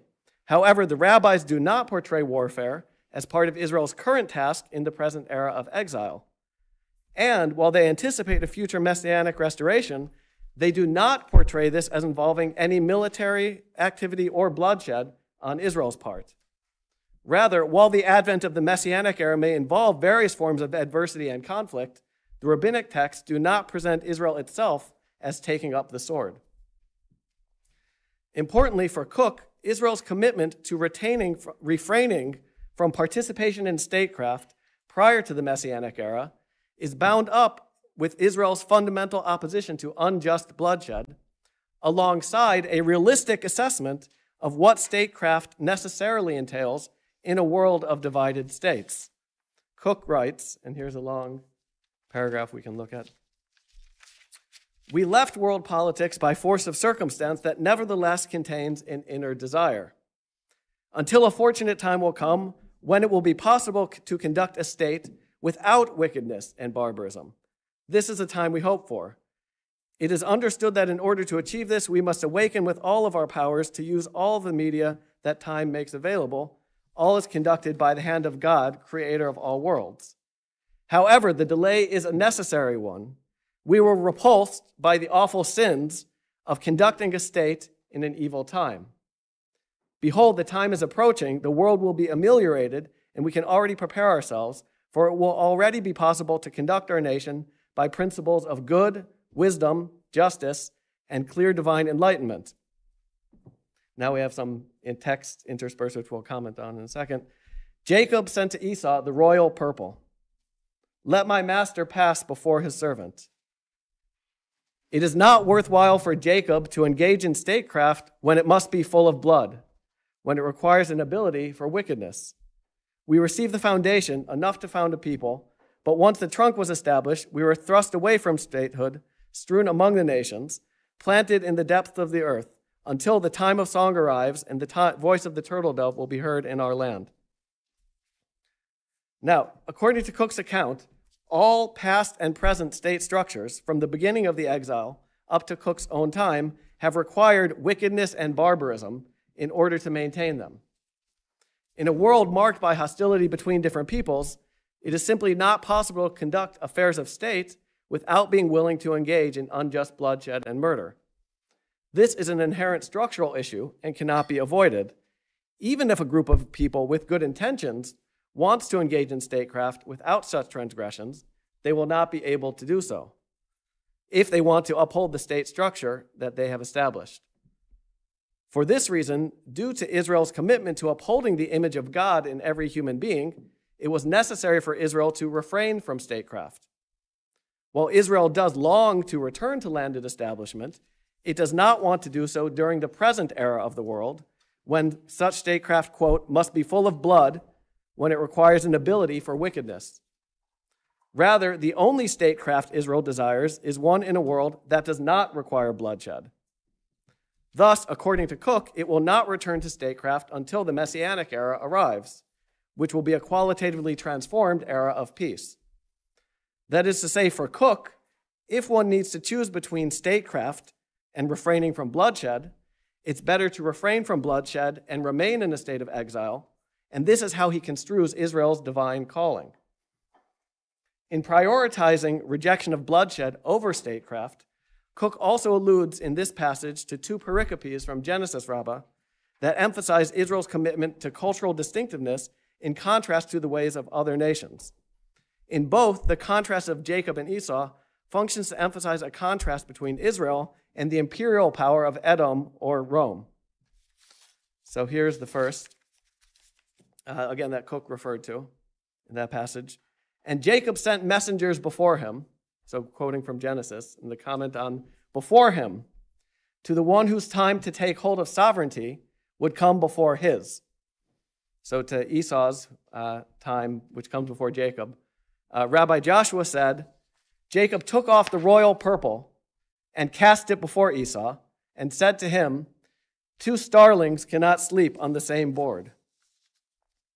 Here, the Midrash treats Jacob as voluntarily ceding sovereignty, or steket malchut, to Esau for the time being, until the future time when Jacob's turn to take hold of sovereignty will come. In the historical context of Genesis Rabbah, this framing casts the Roman Empire's current power as linked to Israel's voluntary refraining from seeking power, until the future Messianic era when Rome or Edom will be overthrown and Israel will be restored. In the context of Cook's account, this contrast between Edom and Israel is linked to their contrasting attitudes towards bloodshed. In the present era, Esau, who is linked to the use of force and bloodshed, holds power. And in such a context, it is structurally, realistically impossible for Jacob, who refuses to participate in such ways, to engage in sovereignty simultaneously. Hence, in the Midrash quote, 2 starlings cannot sleep on the same board. In the current era, only those who are willing to engage in the ways of Esau can participate in sovereignty. Thus, for Cook, Jacob must refrain from sovereignty until a time when the ways of Esau, that is, the ways of violence and bloodshed, have passed away from the world. Just after citing this Midrash, Cook then cites Genesis 33:14, let my Lord pass on before his servant, and seems to be referring to the Midrash found in Genesis Rabbah 78:14, which is also found in a similar form in the Zohar, which also references the encounter between Jacob and Esau. So here we have on the screen. Esau said, let us journey and let us go, and I will go beside you. And Jacob said to him, let my Lord pass on before his servant, and I will journey on slowly. The Midrash comments, he said to him, this is Esau saying to Jacob, do you want us to become partners in your world? He said to him, let my lord pass on before his servant.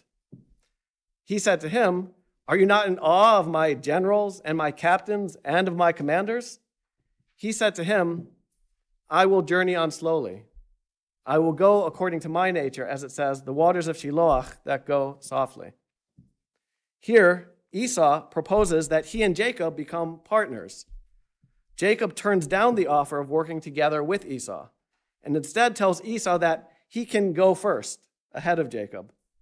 Esau then is surprised that Jacob does not want to participate in such a joint project, given that such a project would enable Jacob to take part in the military prowess of generals, captains, and commanders.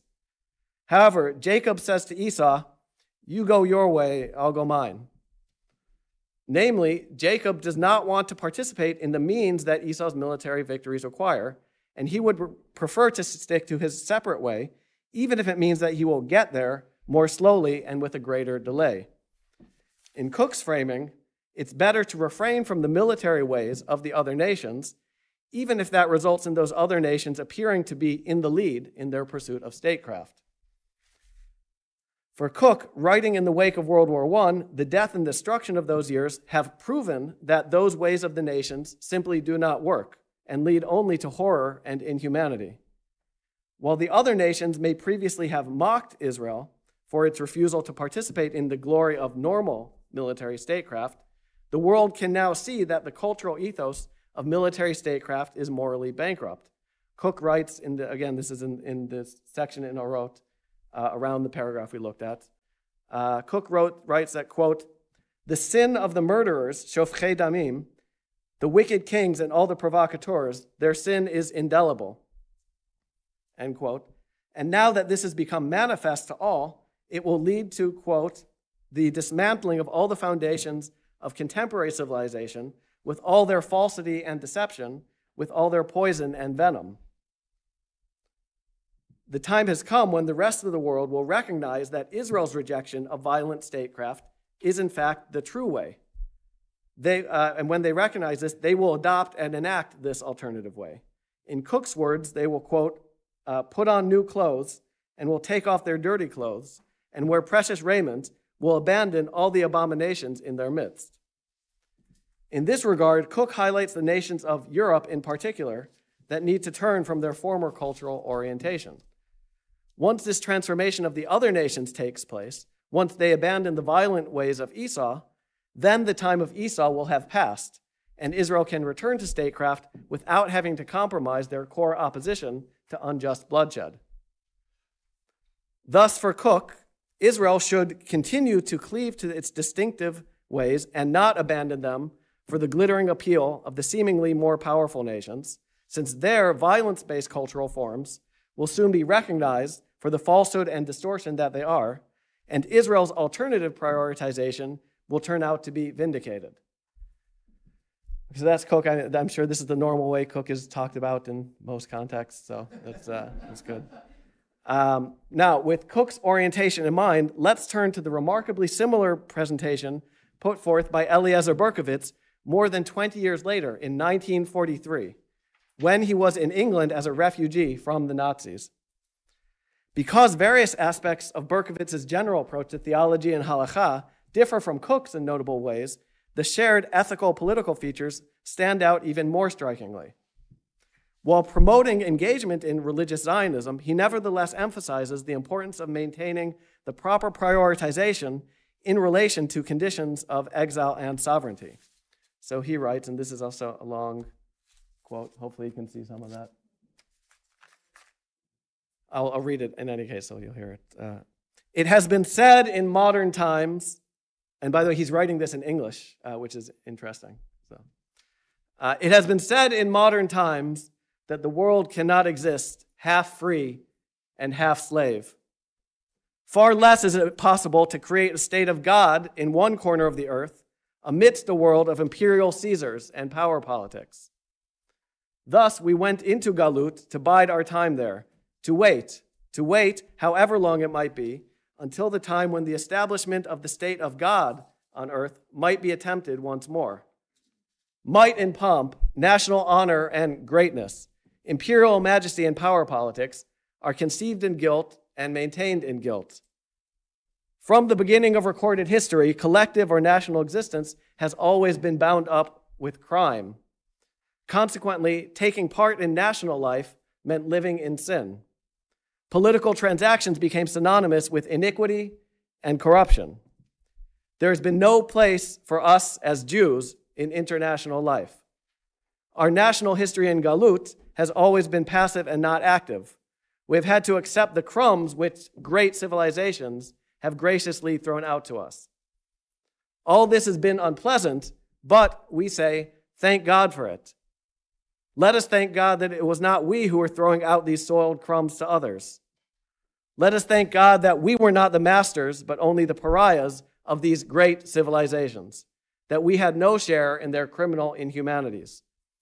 We have been trampled upon, but let us thank God that it was not we who trampled upon justice, decency, freedom, human dignity, whenever it suited our selfish purposes. Let us be grateful to the Galut. It has freed us from the guilt of national existence in a world in which national existence meant guilt. We have been oppressed, but we were not oppressors. We have been killed and slaughtered, but we are not among the killers and the slaughterers. We have been hunted from country to country, but there were no fugitives fleeing from their homes because of fear of us. Not every form of Eretz Israel is worth the trouble, and many a form could be unworthy of Judaism. So this is 1943. In Berkowitz's account, the only type of state that can be compatible with Israel's commitments is a state of God, by which he doesn't mean theocracy, that is one based on the principles of justice and human dignity in contrast to power politics. Yet, in his words, from the beginning of recorded history, state structures have had to exist in a world of power politics, in which maintenance of those state structures has been inherently, quote, bound up with crime and, quote, with iniquity and corruption. Because Jews are committed to the Torah, which rejects the principle of might makes right, this has meant that there has been no place for us as Jews in the world of these state structures on the national level. Thus, until the time that power politics is no longer necessary for state operations, Israel will, by necessity, need to refrain from the enactment of a state structure. While Israel may long for political restoration, it does not want to do so by the means that the other nations connect to national honor and greatness. Berkowitz here emphasizes a fundamental difference in cultural values. What the other nations call greatness, Israel views as murder and oppression. Berkowitz does not, however, say that the nations should operate their state structures without engaging in oppression and bloodshed. Rather, he recognizes realistically that in a world of divided and competing states, one cannot operate a state structure without being willing to regularly engage in such behaviors. While Berkowitz views Galut and the oppression that it entails in negative terms, he maintains that it is worse to be a perpetrator of oppression and murder than to be a victim of these. While it would be preferable to be neither oppressed nor oppressor, if one has to choose, it's better to be among the oppressed than among the oppressors. And in this, Berkowitz appears to be directly echoing Rabbi Abahu's assertion in Bavli Bava Kama 93a, a person ought always to be among the nirdafin rather than among the rodfin, always among the pursued than among the pursuers, among the oppressed rather than among the oppressors. Like Cook, then, Berkowitz does affirm religious Zionism's pursuit of a state of God, that is, a state of justice and non-oppression, and he thinks that this has now become possible, but holds that exile is preferable to participation in a state based on normal power politics. For both thinkers, adopting the values of might makes right, while perhaps conferring a seeming temporary advantage, would be an assimilation to a fundamentally different cultural and valuational framework, which Israel's ways have previously strongly resisted. These sorts of views and the account of Judaism that they put forth could sound both radical and peculiar in today's ears. Does Judaism really prioritize being among the oppressed rather than among the oppressors? Does Judaism really prioritize refraining from bloodshed over pursuing statecraft? Perhaps Cook and Berkowitz were unusual exceptions, not representative of more typical understandings of Judaism. However, I argue that their basic stance, while perhaps expressed in starker terms than some other writers, was the dominant value orientation among religious Jews, including beyond religious Jews, but particularly those coming from Eastern European contexts, and both including religious non-Zionists and religious Zionists. We can illuminate this broader orientation by contrasting it to a different value framework. A thinker like Vladimir Jabotinsky, for example, held that it's preferable to be neither oppressed nor oppressor. However, he held that if one has to choose, it's better to be among the oppressors than among the oppressed. And he also held, in a world dominated by power politics, it is not possible to establish or maintain a state structure without being willing to use force and violence. For such thinkers, it was preferable to engage in conquest by force rather than remain in a state of exile. Yet, those who affirmed such positions were almost entirely comprised of those who consciously rejected the practice and values of Rabbinic Judaism. By contrast, during this period, those who continued to affirm Rabbinic tradition took a different position. If they were told that the only way to achieve or uphold a state structure is by causing the death of innocent people, they would have said, this is not legitimate, this is ethically and halakhically forbidden to cause the death of any innocent people, and political goals do not make such killing any more justified or legitimate. Moreover, this stance was accompanied by a basic view that there's a difference between Israel's tradition and the ways of the other nations. That is, there was recognition that the Western nations all operated according to the idea that one sometimes needs to cause the death of innocent people in pursuit of political aims. By contrast, Jewish religious halakhic tradition did not accept this principle, and particularly due to the notion of the embodied individual as the image of God, opposed the idea that one could cause the death of innocent individuals for a greater good. In addition, in envisioning a future return to landed establishment, rabbinic writers in this time period did not envision Israel returning to participation in military warfare.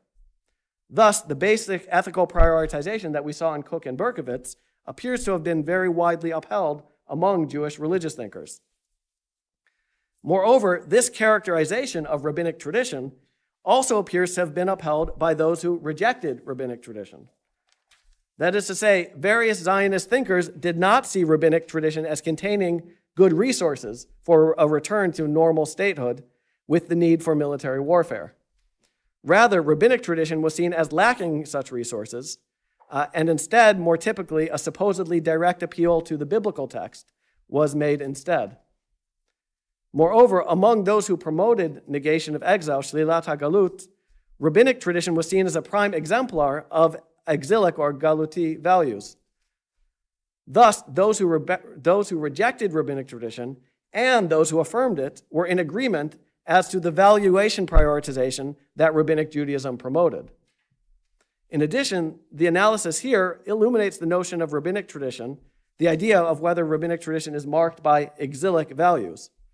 Namely, in a world dominated by power politics, then those who prioritize the value of human life and the rejection of bloodshed over statehood will indeed end up in a position of exile.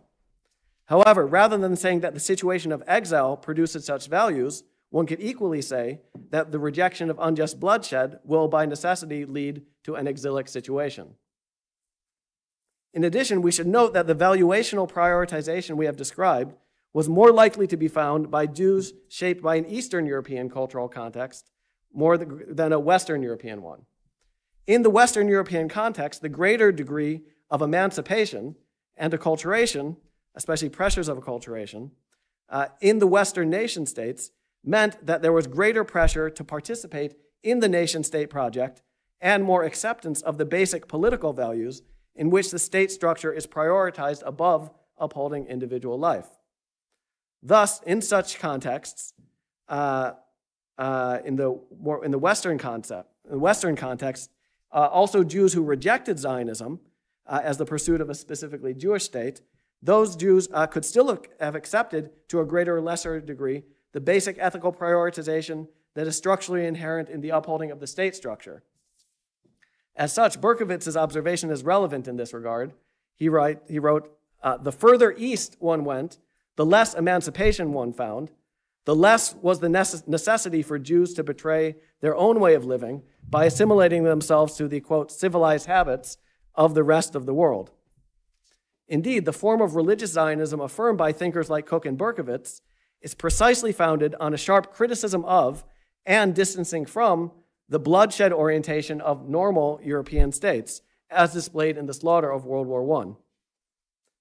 Thus, particularly in the Eastern European context, there would have been broad agreement in this regard among Zionist and non-Zionist rabbinic thinkers. Precisely because this basic orientation is less widespread in the context of rabbinic Judaism today, there can be a scholarly failure to appreciate how widespread it was previously and the degree to which it corresponded to core theological, ethical, halachic, political, and broader conceptual dynamics within previous centuries of rabbinic tradition. It may be that the process of theopolitical assimilation after the Holocaust has been so pervasive that today it can be difficult even to conceptualize this earlier framework. Many today would laugh at the suggestion that rabbinic Judaism is connected to a sharp rejection of political bloodshed. The examples of Koch and Berkowitz, therefore, can help us in recovering a clearer historical view of what previously was the case. And this, in turn, can enable thinkers today, both Jewish and non-Jewish, rabbinic and non-rabbinic, to draw upon those conceptual resources in new ways in the present day. While there are various problematic elements in their thought, they also provide a useful window into a very different framework than one typically encounters nowadays. And their framework is one that affirms politically engaged activity while rejecting false justifications of bloodshed. If there really was a deeply entrenched Jewish conceptual tradition that differed significantly from the dominant Western values in its outlook on ethics, historical temporality, and theopolitics, then there can be fruitful and important things still to be gained by deeper re-engagement with this tradition. It is still possible to recover an understanding of Jacob's saying no to the ways of Esau and the political distinctiveness that this rejection entailed.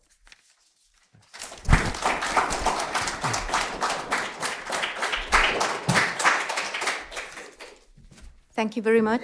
And we have a bit more than 10 minutes for discussion. Go ahead. Thank you, Daniel, for this great talk. I want to ask you a question that I already asked you, but then you will have a bit more time to tell me.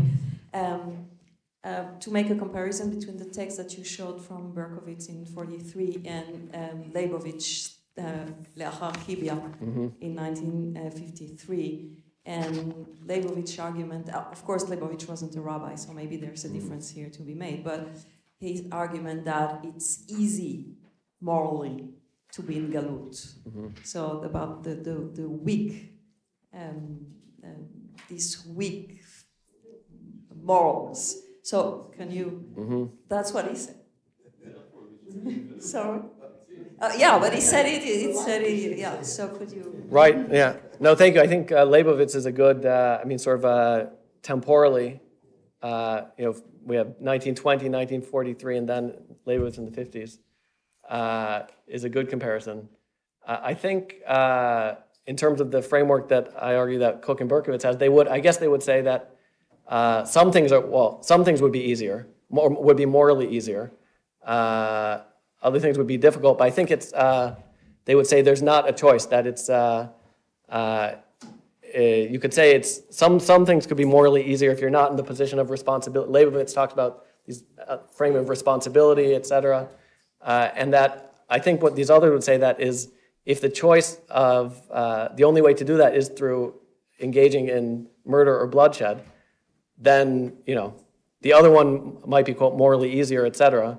But these people say it's better to be to lack responsibility than to kill innocent people, and so other people could disagree on the valuation, right? Some people could say that responsibility should be prioritized. So I'm not in this case. I'm just trying to at least give a descriptive account that this other framework said it's better to be, quote, irresponsible in that framing than to kill innocent people, and yeah, that's it. Just you and I have to write down. Daniel Boyarin, no, Agata Robson, and then you have to, then Daniel Boyarin, then Shaul Magid. I suspect my question will be similar to Gilad's, because your interpretation of Berkowitz chimes very closely with what Gilad said about coensetics, the seeing of Jews as passive sufferers in the midst of history, always on the side of the oppressed. But my question is in fact very simple. Don't you see kind of also ethical dangers in such extreme victimization? That is identification with the absolute victim perhaps suddenly makes you completely blind to the possibility of your own violence, even to the violence within your community. Right. No, I agree. So, I mean, if you're talking about the sphere of say, people who don't engage in bloodshed, there can be various ethical problems within that sphere as well. So that I think that's why I think Cook and Berkowitz are interesting, because they do affirm certain types of political activity. So they're not saying, I mean, I think even Berkowitz, when he talks about passivity, I think he's framing that in the perspective from a Hegelian Weltgeschichte, where only certain types of actions count as activity. Then Jews could seem passive. I don't think he actually necessarily holds that entirely. There's no idea of absolute victimization. No, I don't think so. That's what I think. I think they're saying there are lots of political activities Jews can engage in, but the boundary line needs to be not if a structure by its inherent nature in a given time and place entails killing unjustly. So I think there could be lots of different possibilities I think they tie in with some of the other. I guess people usually don't link Salo Baron, as we heard yesterday, to Cook. But I think there's something, it's in that sphere of seeking out political activity, but stopping short of certain types of political structures. So, yeah. Okay, Daniel Boyarin, then Shaul Magid, and then Gilad Sharvit. Two points. One, to sharpen the point that is being made here. It's easier, theoretically, to be in Galut, unless the Galut is too liberal, in which case it's impossible somehow for Jews to refrain from participation in either directly or indirectly in the violence perpetrated by the state where they live, right? So that's why I would suggest that living in Galut demands that Jews be political resistors. Right. So that's one point.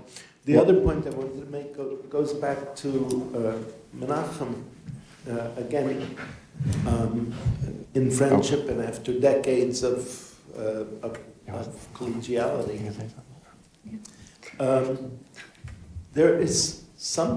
There are emotional responses other than empathy or feeling pain directly. And confessing my emotional response, the dominant emotion that I've been feeling for the last 9 months is fury, right? And secondly on that, point 2b. I'm sorry, what? This was another discussion. Yeah. What? Okay. No, it's just, I wanted to give honor to the other lecturer also. Yeah. Okay. 2b. No. Yes, I'm resisting.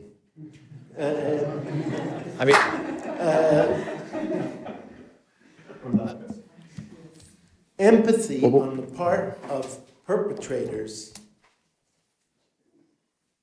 is a moral horror. Now, I know that those of us, those Jews, kal v'chomer, those Israelis who resist that and hate it and are appalled by it, that doesn't mean that we escape responsibility.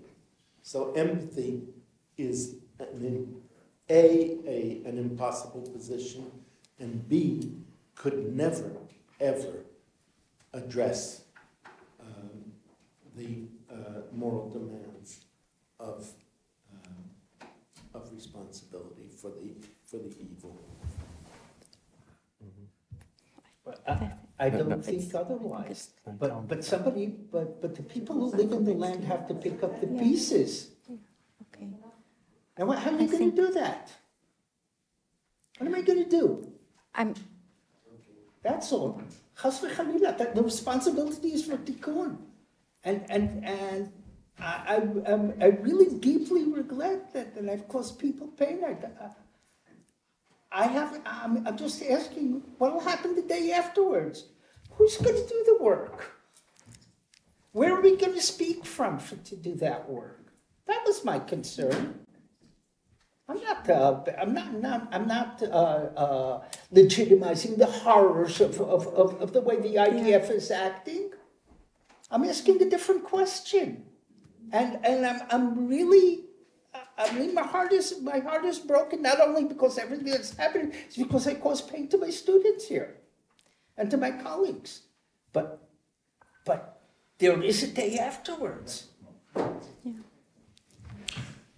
Sina, I do not envy you at all. I'm sure this will continue after. So, Daniel, 2 quick points. Yeah. I'm sure that you know how that essay of Cook is idiosyncratic. Number one. Idiosyncratic for whom? For Cook. I don't know. I don't know. At the war. I mean, people have written about that war essay and so on. Idiosyncratic in what way, though? It's idiosyncratic because I can bring you 100 excerpts from a Cook that say just the opposite. No. Okay. I know. There are 2 Cooks. No, there are 2 Cooks, but Tzvi, the Cook edited the text that you were actually saying. I know. Yeah, I know. The second point is, I've always thought that Cook is only intelligible if you read him like Paul. Meaning that you have to read Cook with the assumption that he thought that everything was going to change categorically and seismically very, very soon. The way that Paul talks about not getting married in Corinthians because Jesus is going to come back. In other words, if you don't assume, if Cook's entire edifice is founded on the fact that he was standing at the precipice of the end. Right. No, that's what I said. But I think the thing is, he thought the time was coming when you could conduct states without bloodshed. And my point was that if you look at what his framework is saying, is that he's only supporting Zionism because he thinks that time is about to end. But he's basically saying, if I'm wrong about that, then one shouldn't be supporting Zionism. I hear that. I would say that the other person, and I'm almost done. The other person, the interesting comparison, I mean, Berkowitz I haven't read that stuff for Berkowitz. The interesting comparison in Cook's time is Tamaris. Because Tamaris is making that point that Cook is making and saying, therefore, he can't be a Zionist. Well, no, right. I think the key thing, my point is that there's the shared agreement, but Tamaris and Cook and a bunch of the other things on the principle of you don't engage in bloodshed. And Tamaris and Cook have different judgments about whether the end time is here, or whether the time of peace is here. So Tamaris is saying, no, that World War I, all the bloodshed of World War I does not mean that the time of peace is here. Right. Therefore, political projects that depend on non-bloodshed are not currently feasible. Or state projects, that depend on non-bloodshed are not feasible. And so Cook has a different messianic judgment, but I would say shares with Tamaris the ethical prioritization.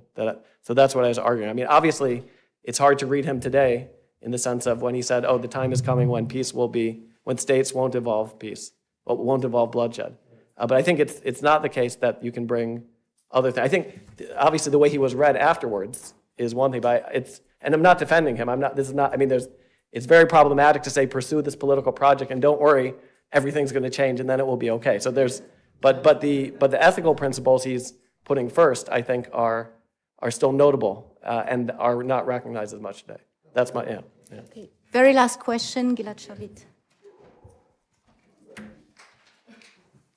So I realize we need the 20 minutes, so this is just a comment, but it's a question, but it should be now a comment. So what came to my mind is, so Socrates just ends the discussion with Gorgias, and you show him both quotes from Berkovich, And he recognizes the first. He says, of course, wrongdoing is much worse than suffering wrong. That's absolutely clear. But he wouldn't recognize the second. He wouldn't understand what you're even talking about. It seems inconceivable. Which second? The second one, the longer version of how the political implication of that in terms of as a political reality. And I think he talks a lot about the relationship between ethics and politics in that version. I don't, even the overcoming of politics by ethics. And I think Gorgias? Or no, in Berkovich. In the sense that it's like, it becomes, and it blurs in what I understand it to be important, the distinction between politics and ethics, in a way that I think the Greeks wouldn't even understand what we're talking about. And I think this is something that to be discussed later. I don't want to. But what's the question? It's about the car. Oh, can we have a question? Okay. So thank you very much, Daniel. Okay. And we have a 20 minutes break, and thank you very much for your patience. I feel that there are discussions that shouldn't be interrupted in the middle. That's why I took my time. I apologize. Thank you. Thank you.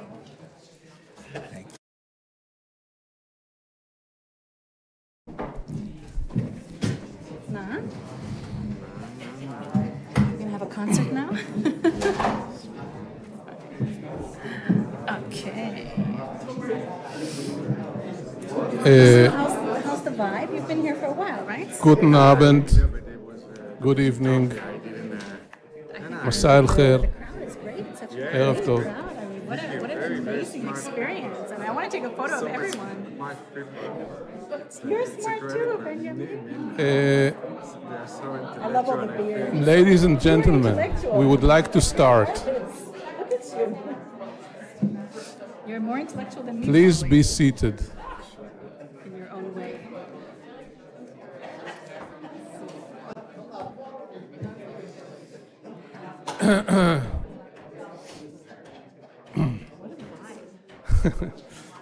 Any press? Is there any press? Could we have some peace and quiet, please? Gil told me that it was harsh, that there was like Jewish supremacy. Thank you. My name is Chagai Dagan. I will be moderating this session, which will be a bit exceptional in this whole conference. And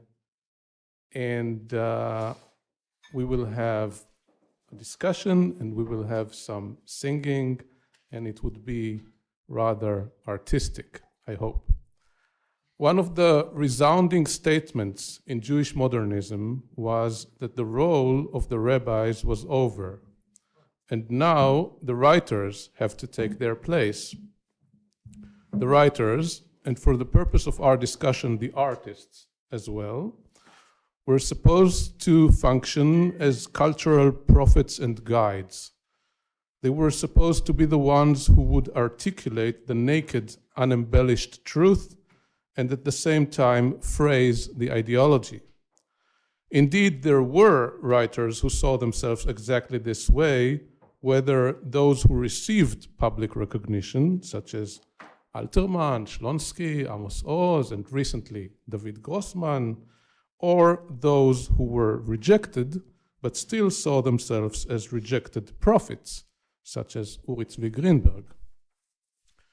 Today, we are much more sober and humble, but we are still curious about what artists and writers have to say. Perhaps the more appropriate phrasing would be, we have not yet completely despaired of artists and writers. And I say this as a writer. Today we have a writer and a photographer whose unique and fascinating voices are partly linked to the fact that they are both refugees of sorts from repressive and radical Haredic, ultra-Orthodox communities, one in Bnei Brak and the other in New York. Precisely because of this, they are able to offer us a unique perspective on communities that have remained fully or partly anti-Zionist. Some scholars tend to idealize this way of life and to crown it as an alternative to Zionism. But does this argument hold? Deborah Feldman is the author of Unorthodox, the basis for the Emmy Award-winning Netflix series, and most recently in German, Juden Fetish, an essay on the vulnerability of post-war Jewish identity and its resulting political and cultural instrumentalization. She is based in Berlin, where she is a persistent critic of the sacralization of German-Israeli relations and political philosemitism. Benjamin Reich was born in Bnei Brak to a Hasidic family. He studied art at Jerusalem and Paris. Since 2009, he has lived in Berlin. Reich's work seeks to explore lines of conflicts and intersections between the Western world and traditional cultures. His artwork reflects his life as a permanent exile, contemplating motives of otherness and integrating historical and existential experience. His work was presented in galleries and museums in Israel and across Europe. But before we dive into all that, let's listen to 3 songs by Eva Glasmacher. Eva is a freelance singer. She worked together with various international artists and institutions. In her holistic concept, she incorporates elements from the language of Gaga movement. She will sing 3 songs from Arnold Schönberg's Pierrot Lunaire. Eva, stage.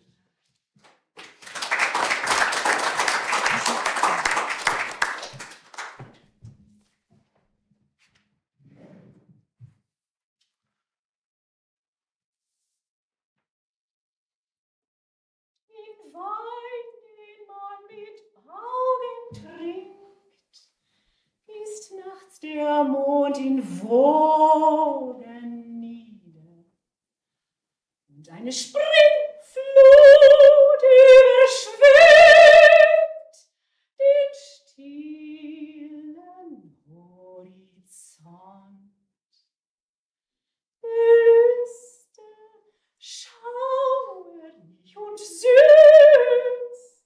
durchschwimmen ohne Zahl die Fluten, den Wein, den man mit Augen trinkt, ist nachts der Mond in Wogen nieder.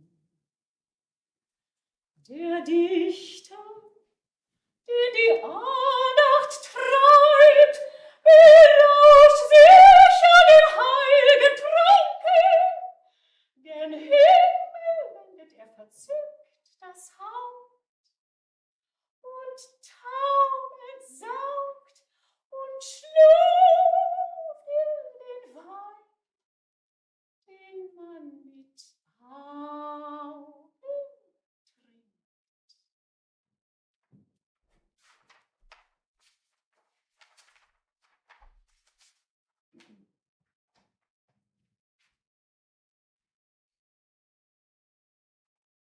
Des Mondlichts bleiche Blüten, die weißen Wunderrosen blühen in den Julinächten. Oh, brech ich eine mein banges Leid zu lindern, such ich am dunklen Strome des Mondlichts bleiche Blüten. Mit einem phantastischen Lichtstrahl erleuchtet der Mond die kristallen Flakons auf dem schwarzen,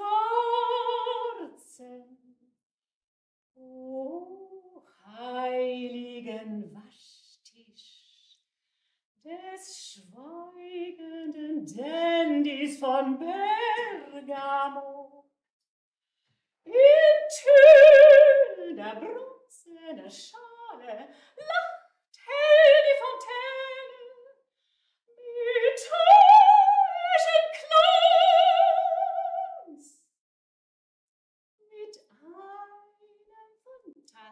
galaktischen Lichtstrahl. Leuchtet der Mond, die kristallenen Flakons.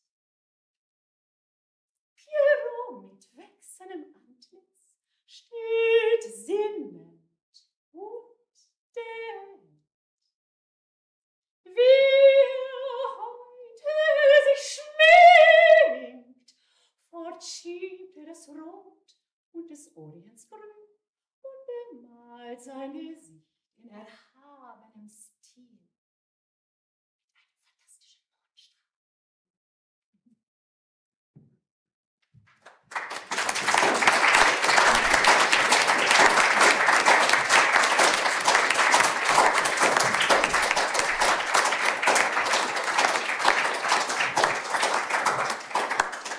Thank you very much, Eva.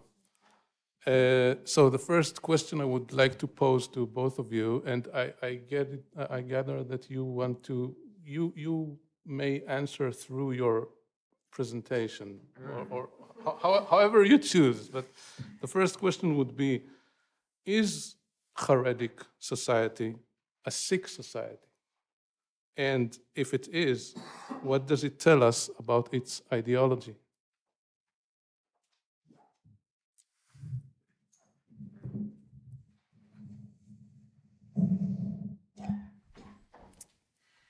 Well, thank you for the hardest question I ever got.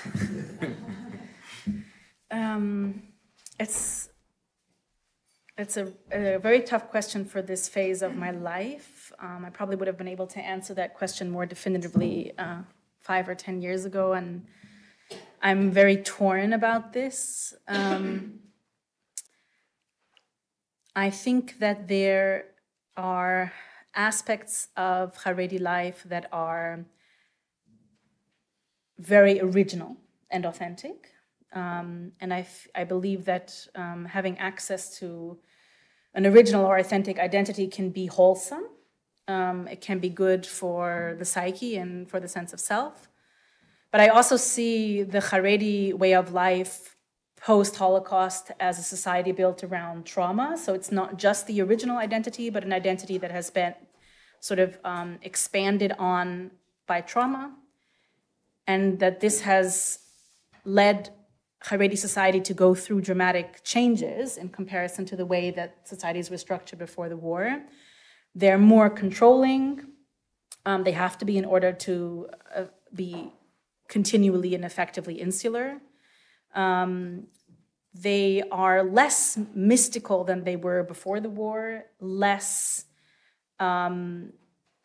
individuated, and much more focused on conformity and relatively orthodox power hierarchies, which is surprising when you think of the development of Haredi life in Eastern Europe in the 18th century. It was very much bucking orthodox power hierarchy, and now it has, in a sense, taken them on. So I'm torn between these two views. I see relevance in both. I believe that, again, we are going through a change in Haredi society. I think the younger generation has already caused a decrease in insularity in the Haredi world. I think it has become more porous. Benjamin is an amazing example of this because Benjamin maintains contact to his large extended Haredi family, which in my childhood was unheard of and now has become quite common simply because the number of people who've left ultra-Orthodoxy has grown dramatically. And so ultra-Orthodoxy has adapted to this reality by becoming more porous and by developing, in a sense, blurred boundaries between itself and the outside world in order to maintain contacts and sort of start building bridges again. So I think that there's hope for Haredi society to embrace what makes it wholesome and to maybe work through the trauma that caused it to be so insular and conformist. Okay. Yeah, thank you. Yeah, I'll answer with a story that I just had a few days ago. I met my father, a few days ago, and some other members of the family. And it was a wedding, a family wedding, and then I spoke to my father, and I tell him, I never heard so many times the question, like I was with my camera, and it's like a middle format camera, it's a bit attraction for the people around, and so many times people came to me, kids or members of the family, and, oh, how much do your camera cost? How much does it cost? How much does it cost? And I told my father then, they became all Americans. There is no Haredi world that I know anymore. So talking about Haredi world, it's also something that we have to, like you said, like Deborah said, it's changing all the time. And there is also a big difference between Haredi Israel Haredi world and outside of Israel Haredi world. And I think in Israel, maybe it's more sick, if I take the terms that you, I mean, they take all the bad from the Israeli society, I would say. Politics, they become part, they kind of feel that they owe the state, so they, in a way, become Zionist, not in the classical way of Zionism, but so things like in my childhood, I remember I brought one time an album of the '67 war in Israel. There is a lot of albums like that of the very fier, of the war. The army was winning. And I brought it home, and my father smacked me for this. Like, never bring such a, and it was, I found it in the, so there was a very, very strong, not just, I wouldn't call it anti-Zionist, but like, it came, theological idea of anti-army, of the idea of Galut was very strong, presented at our home. And today it's completely shifted. My nephews, they go to see in Yom HaAtzmaut the fireworks, which was not allowed as a kid for me. So yeah, there is a shift for the bad, but maybe also for the good, because this new generation, yeah, there is a kind of an openness. Some of them have already internet. Maybe not for this generation, but the generation, their kids maybe would, hopefully, but maybe not. Yeah. So what you're describing is actually this process of the Haredic society becoming rather, or parts of the Haredic society becoming rather nationalistic, Chardal, Charedim Leumiyim. And without the Zionists, yeah, but yeah. Yeah. So how do you view that? So you're not very excited about that, as I gather. Yeah, I think this is a complete destruction of all what it means to be a Jewish believer. For me, I was always. In what way? In what yeah. way? I was always, let's say, the yeshiva way of life. For girls, it's maybe a bit different, but as a boy, you learn from a very young age that the reason we are here is to learn. Talmud Torah is the task that you are. Or I think that's also that's the reason what they fight for this, which in a way there is no reason to fight for it anymore, because nobody holds this belief anymore, not to go to the army. So like the whole idea of our existence as a Haredi community was we create a world by learning, and this world, it doesn't matter, it's not bound to land, a place, to politic.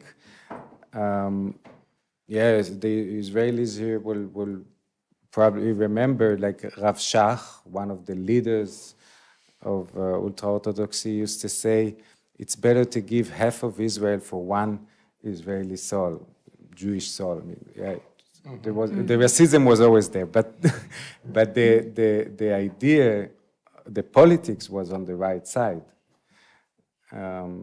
So, and this is you're never gonna hear this now anymore. So, and I think this is in my view, this is Judaism, because that's the whole idea of being from the time of Galut, from the time of destruction of the temple. That's the whole idea of what the Jews built up as a society, of being in between lands and yeah, kind of a light, I would say, in this way.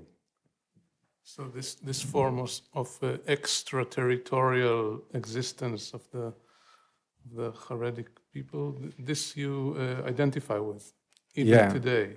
Yeah, okay. yeah. This creating a world that is in between worlds, a world that is not doesn't have any roots in any place. Yeah, I think this is also, yeah, for me. I think I tried to find it a bit in the gay world, but this was also kind of lost. Went into straight doctrine, and I think it's hard in our time to you find yourself alone. There is no more people, not much. Maybe here a bit, but yeah. But that's as a photographer, it's the perfect place for me, because it's not taking being there is doesn't give you the choice, or that I don't have a choice of taking a side. So it's always the aesthetic is, so to say, the God. The guy, that's I always say I'm still religious. I just changed religion from ultra-Orthodoxy to homosexuality or to aesthetic.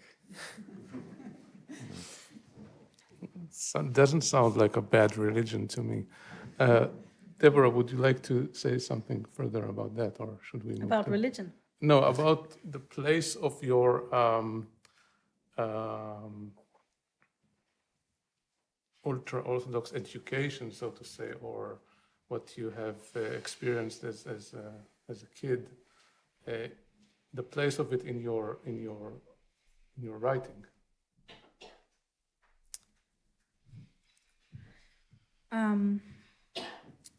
Benjamin is right. There's a big distinction between men and women and how they're raised in the community. But my grandfather was a Talmid Chacham, and he had a very large Jewish library, and he read and spoke from those texts at any given moment. And my childhood was, in a sense, I think, just as replete with the stories of the prophets and the sages and the rabbis and the poskim and so on and so forth. And what has really stayed with me has been the sort of the grand biblical narrative of this idea that there was a tabernacle and then a temple, and God rested in this temple. And in this temple, we sacrificed animals and appeased or appealed to God by offering the blood of these sacrificial animals. And then the priest Eli saw Hannah at the wall of the tabernacle, and her lips were moving, and he accused her of being drunk. And she said, no, I'm speaking to God. I'm making a deal with God. If God gives me a son, I will dedicate him to the temple. And how, years later in exile, when there was no temple and no opportunity to sacrifice animals, they essentially stole Hannah's idea and said, now we're all just going to talk to God. We're going to pray. And the story of how when the first temple was destroyed for the sins of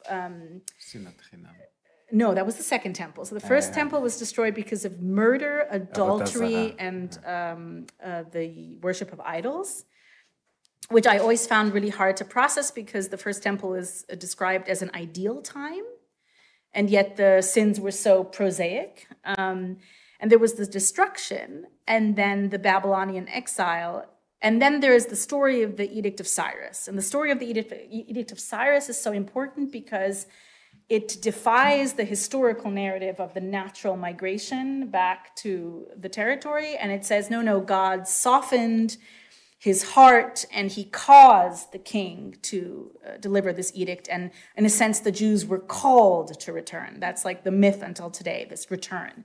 And yet they returned. They built Yehud Medinata, which was not comparable to the first temple era. It was an autonomous region belonging to a different empire. They rebuilt the temple. It was largely unimpressive in comparison to the first. It was renovated under Herod. And yet, what did the sages say? God never rested in the second temple. So in a sense, the second temple was a fraud, right? The second temple was an attempt to recreate the conditions of the first temple, and it was clearly rejected by God. And yet it is the narrative of the second temple that we cling to, not the first one. We cling to the story of this groundless hatred, of how we were torn apart into various competing sects, how there were so many extremists among us, how we had these Sicarii who were just stabbing people left and right on the street who weren't religious enough, and how all of these different cultural empires caused these culture wars within Judaism. And the narrative is, we had no achdut, right? We were torn apart into warring sects. And if we can just, get back to that ideal, non-existent, of course, situation of how we were all one people, we'll have the second temple. But the second temple was a failure, right? The second temple was a godless temple. So for me, the story of the state of Israel from the perspective of the ultra-Orthodoxy I grew up with was people wanting to reclaim a situation not worth reclaiming. Why are we focusing on that? Why are we not focusing on an actual ideal? And when we said Lashana Haba Yerushalayim, what it meant for us was this perfect utopian state of peace. And it meant this Kabbalistic idea of gathering the shards of the world and, in a sense, redeeming the world.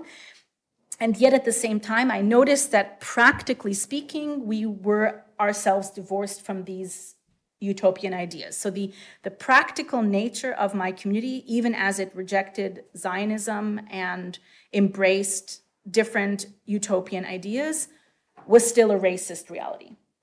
And it still viewed foreign nations as less than, and it still viewed Arabs only as potential post-Messianic slaves.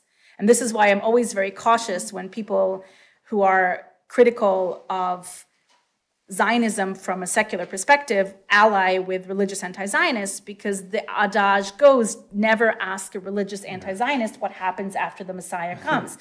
But you can argue that religious anti-Zionists probably don't actually believe in a Messiah as such. The danger is that historically we've had so many false messiahs, right? Beginning all the way with the revolution against the Romans and coming up to Netanyahu and the trauma of Sabbatai Tzvi and Jacob Frank in between, that in a sense, Orthodoxy at some point was so traumatized by the betrayals of false messiahs that you could argue that they rejected the possibility of a Messiah. That if a Messiah had shown up in the midst of my community as a child and said, I am the Messiah, the community would have said, false Messiah, you are here to betray us, you are here to mislead us. So maybe the religious anti-Zionist believes in a post-Messianic world that is racist and supremacist, but maybe they also believe that this world will forever remain abstract. In fact, maybe they believe that this world is unacceptable and should never be embraced. So it's complicated. It says in the Talmud, Yetei vela'ach minei. That means he should better not come, Yeah. the Messiah. I mean, I wished this as a kid. I remember like having to say Ani ma'amin be'emunah shlema b'viyat HaMashiach. And I remember thinking, oh God, but please let him not come. But it's not a sin, right? Because I still believe he can come. That's the requirement is you must believe it. It's not a sin to not want him to come.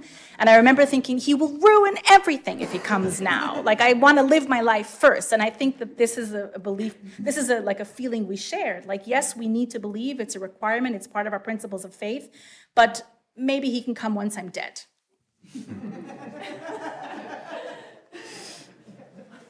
Benjamin, would you like to?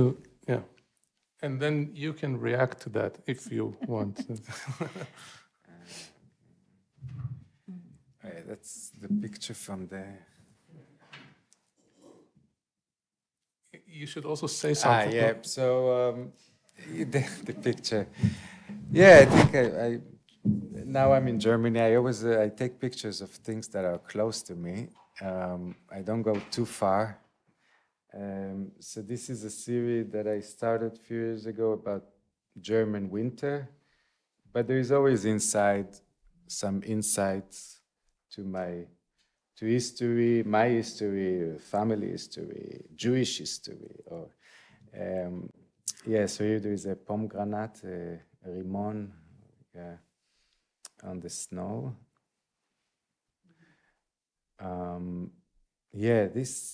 Also a German winter, that's the title. But I showed it once to a survivor, and he right away saw it as a Shoah picture. Mm-hmm. I don't know if you see it. Primo Levi writes about this in the drama Saved, yeah. So somehow it's there too. That's also Berlin, Germany, even though that's my father with his outfit. I mean, this is not, a person doesn't walk like this normally. It's more like a Saturday dress, Shabbat. So I ask him, so it's very, everything is very staged. I brought the sofa to the studio, so it was all, he's not sitting like that in the normal day life. Oh, it's a very unusual pose for an Orthodox man.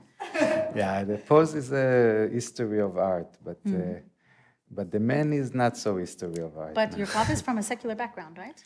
He's from Orthodox background, but more, let's say, Rab Shimshon Raphael Hirsch, like... Neo-Orthodox, or... Yeah. He's from England, was born in England businessman, but Orthodox, so gentleman with a big, and this is back to Mea Shearim. So this is the sect in, it's not Hasidim, it's more Yerushalmim, Toldot Aaron. That is very, very extreme, close.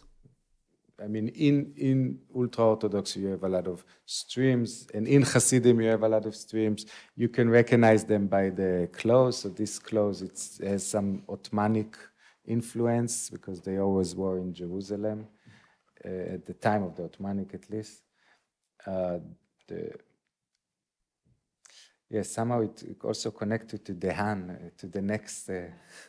So Toldot Aaron is one of those trends who were almost completely not influenced by the state of Israel, right? Right. This is also something, They still try to be independent, meaning not to get money from the state, which gives them a bit more freedom and conflicts. I mean, there's a lot of times if Israel flag is burned there is always police coming in and trying to... That's a bit more south, Sinai. And I go there to some New Age gatherings. So this is a complete European... But Benjamin, you should say that, maybe I'm wrong, but you this is a part of this series that you called Hagar, Yeah. right? So Yeah. you should say something about Yeah. that. Yeah, what I can say is I take pictures. Maybe there is stories that I was brought up that are in, when I take the picture, they are already combined, and I take the picture in a way that I have this imagery, but I don't give it the name when I take the picture. I mean, I don't have the camera and think this is Agar, and I take the picture, but there is time after that it's somebody sees it, he wants to show it in a exhibition or something, and and the curator or something say, and I say, yeah, it was in this and this, and with my other work, it becomes part of this stories, biblical stories. I mean, there is a picture I did of my father. We'll see it with the knife. This is really explicit Akedah, Offerung picture. But there is picture like this that I can call it. It's called Agar, but I can call it also something else, and it would be fine. It's just a matter of yeah. That's also her. Beautiful woman. So I was talking to Benjamin before, and I told him, if this is really a sort of a variation of the Hagar, the biblical Hagar story, so it's hard to miss that Ishmael is blonde here. Yeah. Yeah, she's a Tzigoiner, kind of. It's the new contemporary Hagar. Yeah, but this is something that I always try also to mix this, to take something that is, to have this connection to the past with a new way of seeing it. I think it's important to have this connection. I don't believe in a cut. That's why I try also to have contact with my family, even though it's becoming harder lately. I mean, there's parts of my family that are with the WhatsApp, and we have a WhatsApp group, but I left. Recently?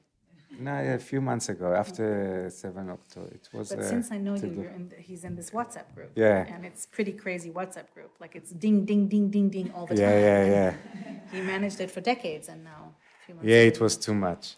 I couldn't. No, I couldn't. But. People are on the group, on the family's WhatsApp group. 40, yeah. It's the very others small don't for have an Hasidic family, yeah. No, the others don't have smartphones. Of course. They're not allowed. Okay, Also, the ones that are in, they have two phones: one kosher phone and one non-kosher phone. One with a stample, and yeah, I saw it in the wedding now.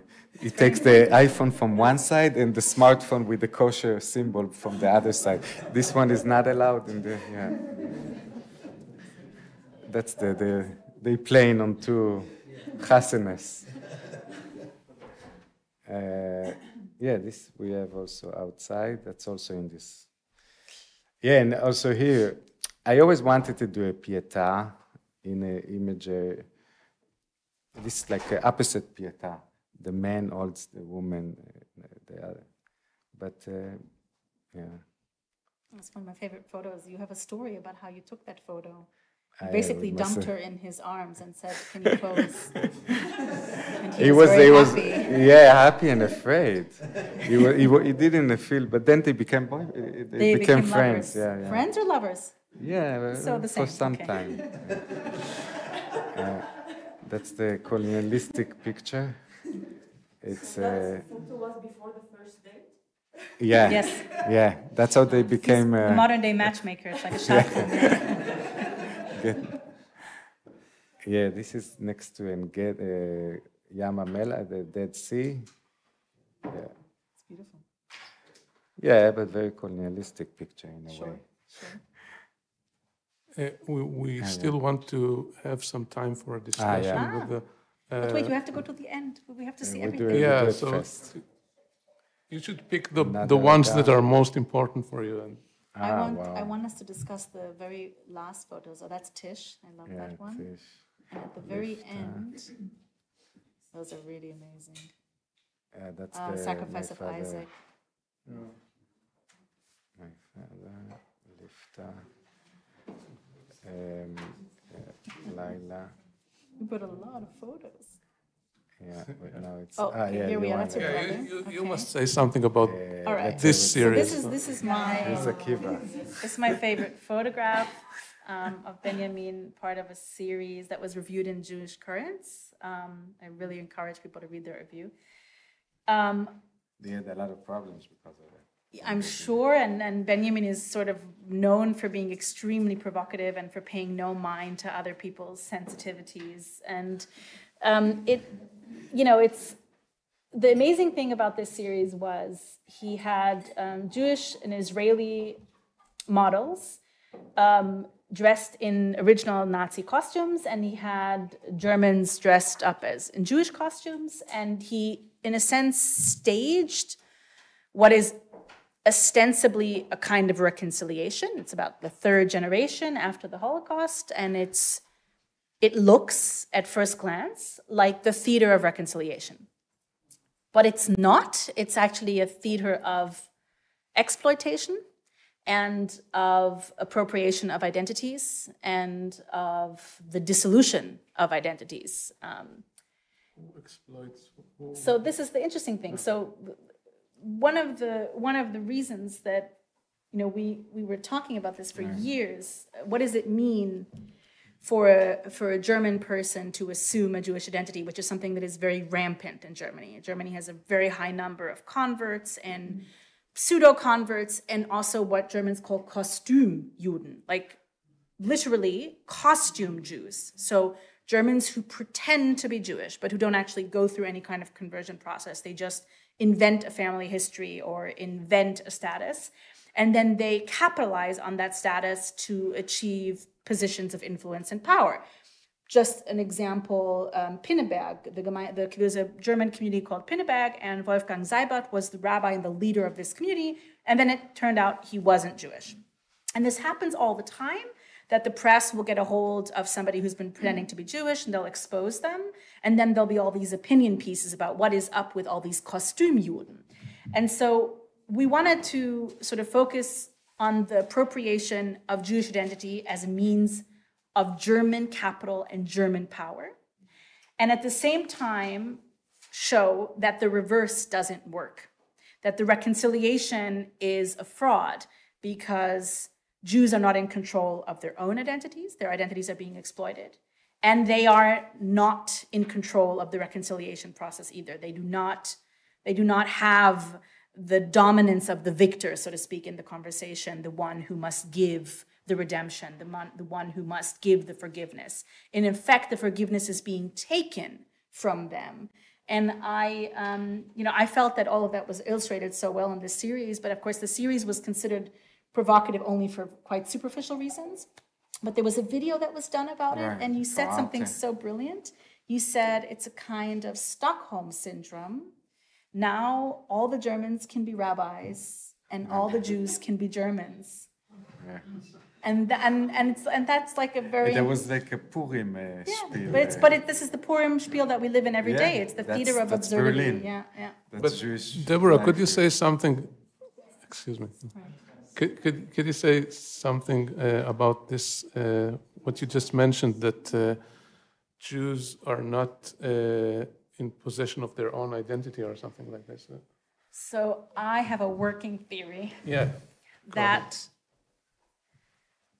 for so many reasons that we probably can't afford time-wise to get into, the integrity of Jewish identity was nearly destroyed by the Holocaust, in the sense that it destroyed the self-sufficiency of Jewish identity in exile, and it remade Jewish identity in the image of German nationalism, right? Because Zionism was an offshoot of German nationalism and anti-Semitic nationalism at the beginning. And this then rendered the non-nationalist Jew as the enemy of the Jew, therefore the anti-Semite. And ever since then, Jewish identity has been, in a sense, fragmented and vulnerable to appropriation. As a result of the establishment of German-Israeli relations as a political system of power, Jewish identity has become a form of capital that best serves non-Jewish people. So very often you'll hear American politicians or German politicians appropriate Jewishness or the idea of Jewishness to further a domestic agenda, a domestic political agenda. But as soon as Jews try to use their identity to further political movements, they're deprived of this right. So Jewishness best serves non-Jewish political actors.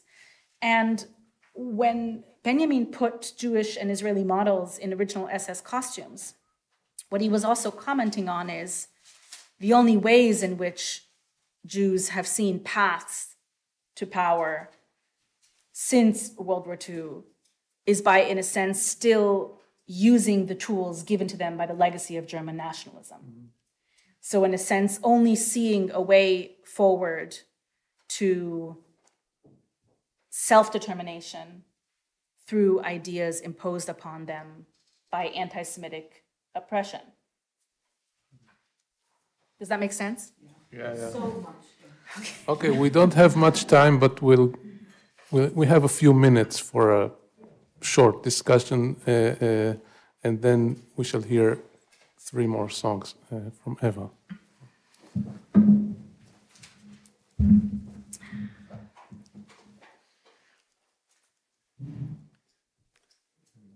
If nobody asks the question, I'm going to be so mad. There we go. Rebbe. I have a very small question. Okay. A very small question to Benjamin. You told me yesterday when we were conversing that your father learned in Ponevezh, right? Yes. So why do you prefer to identify him as a Deutscher? You know, as a disciple of Shimshon Raphael Hirsch, and rather than seeing the movement from Litvische Yeshiva to Hasidic. Yes, I think it's very simple in a way. But it's going back to the 50s after the war. The way for a Haredi, Litvische, European kid, teenage, was only to go to, I mean, he was brought up in a modern Orthodox, what we would call today modern Orthodox. In this, in Manchester, in England, where work and studying, secular studies, was very, very important, and also Yiddishkeit was very important. This way of life didn't exist after the war, except in some very small families. So Ham and most of his brothers became ultra-Orthodox and Hasidim. So yeah, let's say going to Ponevezh was okay with my grandfather. Being Chassid was a big, big fight. When my father decided to be a Chassid, it was a big fight. My grandfather wanted my father to be an architect. My grandfather was precise that his kids would not go to Jewish school because the Jewish school was not good enough. But so they all went to a non-Jewish school. But my grandfather was ultra-Orthodox. So this is, in a way, that's why Rab Shimshon Raphaelish would be the most example for this kind of Haredi world that was before the war. Had more of communities of this, and after the war, they shifted and became more and more into this yeshivish world, which was much, much smaller before the war. And yeah, so that's a story of my father.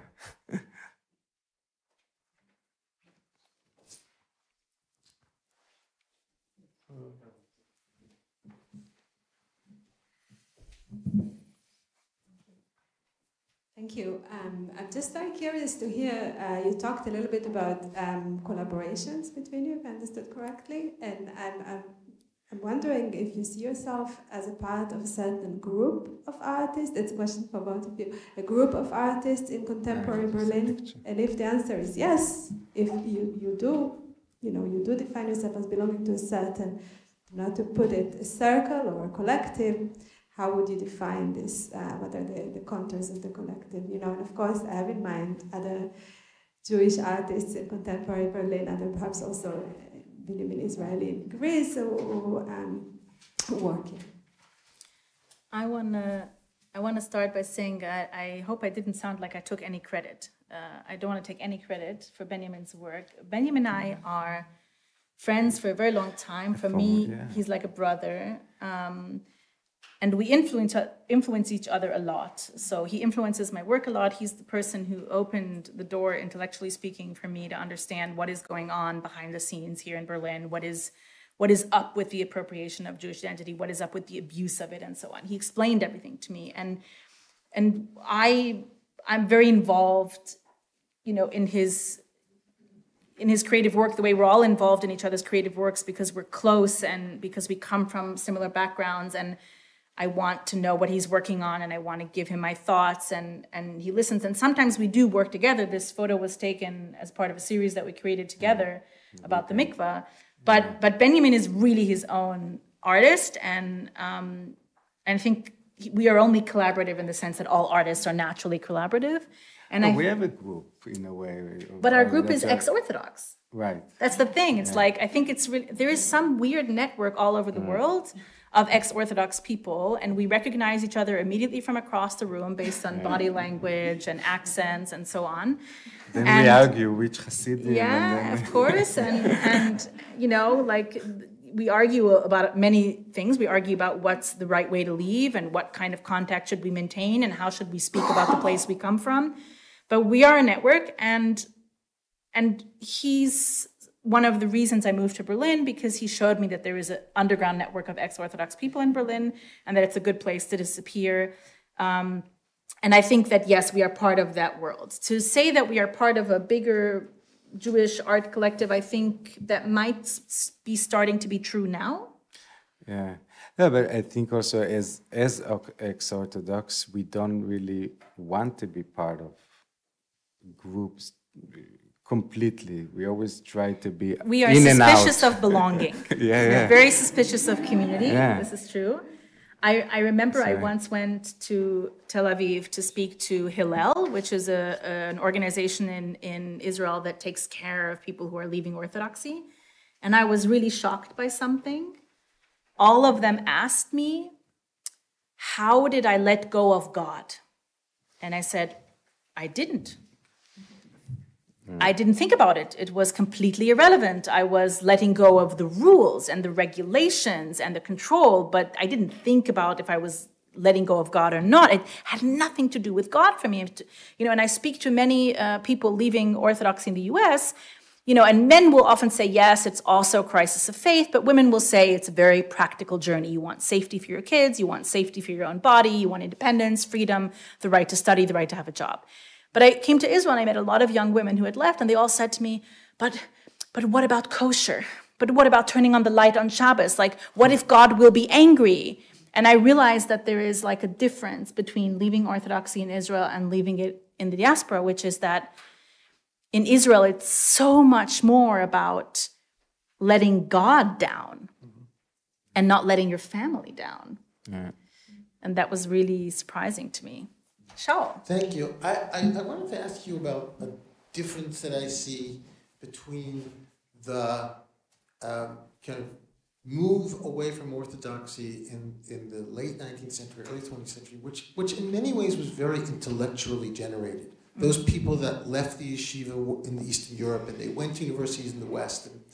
And, you know, people like Bialik, well, Bialik was a poet, but there was a very intellectual program. And what's so striking is in Unorthodox, in Benjamin's work, in Chaim Potek's Asher Lev, in these other cases, it's really art. There's something about, like, what is the role that art plays as an alternative to a particular ultra-Orthodox lifestyle, because there are so many of the cases are really, the exit is really art. Whether it's the character in Unorthodox as a singer, whether it's you as a writer, whether it's you as a photographer, whether it's Sheldon Dean also.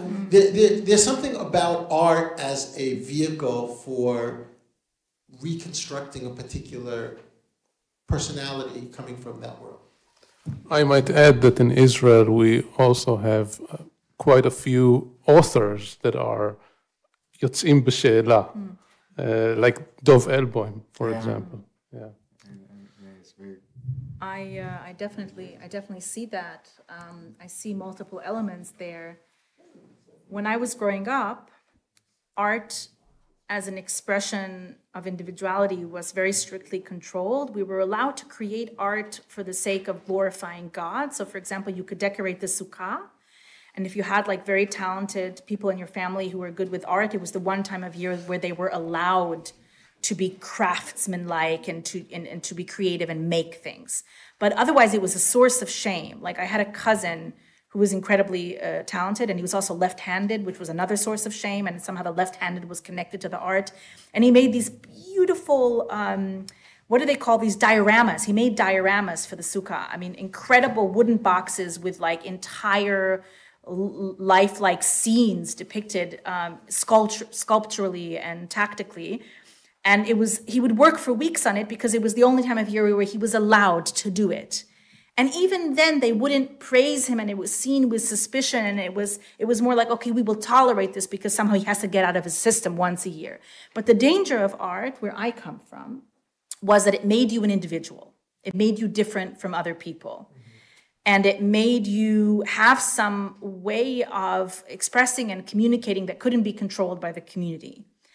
And the reason why this was considered dangerous was because the Haredi communities were built around cults of personality, and everything kind of went top down from the cult of personality. And if you were an artful person, you had the possibility to exert influence.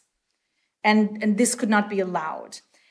And I think, therefore, the artists are automatically pushed out first. There are people who leave without art. I mean, we know a lot of people who leave without art, but they're not the ones who end up being the voices of this movement. We know about the people who look for the way out through art because they're the ones who speak to us.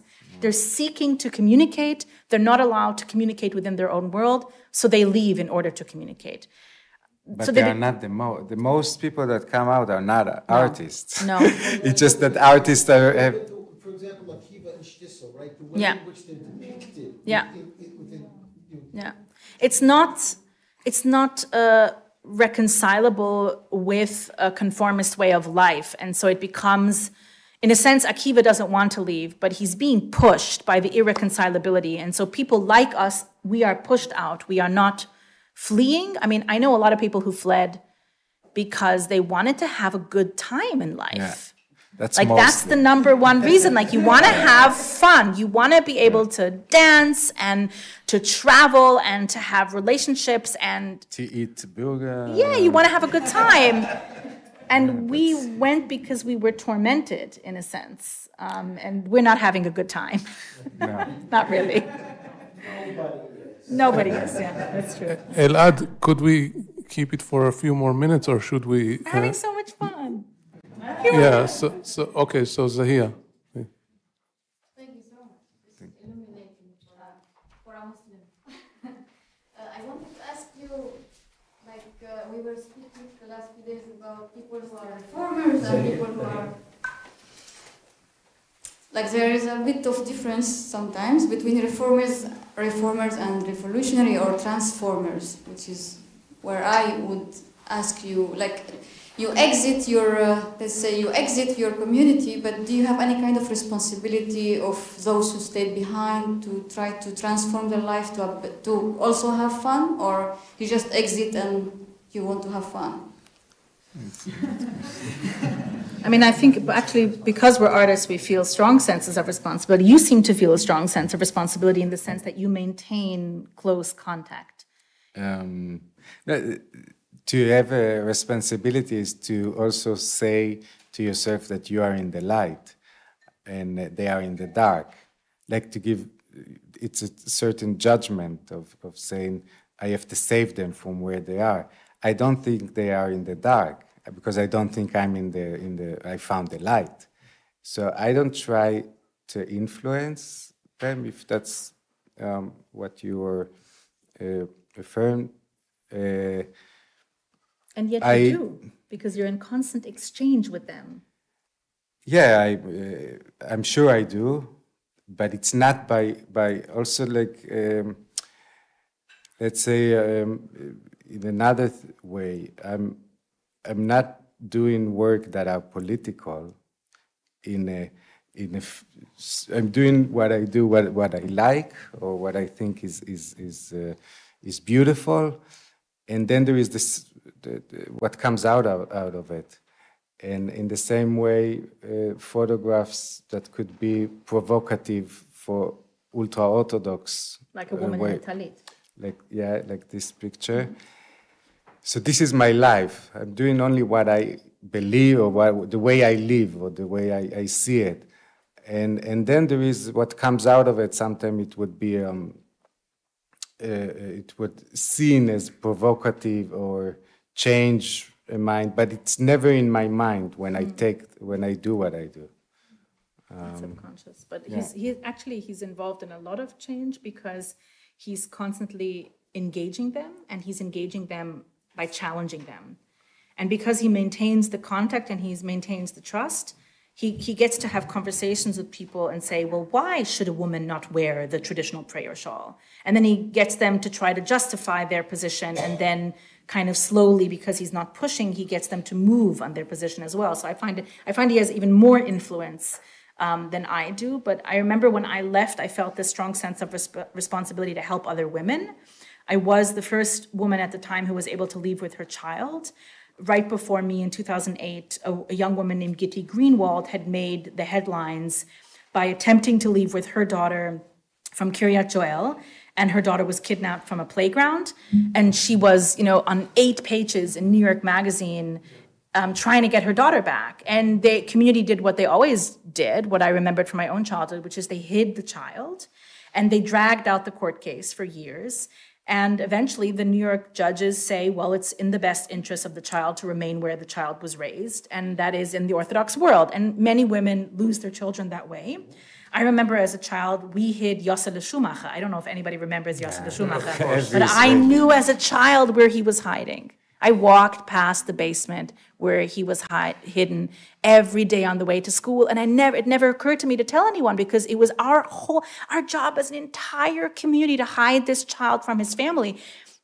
And everyone knew, and yet the information never left. Small children knew where Yosef Schumacher was, and nobody outside our community ever found out. So I was trying to help women do what I had done, and I was only able to do what I had done by managing to get sustained publicity. In a sense, my divorce lawyer, who had been involved in a very famous decade-long case in the 80s, where a woman had lost her child to the Hasidic community, told me that the only way to get my child would be to have sustained publicity. In a sense, Gitti Greenwald made the mistake of thinking one magazine article would be enough. And so the whole reason to write Unorthodox as a book was to get long-term publicity, enough to get the community to let go and say, this one is not worth fighting, which is exactly what happened. Right before I went on to The View with Barbara Walters to tell 12 million people that my community was going to steal my son, they signed the papers and said, you can have him.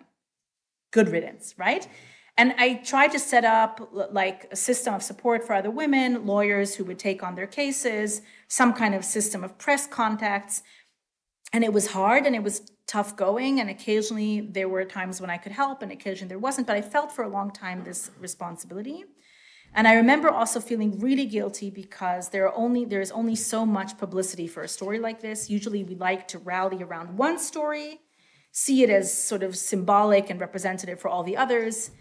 And if unorthodox as a story has been told, we're not going to listen to 20 other women who have the same story.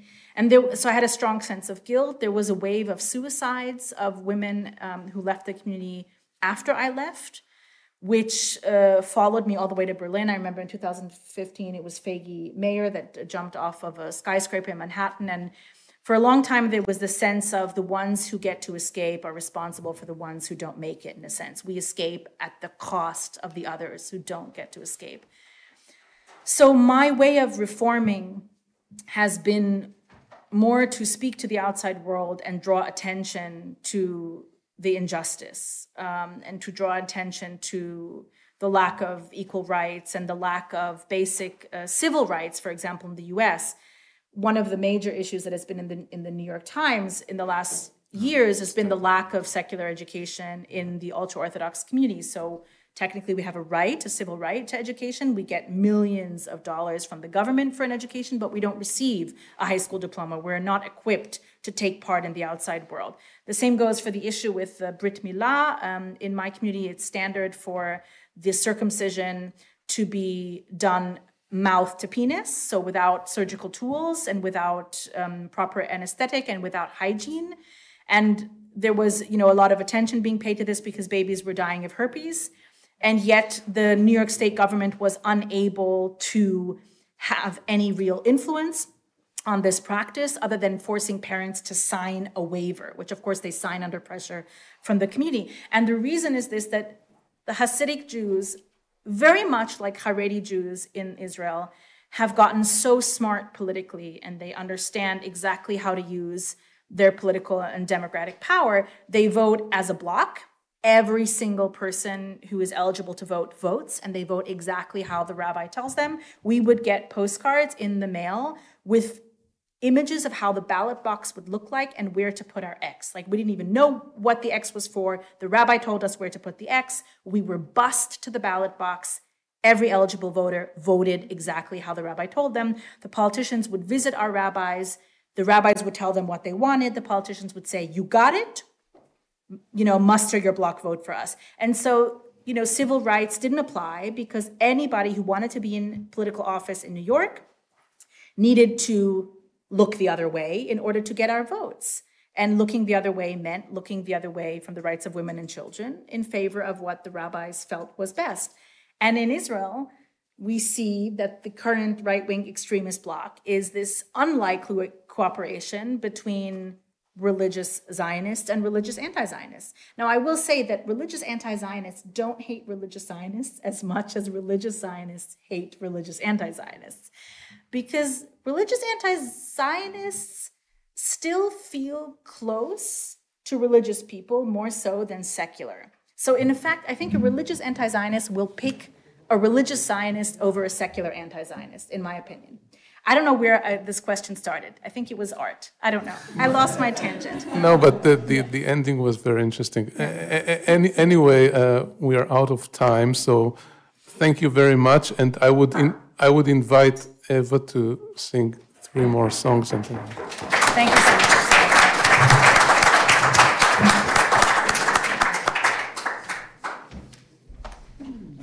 Yeah, that was interesting.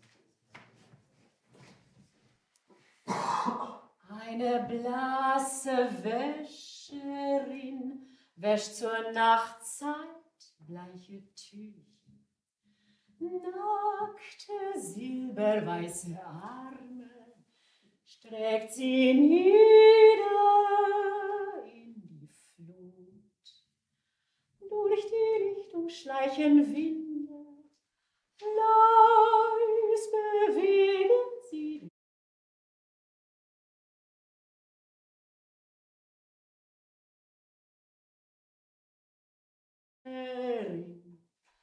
Wäscht zur Nachtzeit bleiche Tücher.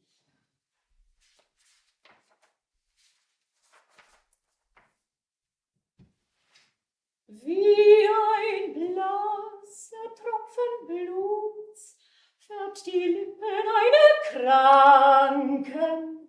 Also ruht auf diesen Tönen ein vernichtungssüchtiger Reiz.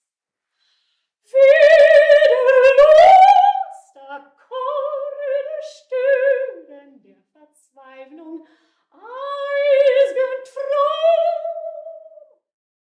Wie ein blasser Tropfen Bluts färbt die Lippen einer Kranken.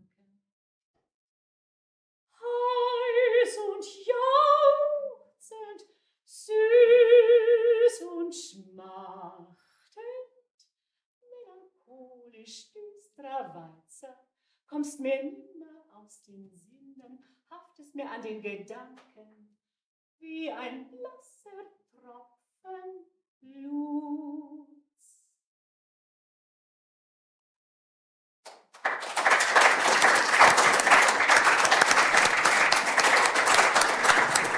Thank you very much, Eva, and thank you very much, Eva, and thank you once again, Benjamin and Deborah. Thanks. Yeah, that was really good.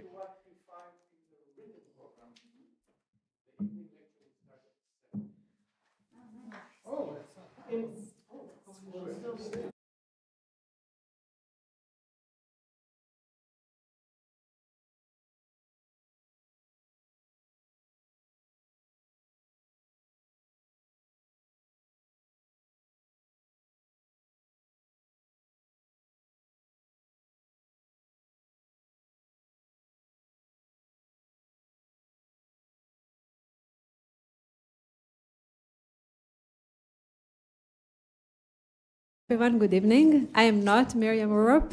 There was a change to the program. I'm Yael Almog, and I'm very honored to moderate this session, this evening lecture.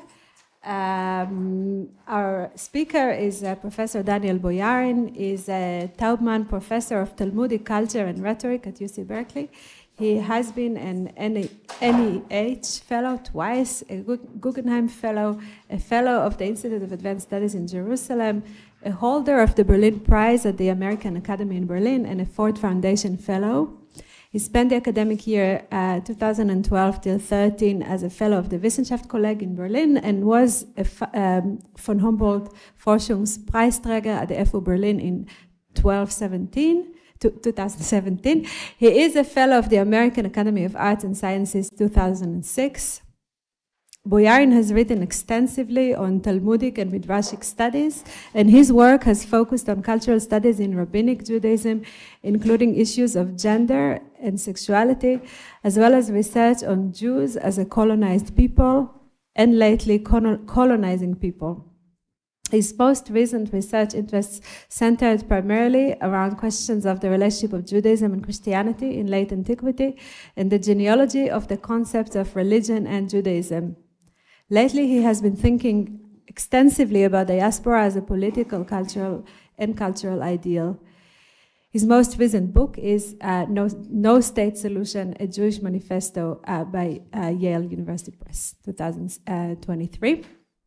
And we will then later hear a commentary by Hannah Tzuberi. Let me introduce Hannah as well.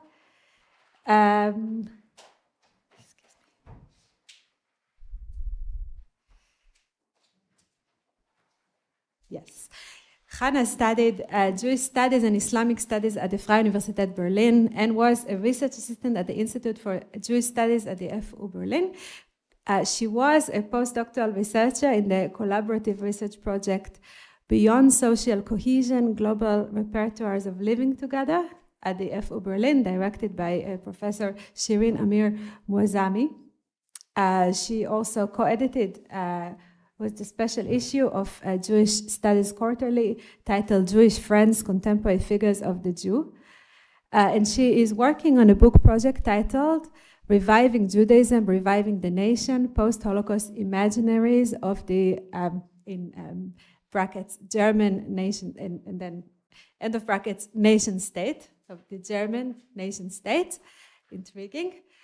Her research interests include Talmud, Halacha, and contemporary European Jewry, and her work draws on the critical study of secularism and current discussion related to the co-constitutive relations between Europe, the European subject, and Europe's racial, religious others. And may I add that she also works at the school.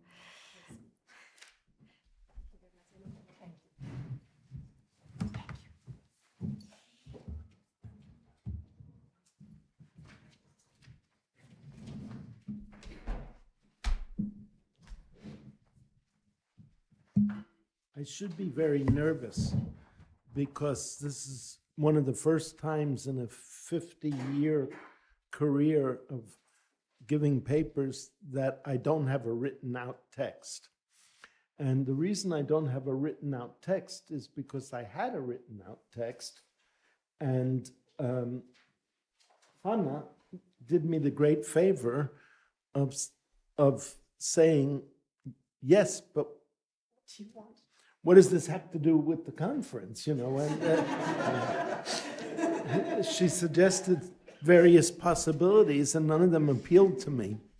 So I spent 2 days thinking, well, what does it have to do with the conference? And it turns out that now I actually understand much better what my project is by asking me the questions about it, of myself, that, so I don't have a written out text, and I'm a little nervous, but we'll see how it goes. First of all, just a quick sentence or two for those who might not be familiar with the name Josephus. Josephus was a Judean priest, Jewish priest, I mean, Israelite priest. Jews hadn't been invented yet, so who at the time of, yeah, you see? I do understand hints. Who at the time of the Jewish revolt became the officer in charge of the Galilean front, right?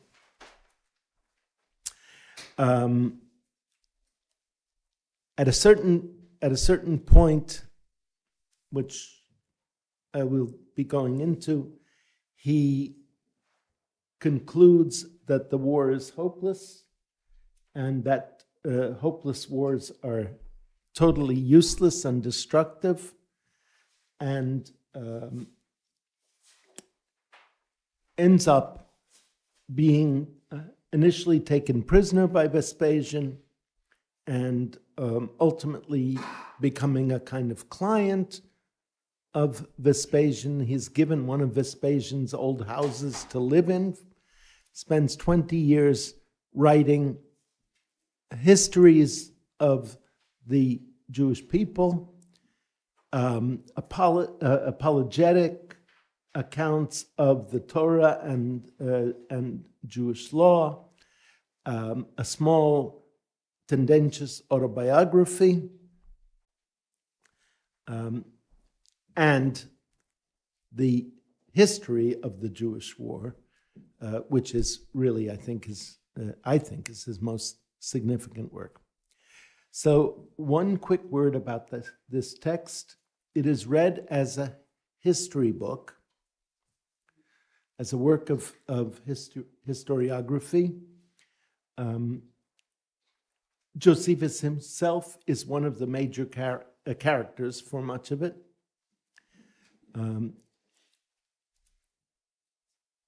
I don't read it as a history book. I read it as autofiction, which I think is the you know, it had to wait for 2,000 years to find its genre, but it seems to have. So I am not interested in the questions that concern historians, like what happened. And is he telling the truth? I'm primarily concerned with his thoughts and especially his affects and emotions that are projected in his writing, right? Okay. So, on July 27th, AD 67, in the second bloodiest battle of the Jewish revolt, the Roman army, led by Vespasian and his son Titus, both soon to be emperors, broke through the defenses of the Galilean hilltop fortress town Yodfat and destroyed 40,000 Judean defenders, many of them having committed suicide at the prospect of being killed or captured by Romans. The general of the Judean army of the Galil and Golan, one Yosef ben Matityahu, whom we know of by his Latin name, Josephus, escaped to a cave with some 40 other prominent citizens of the town. And then, and now I'm quoting from the autofiction, he was on the point of surrendering to Nicanor. But when the Jews who had shared his refuge, note he is talking about himself in the third person, right, realized that he was yielding to the invitation, they crowded around him shouting, "Well might the laws of our fathers groan aloud, and God by the lot, himself hide his face for sorrow. God who endowed Jews with spirits that despise death. Is life so dear to you, Josephus, that you can bear to live as a slave? How quickly you have forgotten yourself. How many have you persuaded to lay down their lives for liberty? Utterly false then was your reputation for bravery and your reputation for shrewdness, if you can hope to be spared by those whom you have fought so bitterly, or even supposing that they grant you a pardon if you lower yourself to accept it. No, if the fortune of the Romans has made you forget yourself, the honor of your country devolves on us. We will lend you a right hand and a sword. If you die willingly, you will have died as general of the Jews, if unwillingly, as a traitor." Ben Matityahu, Josephus, made then that eloquent speech arguing that it would be evil and wrong for them to kill themselves. Failing, however, to persuade his fellows not to choose death rather than submission, Josephus then proposes the following. But in this predicament, his resourcefulness did not forsake him. Trusting to God's protection, he hazarded his life on a last throw, saying, "As we are resolved to die, come let us draw lots and decide the order in which we will all kill each other in turn. Whoever draws the first lot shall die by the hand of him who comes next. Luck will thus take its course down the whole line. In this way we shall be spared taking our lives in our own hands. For it would be unfair when the rest were gone if one man should change his mind and escape." This proposal appeared to them very just, and when he had prevailed with them to determine this matter by lots, he drew one of the lots for himself also. This proposal inspired assurance, his advice was taken, and he drew lots with the rest. Each man in turn offered his throat for the next man to cut, in the belief that his general would immediately share his fate. They thought death together with Josephus sweeter than life. He, however, should we say by fortune or by divine providence, was left with one other man, and anxious neither to be condemned by the lot, nor, if he were left as the last, to stain his hand with the blood of a fellow countryman, he persuaded this man also, under a pact, to remain alive. Taken captive and brought to see the Roman general, ben Mattatyahu prophesied that Vespasian would one day become emperor. Vespasian subsequently spared the rebel leader, who was taken under the protection of the Roman general himself. At first a slave, he would later be freed upon Vespasian's acclamation as emperor and be granted Roman citizenship as Titus Flavius Josephus. Flavius Josephus would go on to write, as I mentioned, several vitally important, if not always trustworthy, books of Jewish and Roman imperial history, including the history of the Jewish War, from which alone we know of this incident. Josephus, the character, has been tried and found guilty of treason to his fellows and his people in the courts of opinion of modern Jews, and in many historians' judgments as well. The renowned historian of the Jews in the Roman Empire, Mary Smallwood, writes, Josephus was conceited not only about his own learning, but also about the opinions held of him as commander, both by the Galileans and by the Romans. He was guilty of shocking duplicity at Yotaphat, saving himself by sacrifice of his companions. He was too naive to see how he stood condemned out of his own mouth for his conduct, and yet no words were too harsh when he was blackening his opponents. And after landing, however involuntarily, in the Roman camp, he turned his captivity to his own advantage and benefited for the rest of his days from his change of side.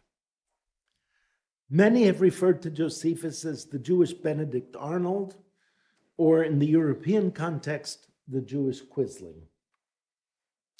My project in the matter of Josephus, of whom I am writing a study of his inner life as displayed in his writings, is to thoroughly revise the negative and pejorative readings of his life, and to argue that he has much to teach us about the possibility of alternative Jewish politics to the currently dominant trend, the movement that shall not be named.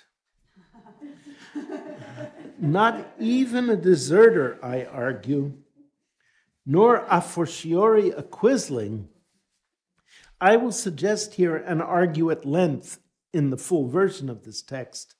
Yosef ben Mattatyahu was a committed Judean, loyal almost to a fault to his people and their way of life. I have chosen to write a sort of intellectual biography of Josephus precisely because I take him to be a kind of role model for contemporary committed and dissenting Jews. The excision of Josephus from the ranks of Jewish luminaries, which again I remind was largely a project of the 20th century, is, I suggest, a strong parallel, even a predecessor, or even just part and parcel of the project of branding committed Jews who are anti-Zionists, rejecting the value of Jewish sovereignty, un-Jews, heretics, or self-haters. Right? I also refer to myself in the third person. Josephus, I warrant, would never have survived IHRA definitions insofar as he was a passionate, if never immovable, opponent of fights to the death for sovereignty, and those powerful groups within the Judean polity who are willing to see the Judeans destroyed in their fanatical pursuit of independence. It is this impassioned dissent that caused Josephus to receive the rank of Quisling among modern Jews, committed to their own version of zealotry. Right? Some people are a little confused about my use of the word Zionats in the title, and I admit it's not totally, it could be Zion Knots, and that's what some people said. But no, it's a mashup of Zionists and Zealots, right? Points to be made, right? These are just some points that I'm not going to actually read, but talk about or read a little bit, and then talk about. There's actually no evidence whatsoever that Josephus gamed the system with the lottery. No evidence whatsoever. In fact, serious mathematicians, statisticians, probability experts, I've done my research, have informed me that it is nearly impossible for him to have done so, if not totally impossible, right? The idea that he did so originates in Byzantine-era Slavonic translations of Josephus and only seems to be adopted by Jews much, much later on, namely Zionists in the late 19th and early 20th century.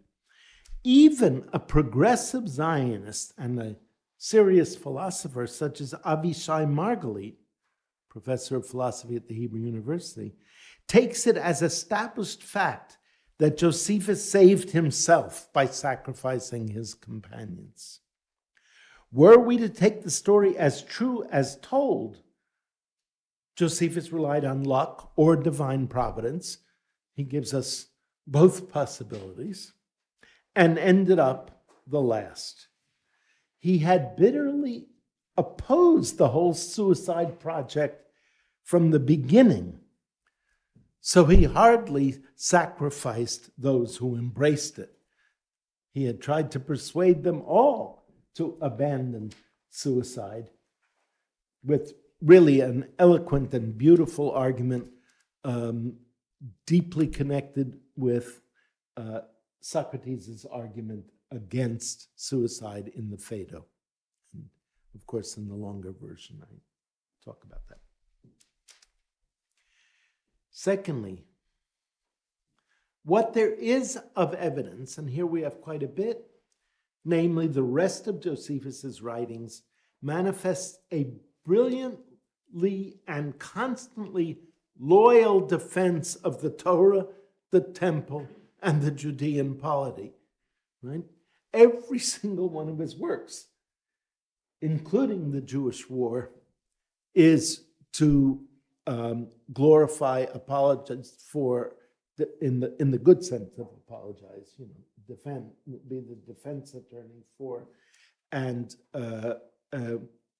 explain Jewish life, Jewish history. Wrote an 18-volume history of the Jews called the Jewish Antiquities, for what he calls the patria nomoi, the practices, the laws, the customs of the ancestors. And his passionate attack, referred to rather scurrilously by Smallwood, on those whom he deems to be destroying all of that in search of a doomed and self-destructive pursuit of the chimera libertas, which we would translate, I think, most successfully using the modern term sovereignty.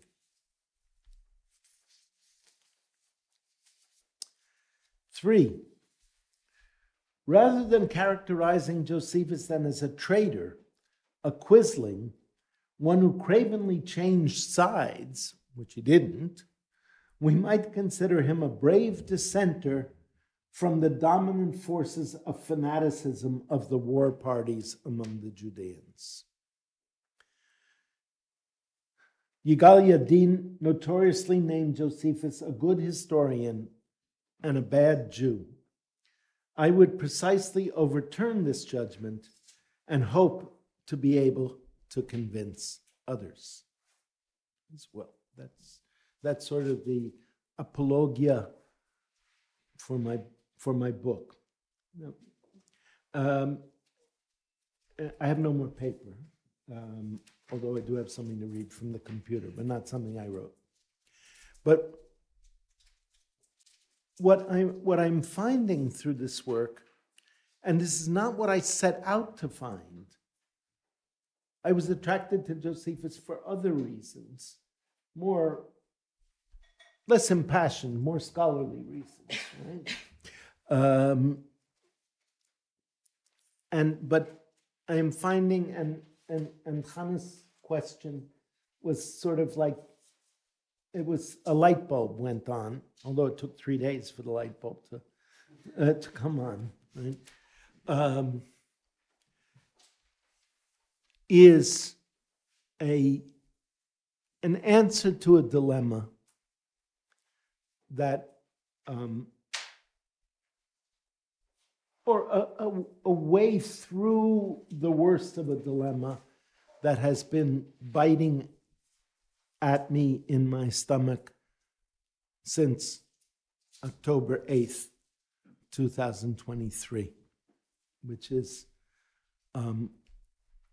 to the fight against the tendency, strong tendency, to say to myself, I don't want to be a Jew anymore. I am not a Jew anymore. Being Jewish is so tainted by the murderous, ongoing murderous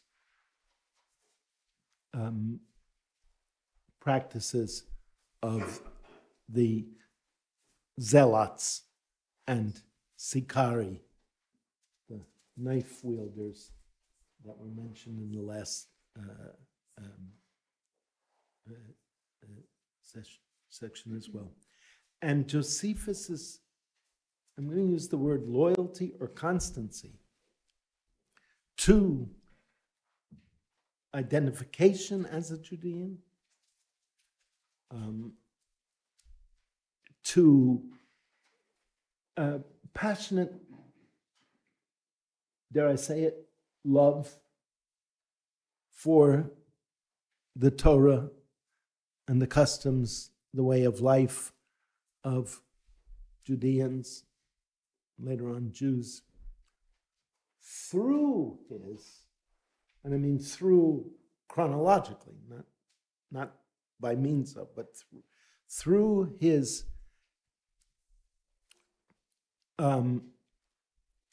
furious and I don't want to say passionate again, but I don't have a thesaurus, so I'll just say passionate.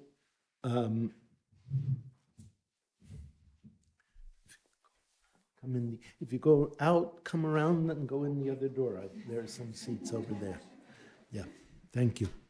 Attacks on the zealots and the Sikari, the two separate, most prominent war parties who were prepared themselves to die to the last man, to see the temple destroyed, right? And to kill not only Romans, but other Jews who disagree with them, right? So through that, I am finding not the strength, because I don't have any strength, but a pathway that enables me throughout this dilemma to make the choice that ich bleibe doch ein Jude.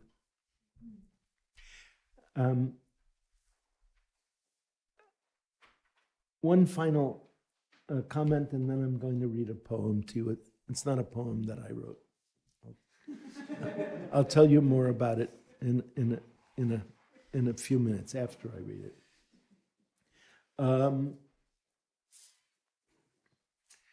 It was the Zionists who killed Josephus. They couldn't stand this powerful figure. let me just give you a hint about the significance of Josephus. In the 18th and 19th century, the second biggest selling book in England after the Bible was Josephus. I mean, we're not talking about an insignificant or marginal figure. And they could not stand that this extraordinarily militant opponent of militants and lost causes and killing and dying for the chimera of sovereignty should be acceptable, and with the tendentiousness that you heard in Smallwood's writing, that paragraph I read, which is not atypical at all, condemned him to historical death as a traitor. Right? So, Yigal Yadin once said that Josephus was a good historian, or even said a great historian and a bad Jew. I think he was a great Jew and a terrible historian, or maybe not a historian at all. Okay, so if I can remember my password and everything. Yeah. Okay, this poem is called The Destruction of Gaza, Horban Aza. My heart is in the east, and I am in the uttermost west. Yehuda Levi is the motto. In the midst of horror comes a moment when I feel an urge to pull myself out from the community.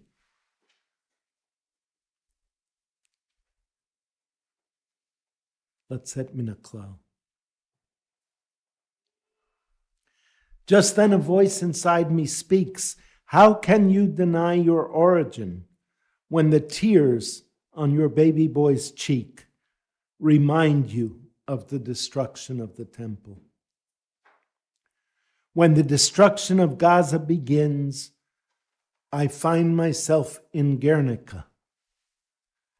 Not metaphorically, not figuratively, but actually there as a tourist, a new father with his son and the boy's mother in an old caravan, a mobile home more grounded than all the countries in the world at this moment.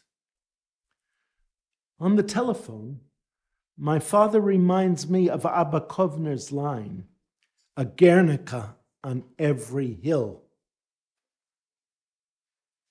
He wrote it in 1949 in response to the first Nakba. We drive on farther to the uttermost west, Finisterre, the end of the earth. In the caravan, shut tight, I talk to the eastern wall, the Mizrach Wand, saying, Shema Yisrael, in your name and in mine, they are doing this.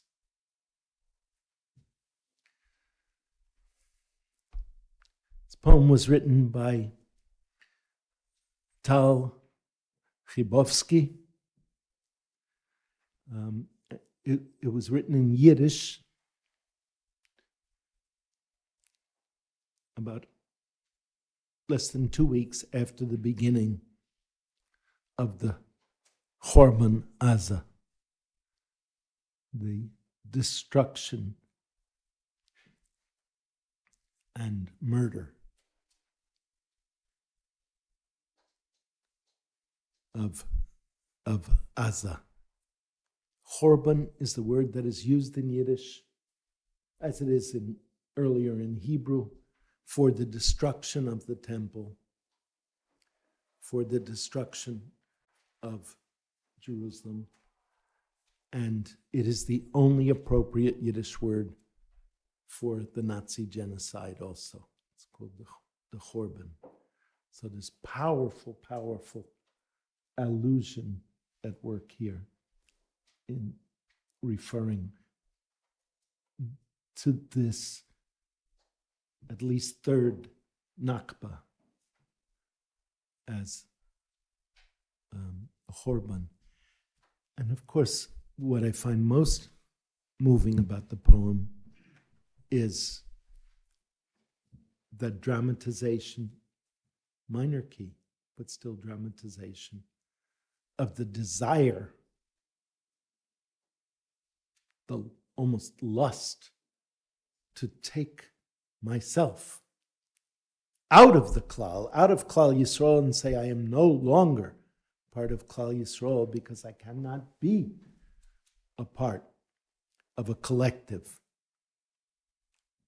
that behaves in this way and largely supports that. But in the end, with the help of Josephus and Tal Chibovsky, I remain, ich bleibe doch ein Jude.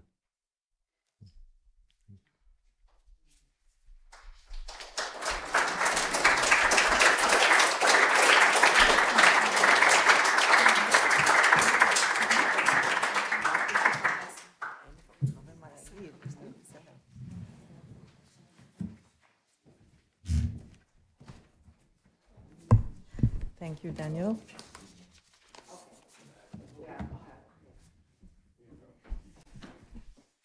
Okay, I think you hear me, right? Yeah. Okay. So first of all, thank you to Elad and the entire organizing team, and also to the Katholische Akademie for enabling this conference. It's not self-evident to have a conference like this here these days, so thank you for that. Thank you also for inviting me to do a response to Daniel, even though I'm so totally out of academia these days. Since Daniel was thinking, or is probably still thinking, about what his Jewish project is, as I had asked him, my response is based on what I thought maybe Daniel's project is. So, I mean, this happened during the past 2 days, so just so that you know, I don't really have so much to do with Josephus, but I know Daniel since quite some time, so this is based on what I know from Daniel. Okay, that was football.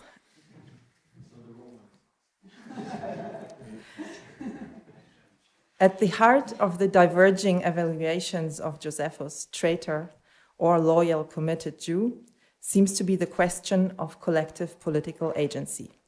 What does it mean for Jews to have collective political agency as a so-called minority in the framework of an empire, or today in the framework of nation states, or also as a nation state? And when or under what conditions does such collective political agency amount to sovereignty?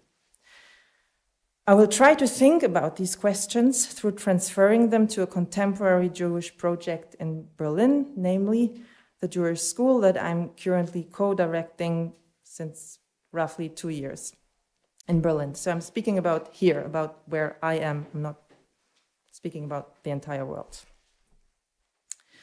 The beginnings of my school lie not in Berlin, but in Bonn, where in October 1990, the West German Parliament discussed the arrival of Jews from countries of the former Soviet Union.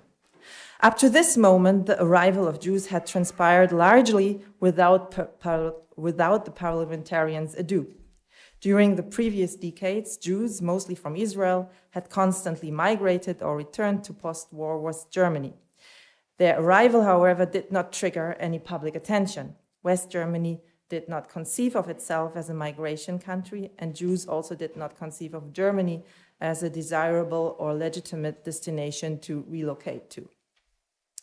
Despite the German state's unequivocal tendency to restrict and circumscribe migration, in the parliamentary debate about the arrival of Jews from the former Soviet Union, parliamentarians across all party lines unanimously endorsed and even frantically celebrated Jews' migration from the former Soviet Union. As if hypnotized by a sudden collective coming out of the closet of philo-Semitic desire, parliamentarians now understood the dissolution of the Iron Curtain no longer as opening the gates of hell, but of heaven. What had been broadcasted only a short time before as a terrifying image of thousands of visa applications piling up in German consulates had now become a blessing. Jewish migrants, it seems, were no longer perceived of as part of the general East European threat, as a wave of Russians, as newspapers titled, flooding uncontrollably into the country, but as holding no less than the key to unified Germany's future. At around the same time, after unification, the new German state institutionalized the memory of the Holocaust as its so-called post-national foundation. A significant milestone for this development was the speech of the German federal president Richard von Weizsäcker for the 40th anniversary of the end of World War II. Addressing the German parliament, he said, I quote, "Remembering means recalling an occurrence honestly and undistortedly so that it becomes a part of our very being. Whoever refuses to remember the inhumanity is prone to new risks of infection. We have put democratic freedom in the place of oppression," end of quote. In this context, the figure of the Jew became the key figure of German democratic self-assertion and a medium through which the very identity of the Berlin Republic could be articulated and demonstrated. Standing in for everything the Nazi state was not, the figure of the Jew has become a desired figure up onto which hopes for a post-national, post-racial future are projected. And in the decade after '89, Jewish museums, memorial sites, Jewish culture days, various Israel-related initiatives and events, movies and books are all sites upon which a democratic disposition was made public and experienced. Things Jewish now informed the subjectivities and political emotions of those who conceived of themselves as participants, founders, and builders of a new democratic German political consciousness and collectivity. Moral nation building proceeded thus not by way of an assimilation and disappearance of Jewishness into universal humanity, but rather the other way around, by inviting Germans to perform their democratic sensibilities through identification with the figure of the Jew. I stress that I'm not speaking about a situation in which Jews are a minority that is embraced or not oppressed by the state, but rather I'm speaking about a situation in which the figure of the Jew is the very flagship and core of a statist collective. Being an expert or supporter of things Jewish, being a friend of Jews, as well as being Jewish, became a desired resource through which the post-German state, post-'89 German state, conceptualized and practiced its new national self and collective imaginary. The democratic citizen and the figure of the Jew were imagined to share one and the same moral political space. In discourses about Jewish life in Germany, the lively, feeling Jewish body and that of the German body politic became one. The reconstruction of synagogues, I quote, a task of all citizens, and accordingly, the protection of Jewish life, a core task of the democratic citizen who is construed as endangered by the same forces as allegedly Jews, called new anti-Semitism, extremism from the right and left, or political Islam. The figure of the Jew thus became a figure that takes its appeal, desirability, and attractiveness out of its being remembered, marketed, and reenacted as some kind of subaltern, perpetually victimized other, while the precise contents of this alterity were of a piece with the state. The protection of Jewish life was both raison d'etat and raison d'être, in the sense that Cynthia Baker observed, I quote her, Jew belongs to Europe as part of the European Union's very raison d'être, its narrative of origins, its recollection of conscience, its confession of sins, and its promise of redemption. The stakes that Europe's Jews have in the European Union's promise are those shared in theory by all Europeans. End of quote. In this context, in the early 2000s, various American philanthropic endeavors, mostly Chabad, but not exclusively, invested in Jews in Eastern and Central Europe that had been hitherto out of reach. Philanthropist frameworks were mostly geared towards the fostering of a Jewish identity. Some also invested in Jewish education and some also in migration to Israel. My school, I refer to it as my school, sorry. My school and the Kehillah that it serves substantially divert from these more widespread outreach endeavors. They aim at the creation of an ecosystem in which post-Soviet migrants could be made into Torah-observant Jews through the building of institutions, a yeshiva, a midrasha, a synagogue, and most importantly of all, a kindergarten and a school. Founded in 2008, the school today teaches around 100 children, from the first grade to the 12th grade. And they are being taught in a dual curriculum consisting of all regular state-mandated subjects, as well as Limudei Kodesh. It is the only Jewish school of this kind in Germany, and also Austria and Switzerland. I mean, there are other Jewish schools, but they do not have this kind of, they don't have that kind of concept, and basically they don't also have this, this entire part of Limudei Kodesh. You will have difficulty to find that elsewhere. The kind of outreach that generated the school was geared towards the making of frum selves, yet equally important were the creation of an internal job market, support in housing, and overall life planning. The people who today make up the Kehillah did not so much invest in their careers, their secular education, or integration into German society, as into their conversion into Jews. Related to this holistic outreach approach, the founders and leaders of this ecosystem acted and were perceived as fathers and mothers, not as leaders in the functional sense. They inhabited charismatic rather than formal leadership, and what they offered were not Jewish events and also not necessarily Jewish identities, but a conversion to Kur, the becoming part of a collective, the practices of which are obligatory, transhistorical, and transnational. There are hard boundaries around the school and the Kehillah, namely halachic boundaries, not exactly analogous to those of Israeli or American Haredi communities, but nonetheless foundational practically and also, I would say, emotionally. Their meaning is not only administrative, but also social and effective. State boundaries are, in contrast to those hard halachic boundaries, rather foggy. The Kehillah and its school is normatively non-Zionist, not anti, but especially for students in teenager age, Israel icons such as the soldier pop up in their lives as a thing through which they can engage in German public sphere in the neighborhood. Have something important to say through being associated somehow with the state of Israel. Importantly, a school or Kehillah like this does not receive state funding, nor does it necessarily seek to receive state funding. It is also not part of the official Jewish community of Berlin, the Einheitsgemeinde, and its material existence is therefore dependent primarily on donors from the United States, primarily. Nor is this school, in terms of its effective registers, part of German Jewish revival politics.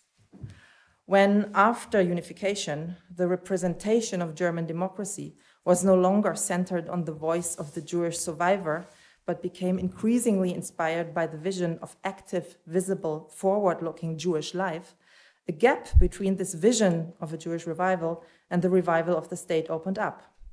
The Jewish revival could not easily be synchronized with the German national revival. The fall of the Iron Curtain marked the end of the post-war for the German state, yet this periodization does not correspond with an end of the German Jewish post-war. Why? Because the material realities of Jewish life in Germany, as taking shape in the case of my school, take place in a time zone that is, by all means, rather an after-genocide. Building a Jewish Orthodox school in Berlin means to build out of nothing. Teachers who can teach Kodesh subjects are almost non-existent in Berlin.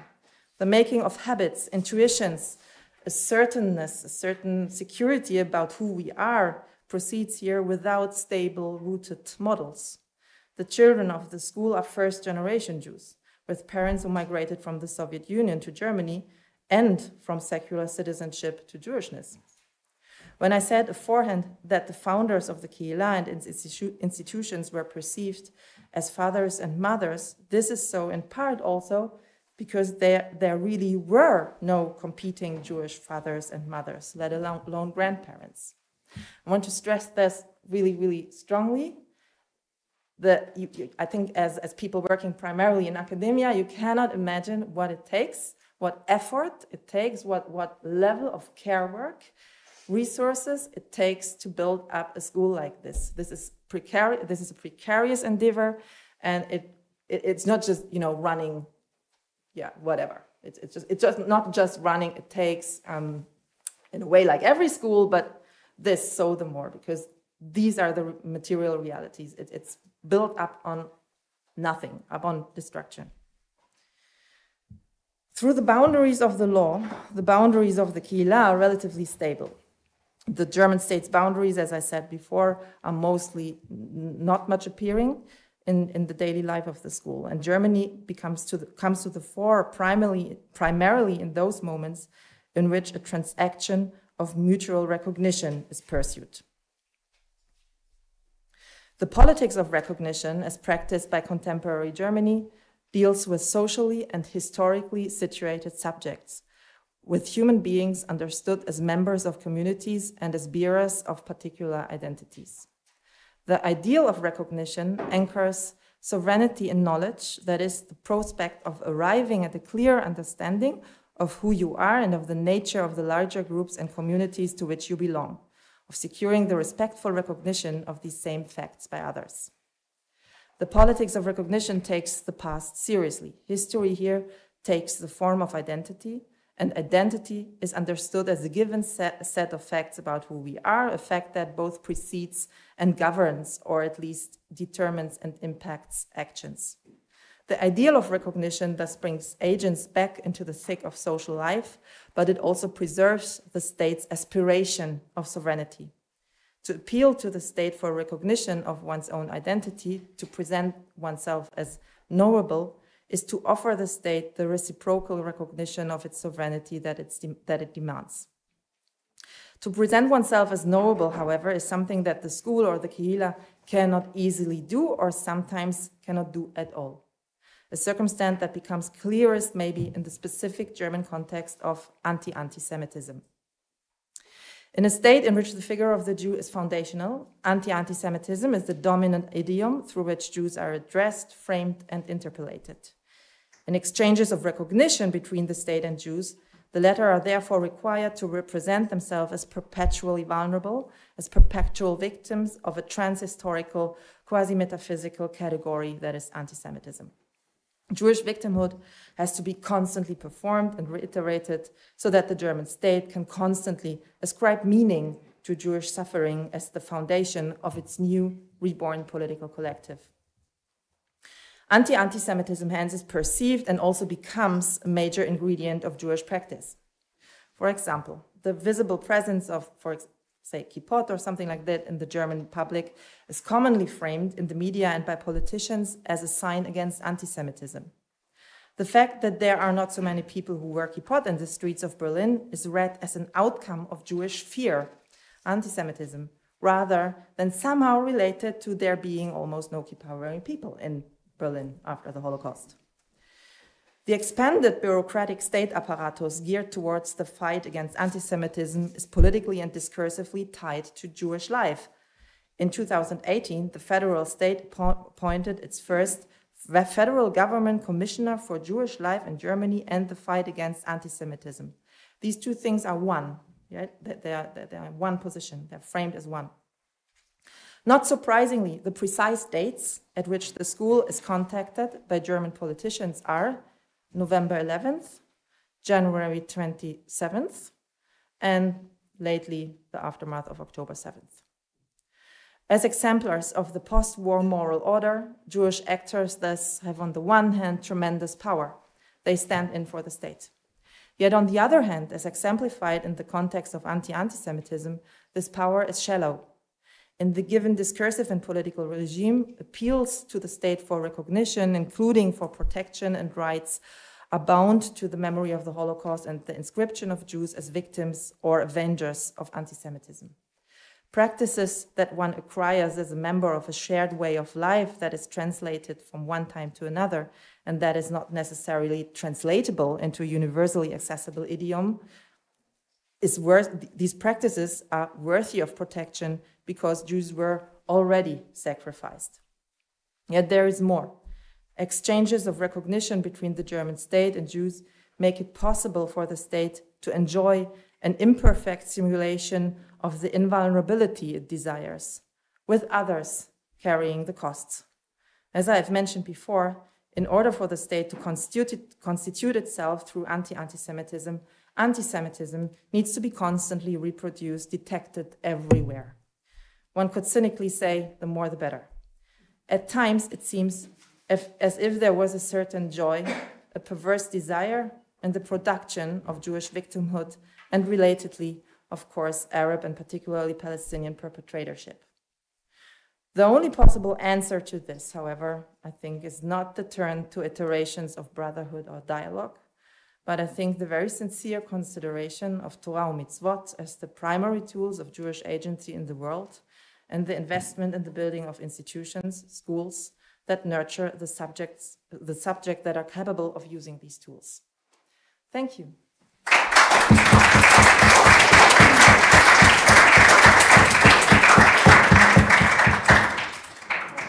Okay, thank you so much to both of our speakers. We've got about 35 minutes for discussion, so I welcome questions. We'll pass around the microphone. Yes, please, Daniel.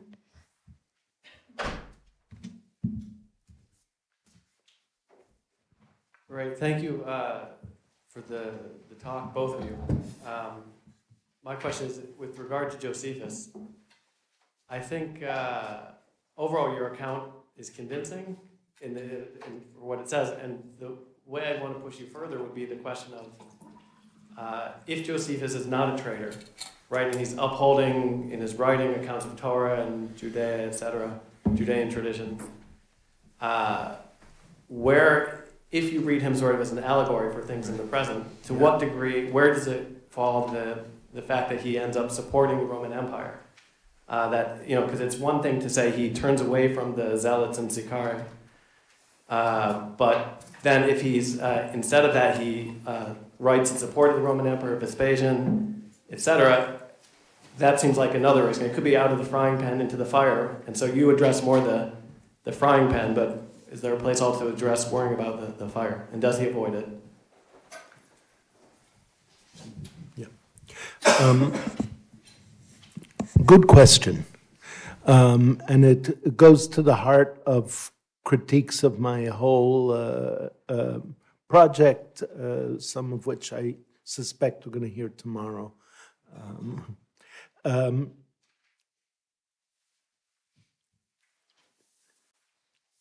a fantasizer, right? So my fantasies are of something like a more benign version of the Ottoman Empire, something like that. Some kind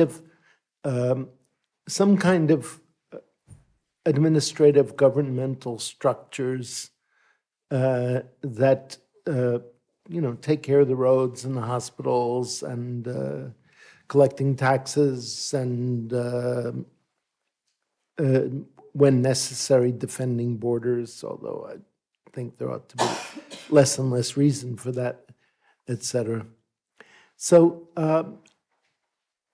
you know, the Roman Empire did a lot of bad stuff, but they also did a lot of good stuff. And it was very good at leaving populations alone, you know, leaving them to develop their own cultural, linguistic, lives. I'm thinking of the the development of Syriac literature in the eastern part of the empire, and the very successful creative period of Jewish life that took place in Palestine during the centuries of the ascendancy of the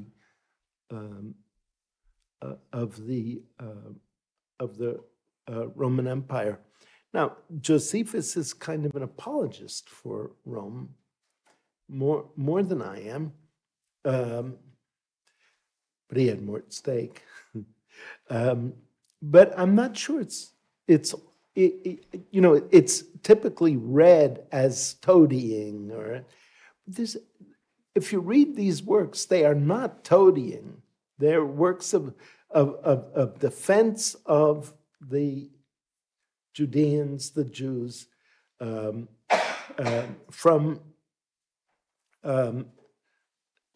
attacks quite systematically. So I'd rather detect some sincerity or a measure of sincerity. And when he says that it was the Zealots who caused Titus to burn the temple, I'd take him at his word. Not his word that that's accurate description, but that was his accurate perception. He talks about the Zealots sort of drawing Titus, drawing the Romans with with lighted squibs to the temple. So my usual answer to questions about political organization is, let's wait and see. But how things develop, the future is open, and I am not a Baronian determinist, right? So, but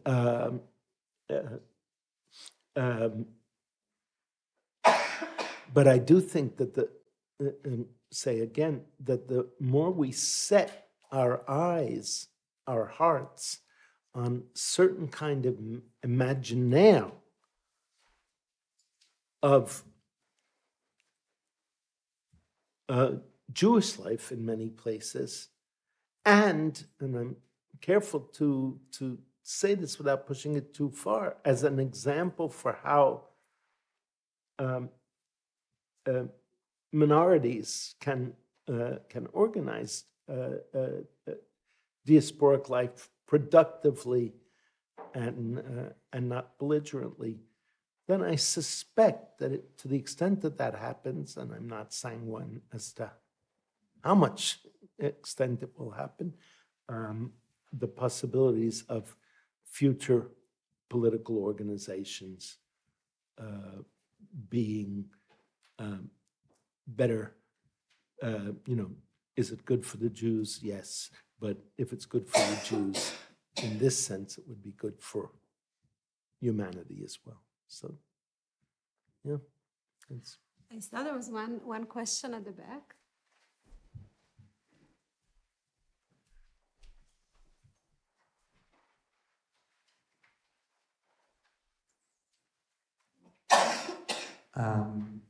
Yes, my question is to Hannah.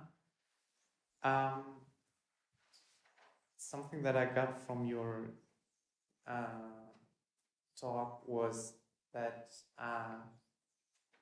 maybe a thesis is that Jewish people are kind of the messianic hope for the German guilt, which is felt because of the Holocaust. And you also talked about the perversion of that guilt. And my question now is, or maybe I'll try to phrase it like this, that the way I saw it from your talk was that Jewish people are essential to German politics, but only when they lessen the guilt.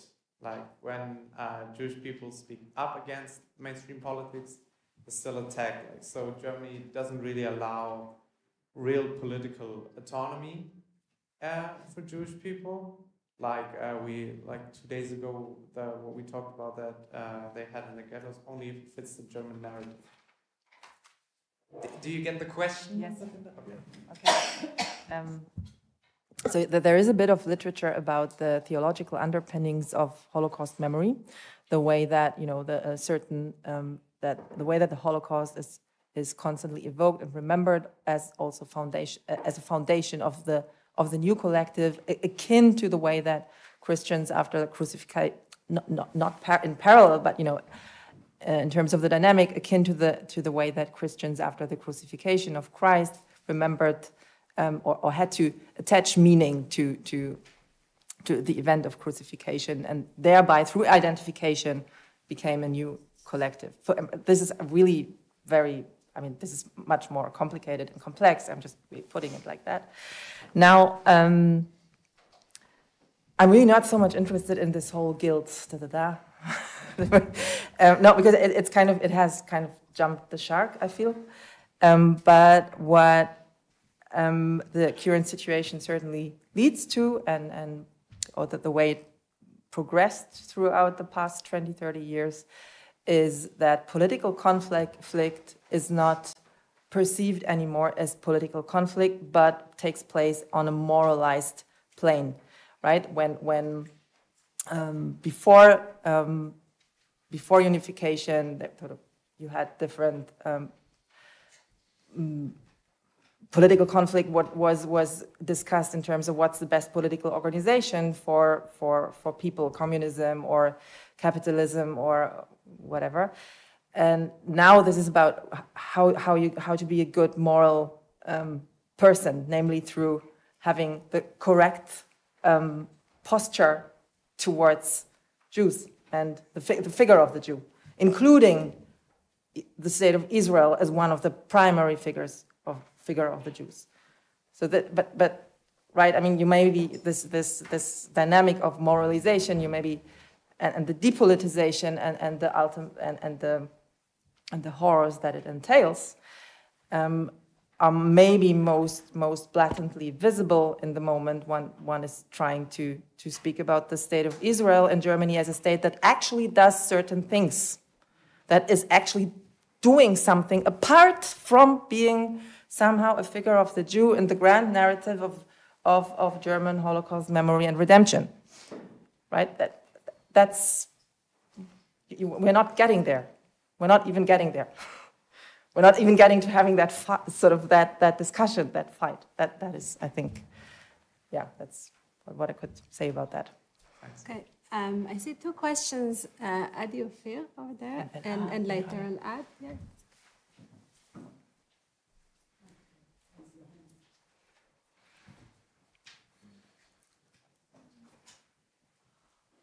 Thank you both for very interesting talks. I would like to ask two questions, one for each. Daniel, I'm thinking about Josephus as a very unusual Jew in the long history of Jews, because he is no longer part of the.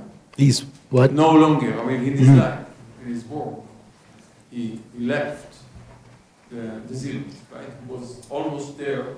One of them, he was the leader of the revolt, and left. So he's clearly he abandoned this kind of political existence and lost and abandoned. But his legacy is not preserved in Jewish history until very late, because what came later, Rabbinic Judaism, just did not recognize it. It was not included. I mean, it was simply a different, very different possibility that was never realized, except in in very specific, few individuals. So I want you to say something about this.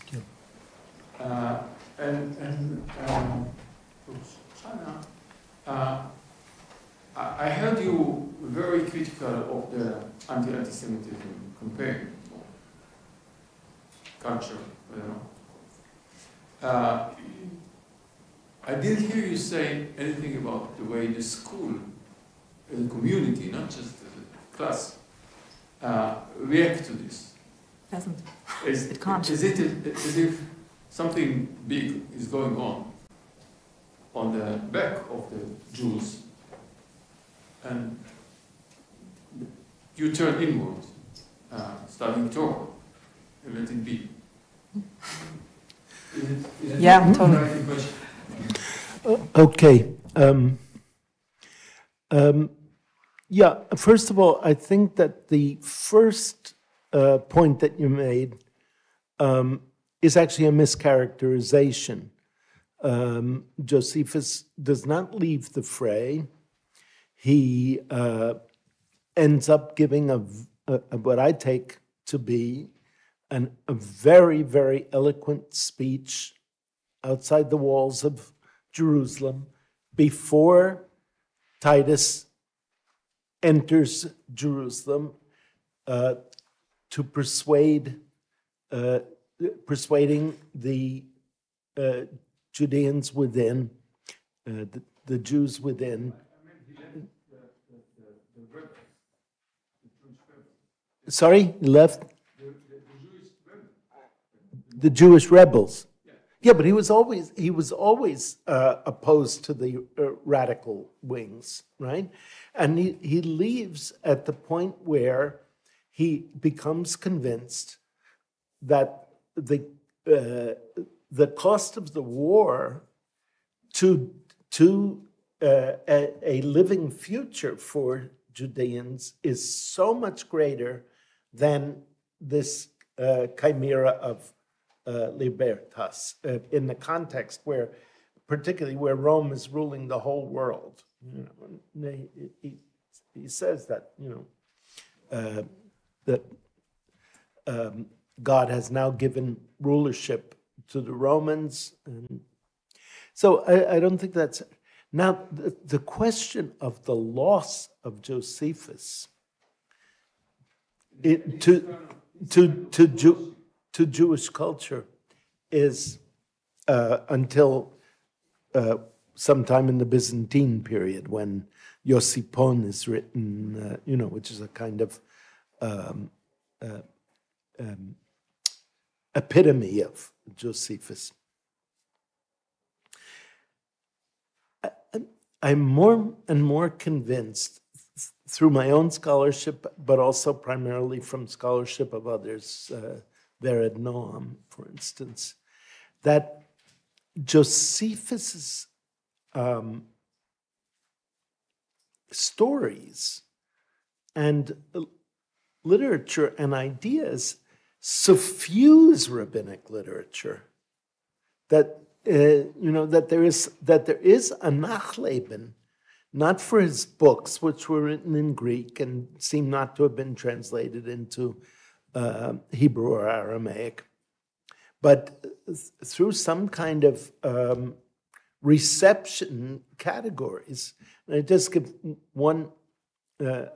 one example. Well, two examples, but both very short.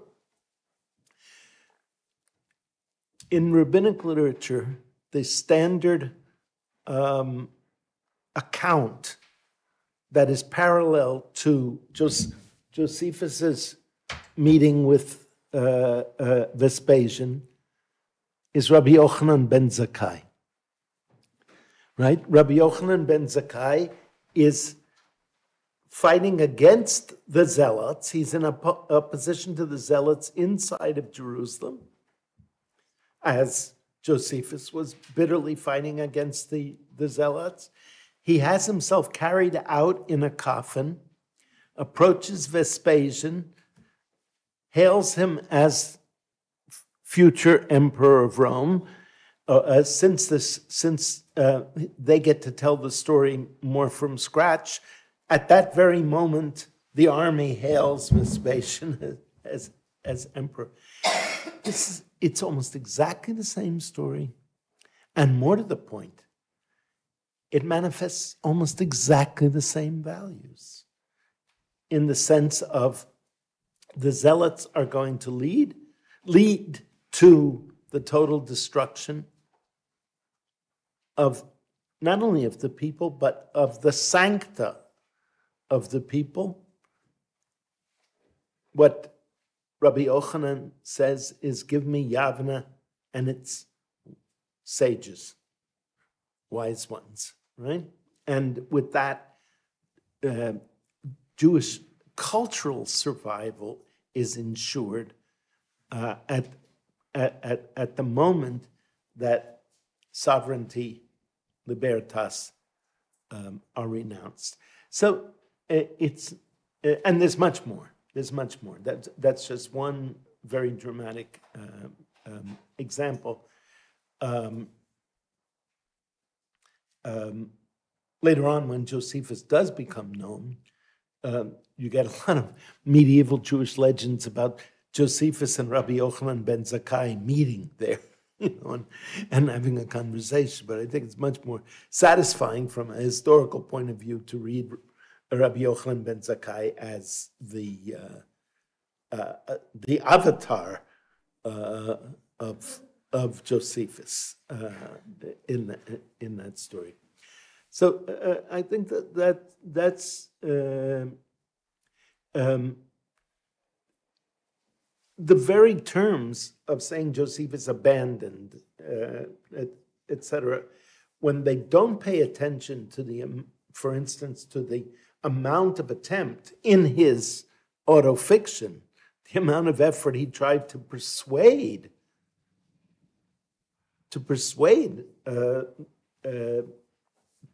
others to abandon the revolt,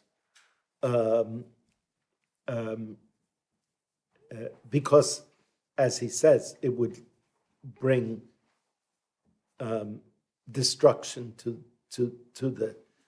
the people and the way of life, is itself the way you were probably taught about it in high school.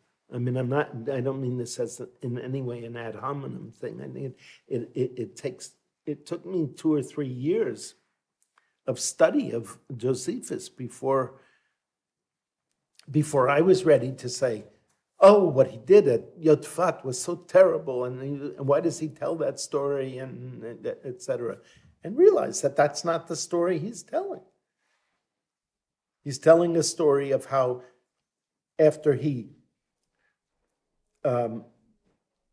devoted tremendous energy and went and read the Phaedo and wrote his speech, they didn't listen to him. So he hoped that he would escape, which is what he wanted to do from the very beginning, right? So, and somehow Fortuna or God were on his side. And it's not just a sort of secular skepticism on the part of someone like Avishai, and I just cite him because he's a very recent example of continuing that narrative that says, no, he gamed it. He figured out, which simply turns out to be impossible. So, yeah. Is that helpful? Yeah. We've got a couple of more questions with you. Yeah, just quickly. So there are, of course, moments in which the school or the kehila requires something, a resource from the state. And for those moments, there is something, maybe what we can describe as stadlanut or something like that. But the majority of people active in the kehila and the school are not operating in a framework that is either ideologically or practically the state. That does not, however, I think, make this entire project somehow apolitical. Quite the contrary. I think it is also a political project because it rejects the questions that are being, the framework that is within which the figure of the Jew operates. It rejects to answer this question. It poses, it's very autonomous in the sense in that it poses its own terms of the game or something like that, even if they're not understood necessarily, right? That's, translation is a different issue. And of course, it takes the question of Jewish collectivity beyond bare life very seriously. So I wouldn't say it's on account of its inward focus somehow a non-pol or an apolitical enterprise. Elad? Yes. Thank you, both of you. I have a question to Daniel and then a question that, or a comment that I think try to think together both talks. First to Daniel, I want to continue a little what Daniel Weiss already started to ask about the choice of Josephus as a figure of identification or a symbolic figure for non-zealot Jewish politics. There were other forms of resisting Rome that were not zealots. There are also rabbinic. It's true, there is also rabbinic ethos of accommodation, and you mentioned Ben Zakkai, and there are other examples. However, there is an important ethos of resisting Rome. Shimon Bar Yochai would be an obvious example. No, suggested the nation of Rashbi as an alternative to the biblical, to the Zionist one. So what about Rabbi Shimon Bar Yochai and his resistance to Rome? So not zealot, but also not Josephus. That's my question. And the comment question that kind of connects both, I think, the whole issue of wanting to, or feeling the need to, or the desire to, or the command to, or the obligation to step out, leave, quit the collective to which one belongs, which you currently describe in that moment, and I think you touched something very similar to, I think, what Gil was talking early this morning about the question of the end of the people. It's another figure of the end of the people on the personal level. I ended with you, now I'm going. I think it's an interesting phenomenon to think about in the context of what, Hannah, you were saying about, you were talking about this phenomenon of German conversion to Judaism, which is very often, of course, we criticize from a Jewish perspective, but I think that's an interesting connection to be made, to understand where it's coming from. A certain, we call it guilt, but okay, precisely this idea, I cannot stand this thing that I'm identified with, and I want to do anything that take myself away from it. So, and I think it's interesting that the two choices of becoming Roman from the one hand and becoming Jewish on the other. And I will leave it.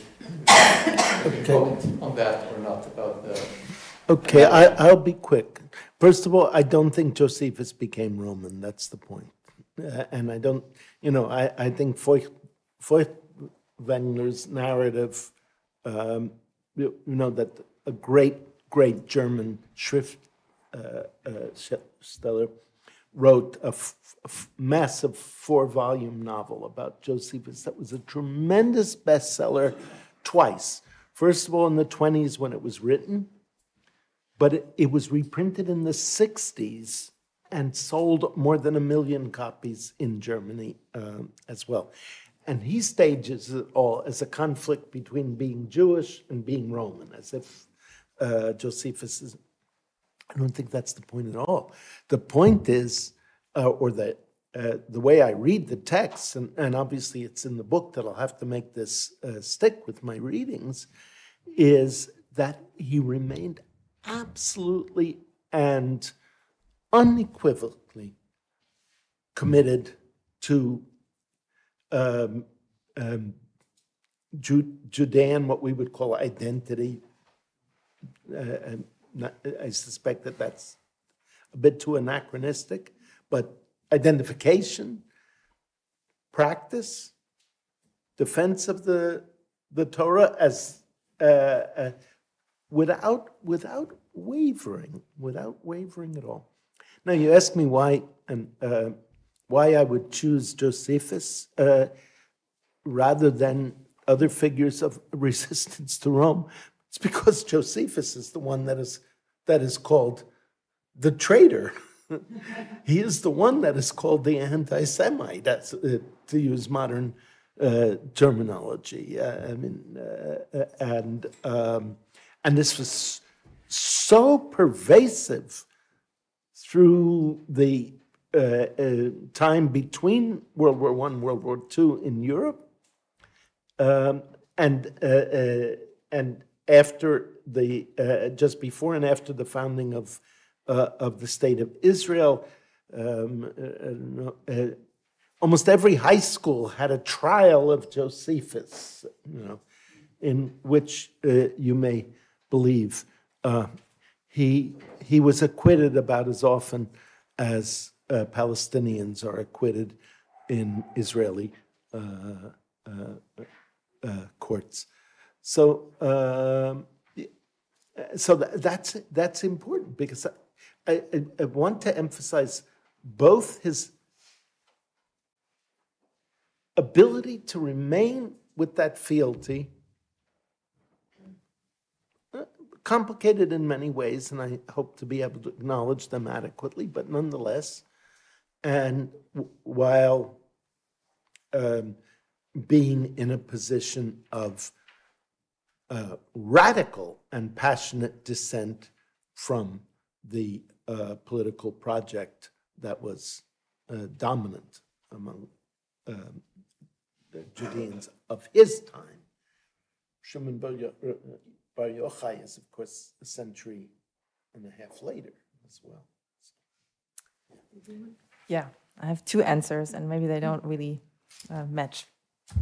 There is everybody's okay?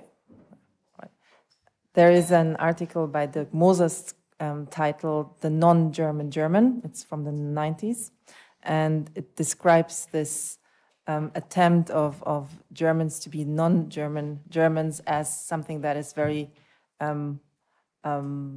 very characteristic. Let's put it like that, of a certain hegemonic sensitivity. The sort of being German means being not German, ideally Jewish. Right. So that there is this very strong, well-researched phenomenon. On the other hand, I'm a little bit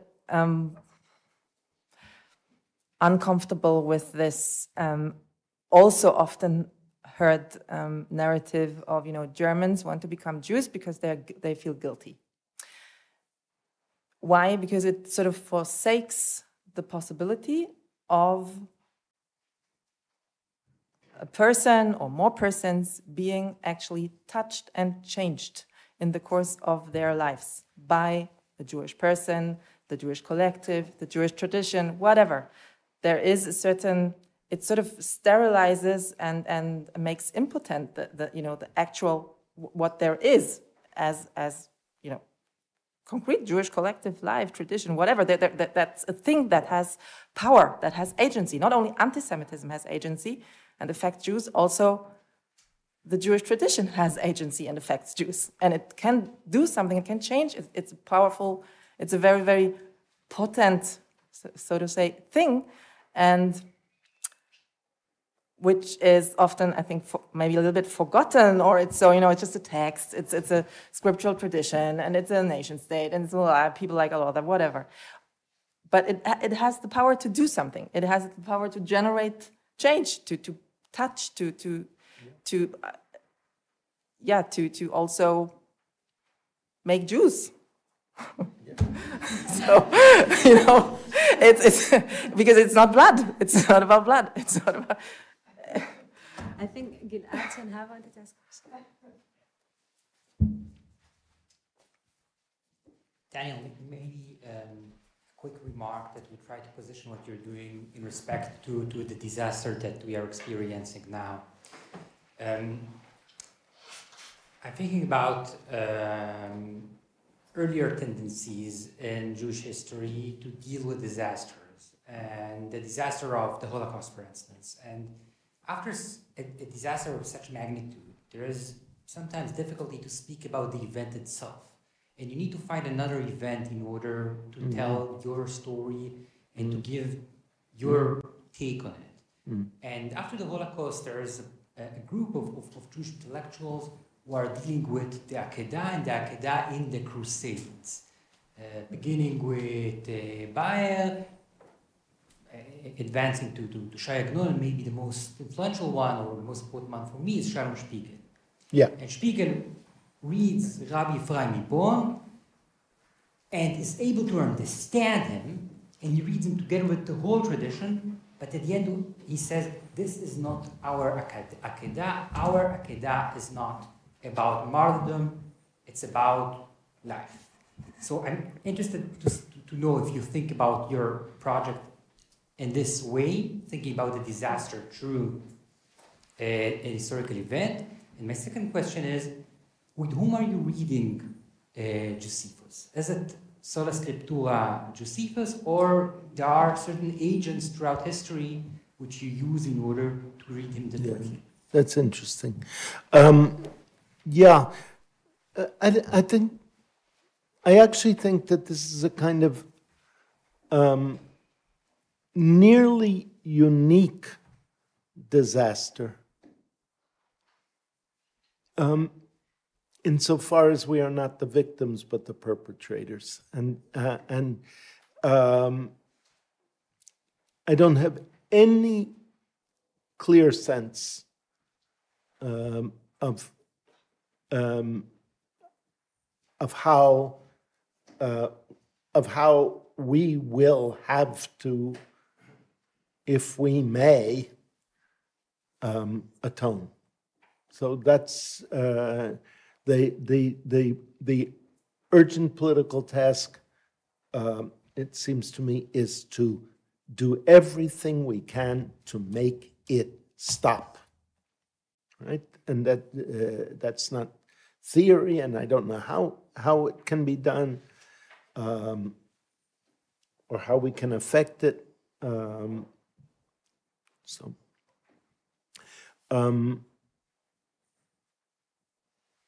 No, I'm pretty much, I set out pretty much to read Josephus, initially just because,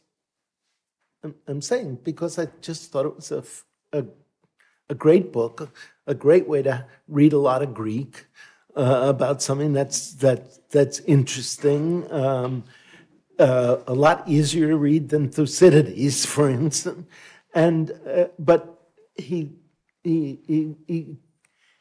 crept into my bones, and it was in part through my, this may answer your question, through my increasingly dismayed reading of 20th century interpretations of his life, one after another, and simply the sense that, no, this is a slander, a systematic slander, that I came now to the reading that I am pursuing. I don't deny that it will be tendentious. I don't deny that it will still allow for other possible readings, but I hope it will at least not allow for a reading like Mary Smallwood's, or for that matter, Abishai Margolit's, right? So, yeah, that's, I hope that is a response to you. We should finish and move to have dinner for participants, and I hope there will be also time to ask questions informally. And so let's thank our speaker.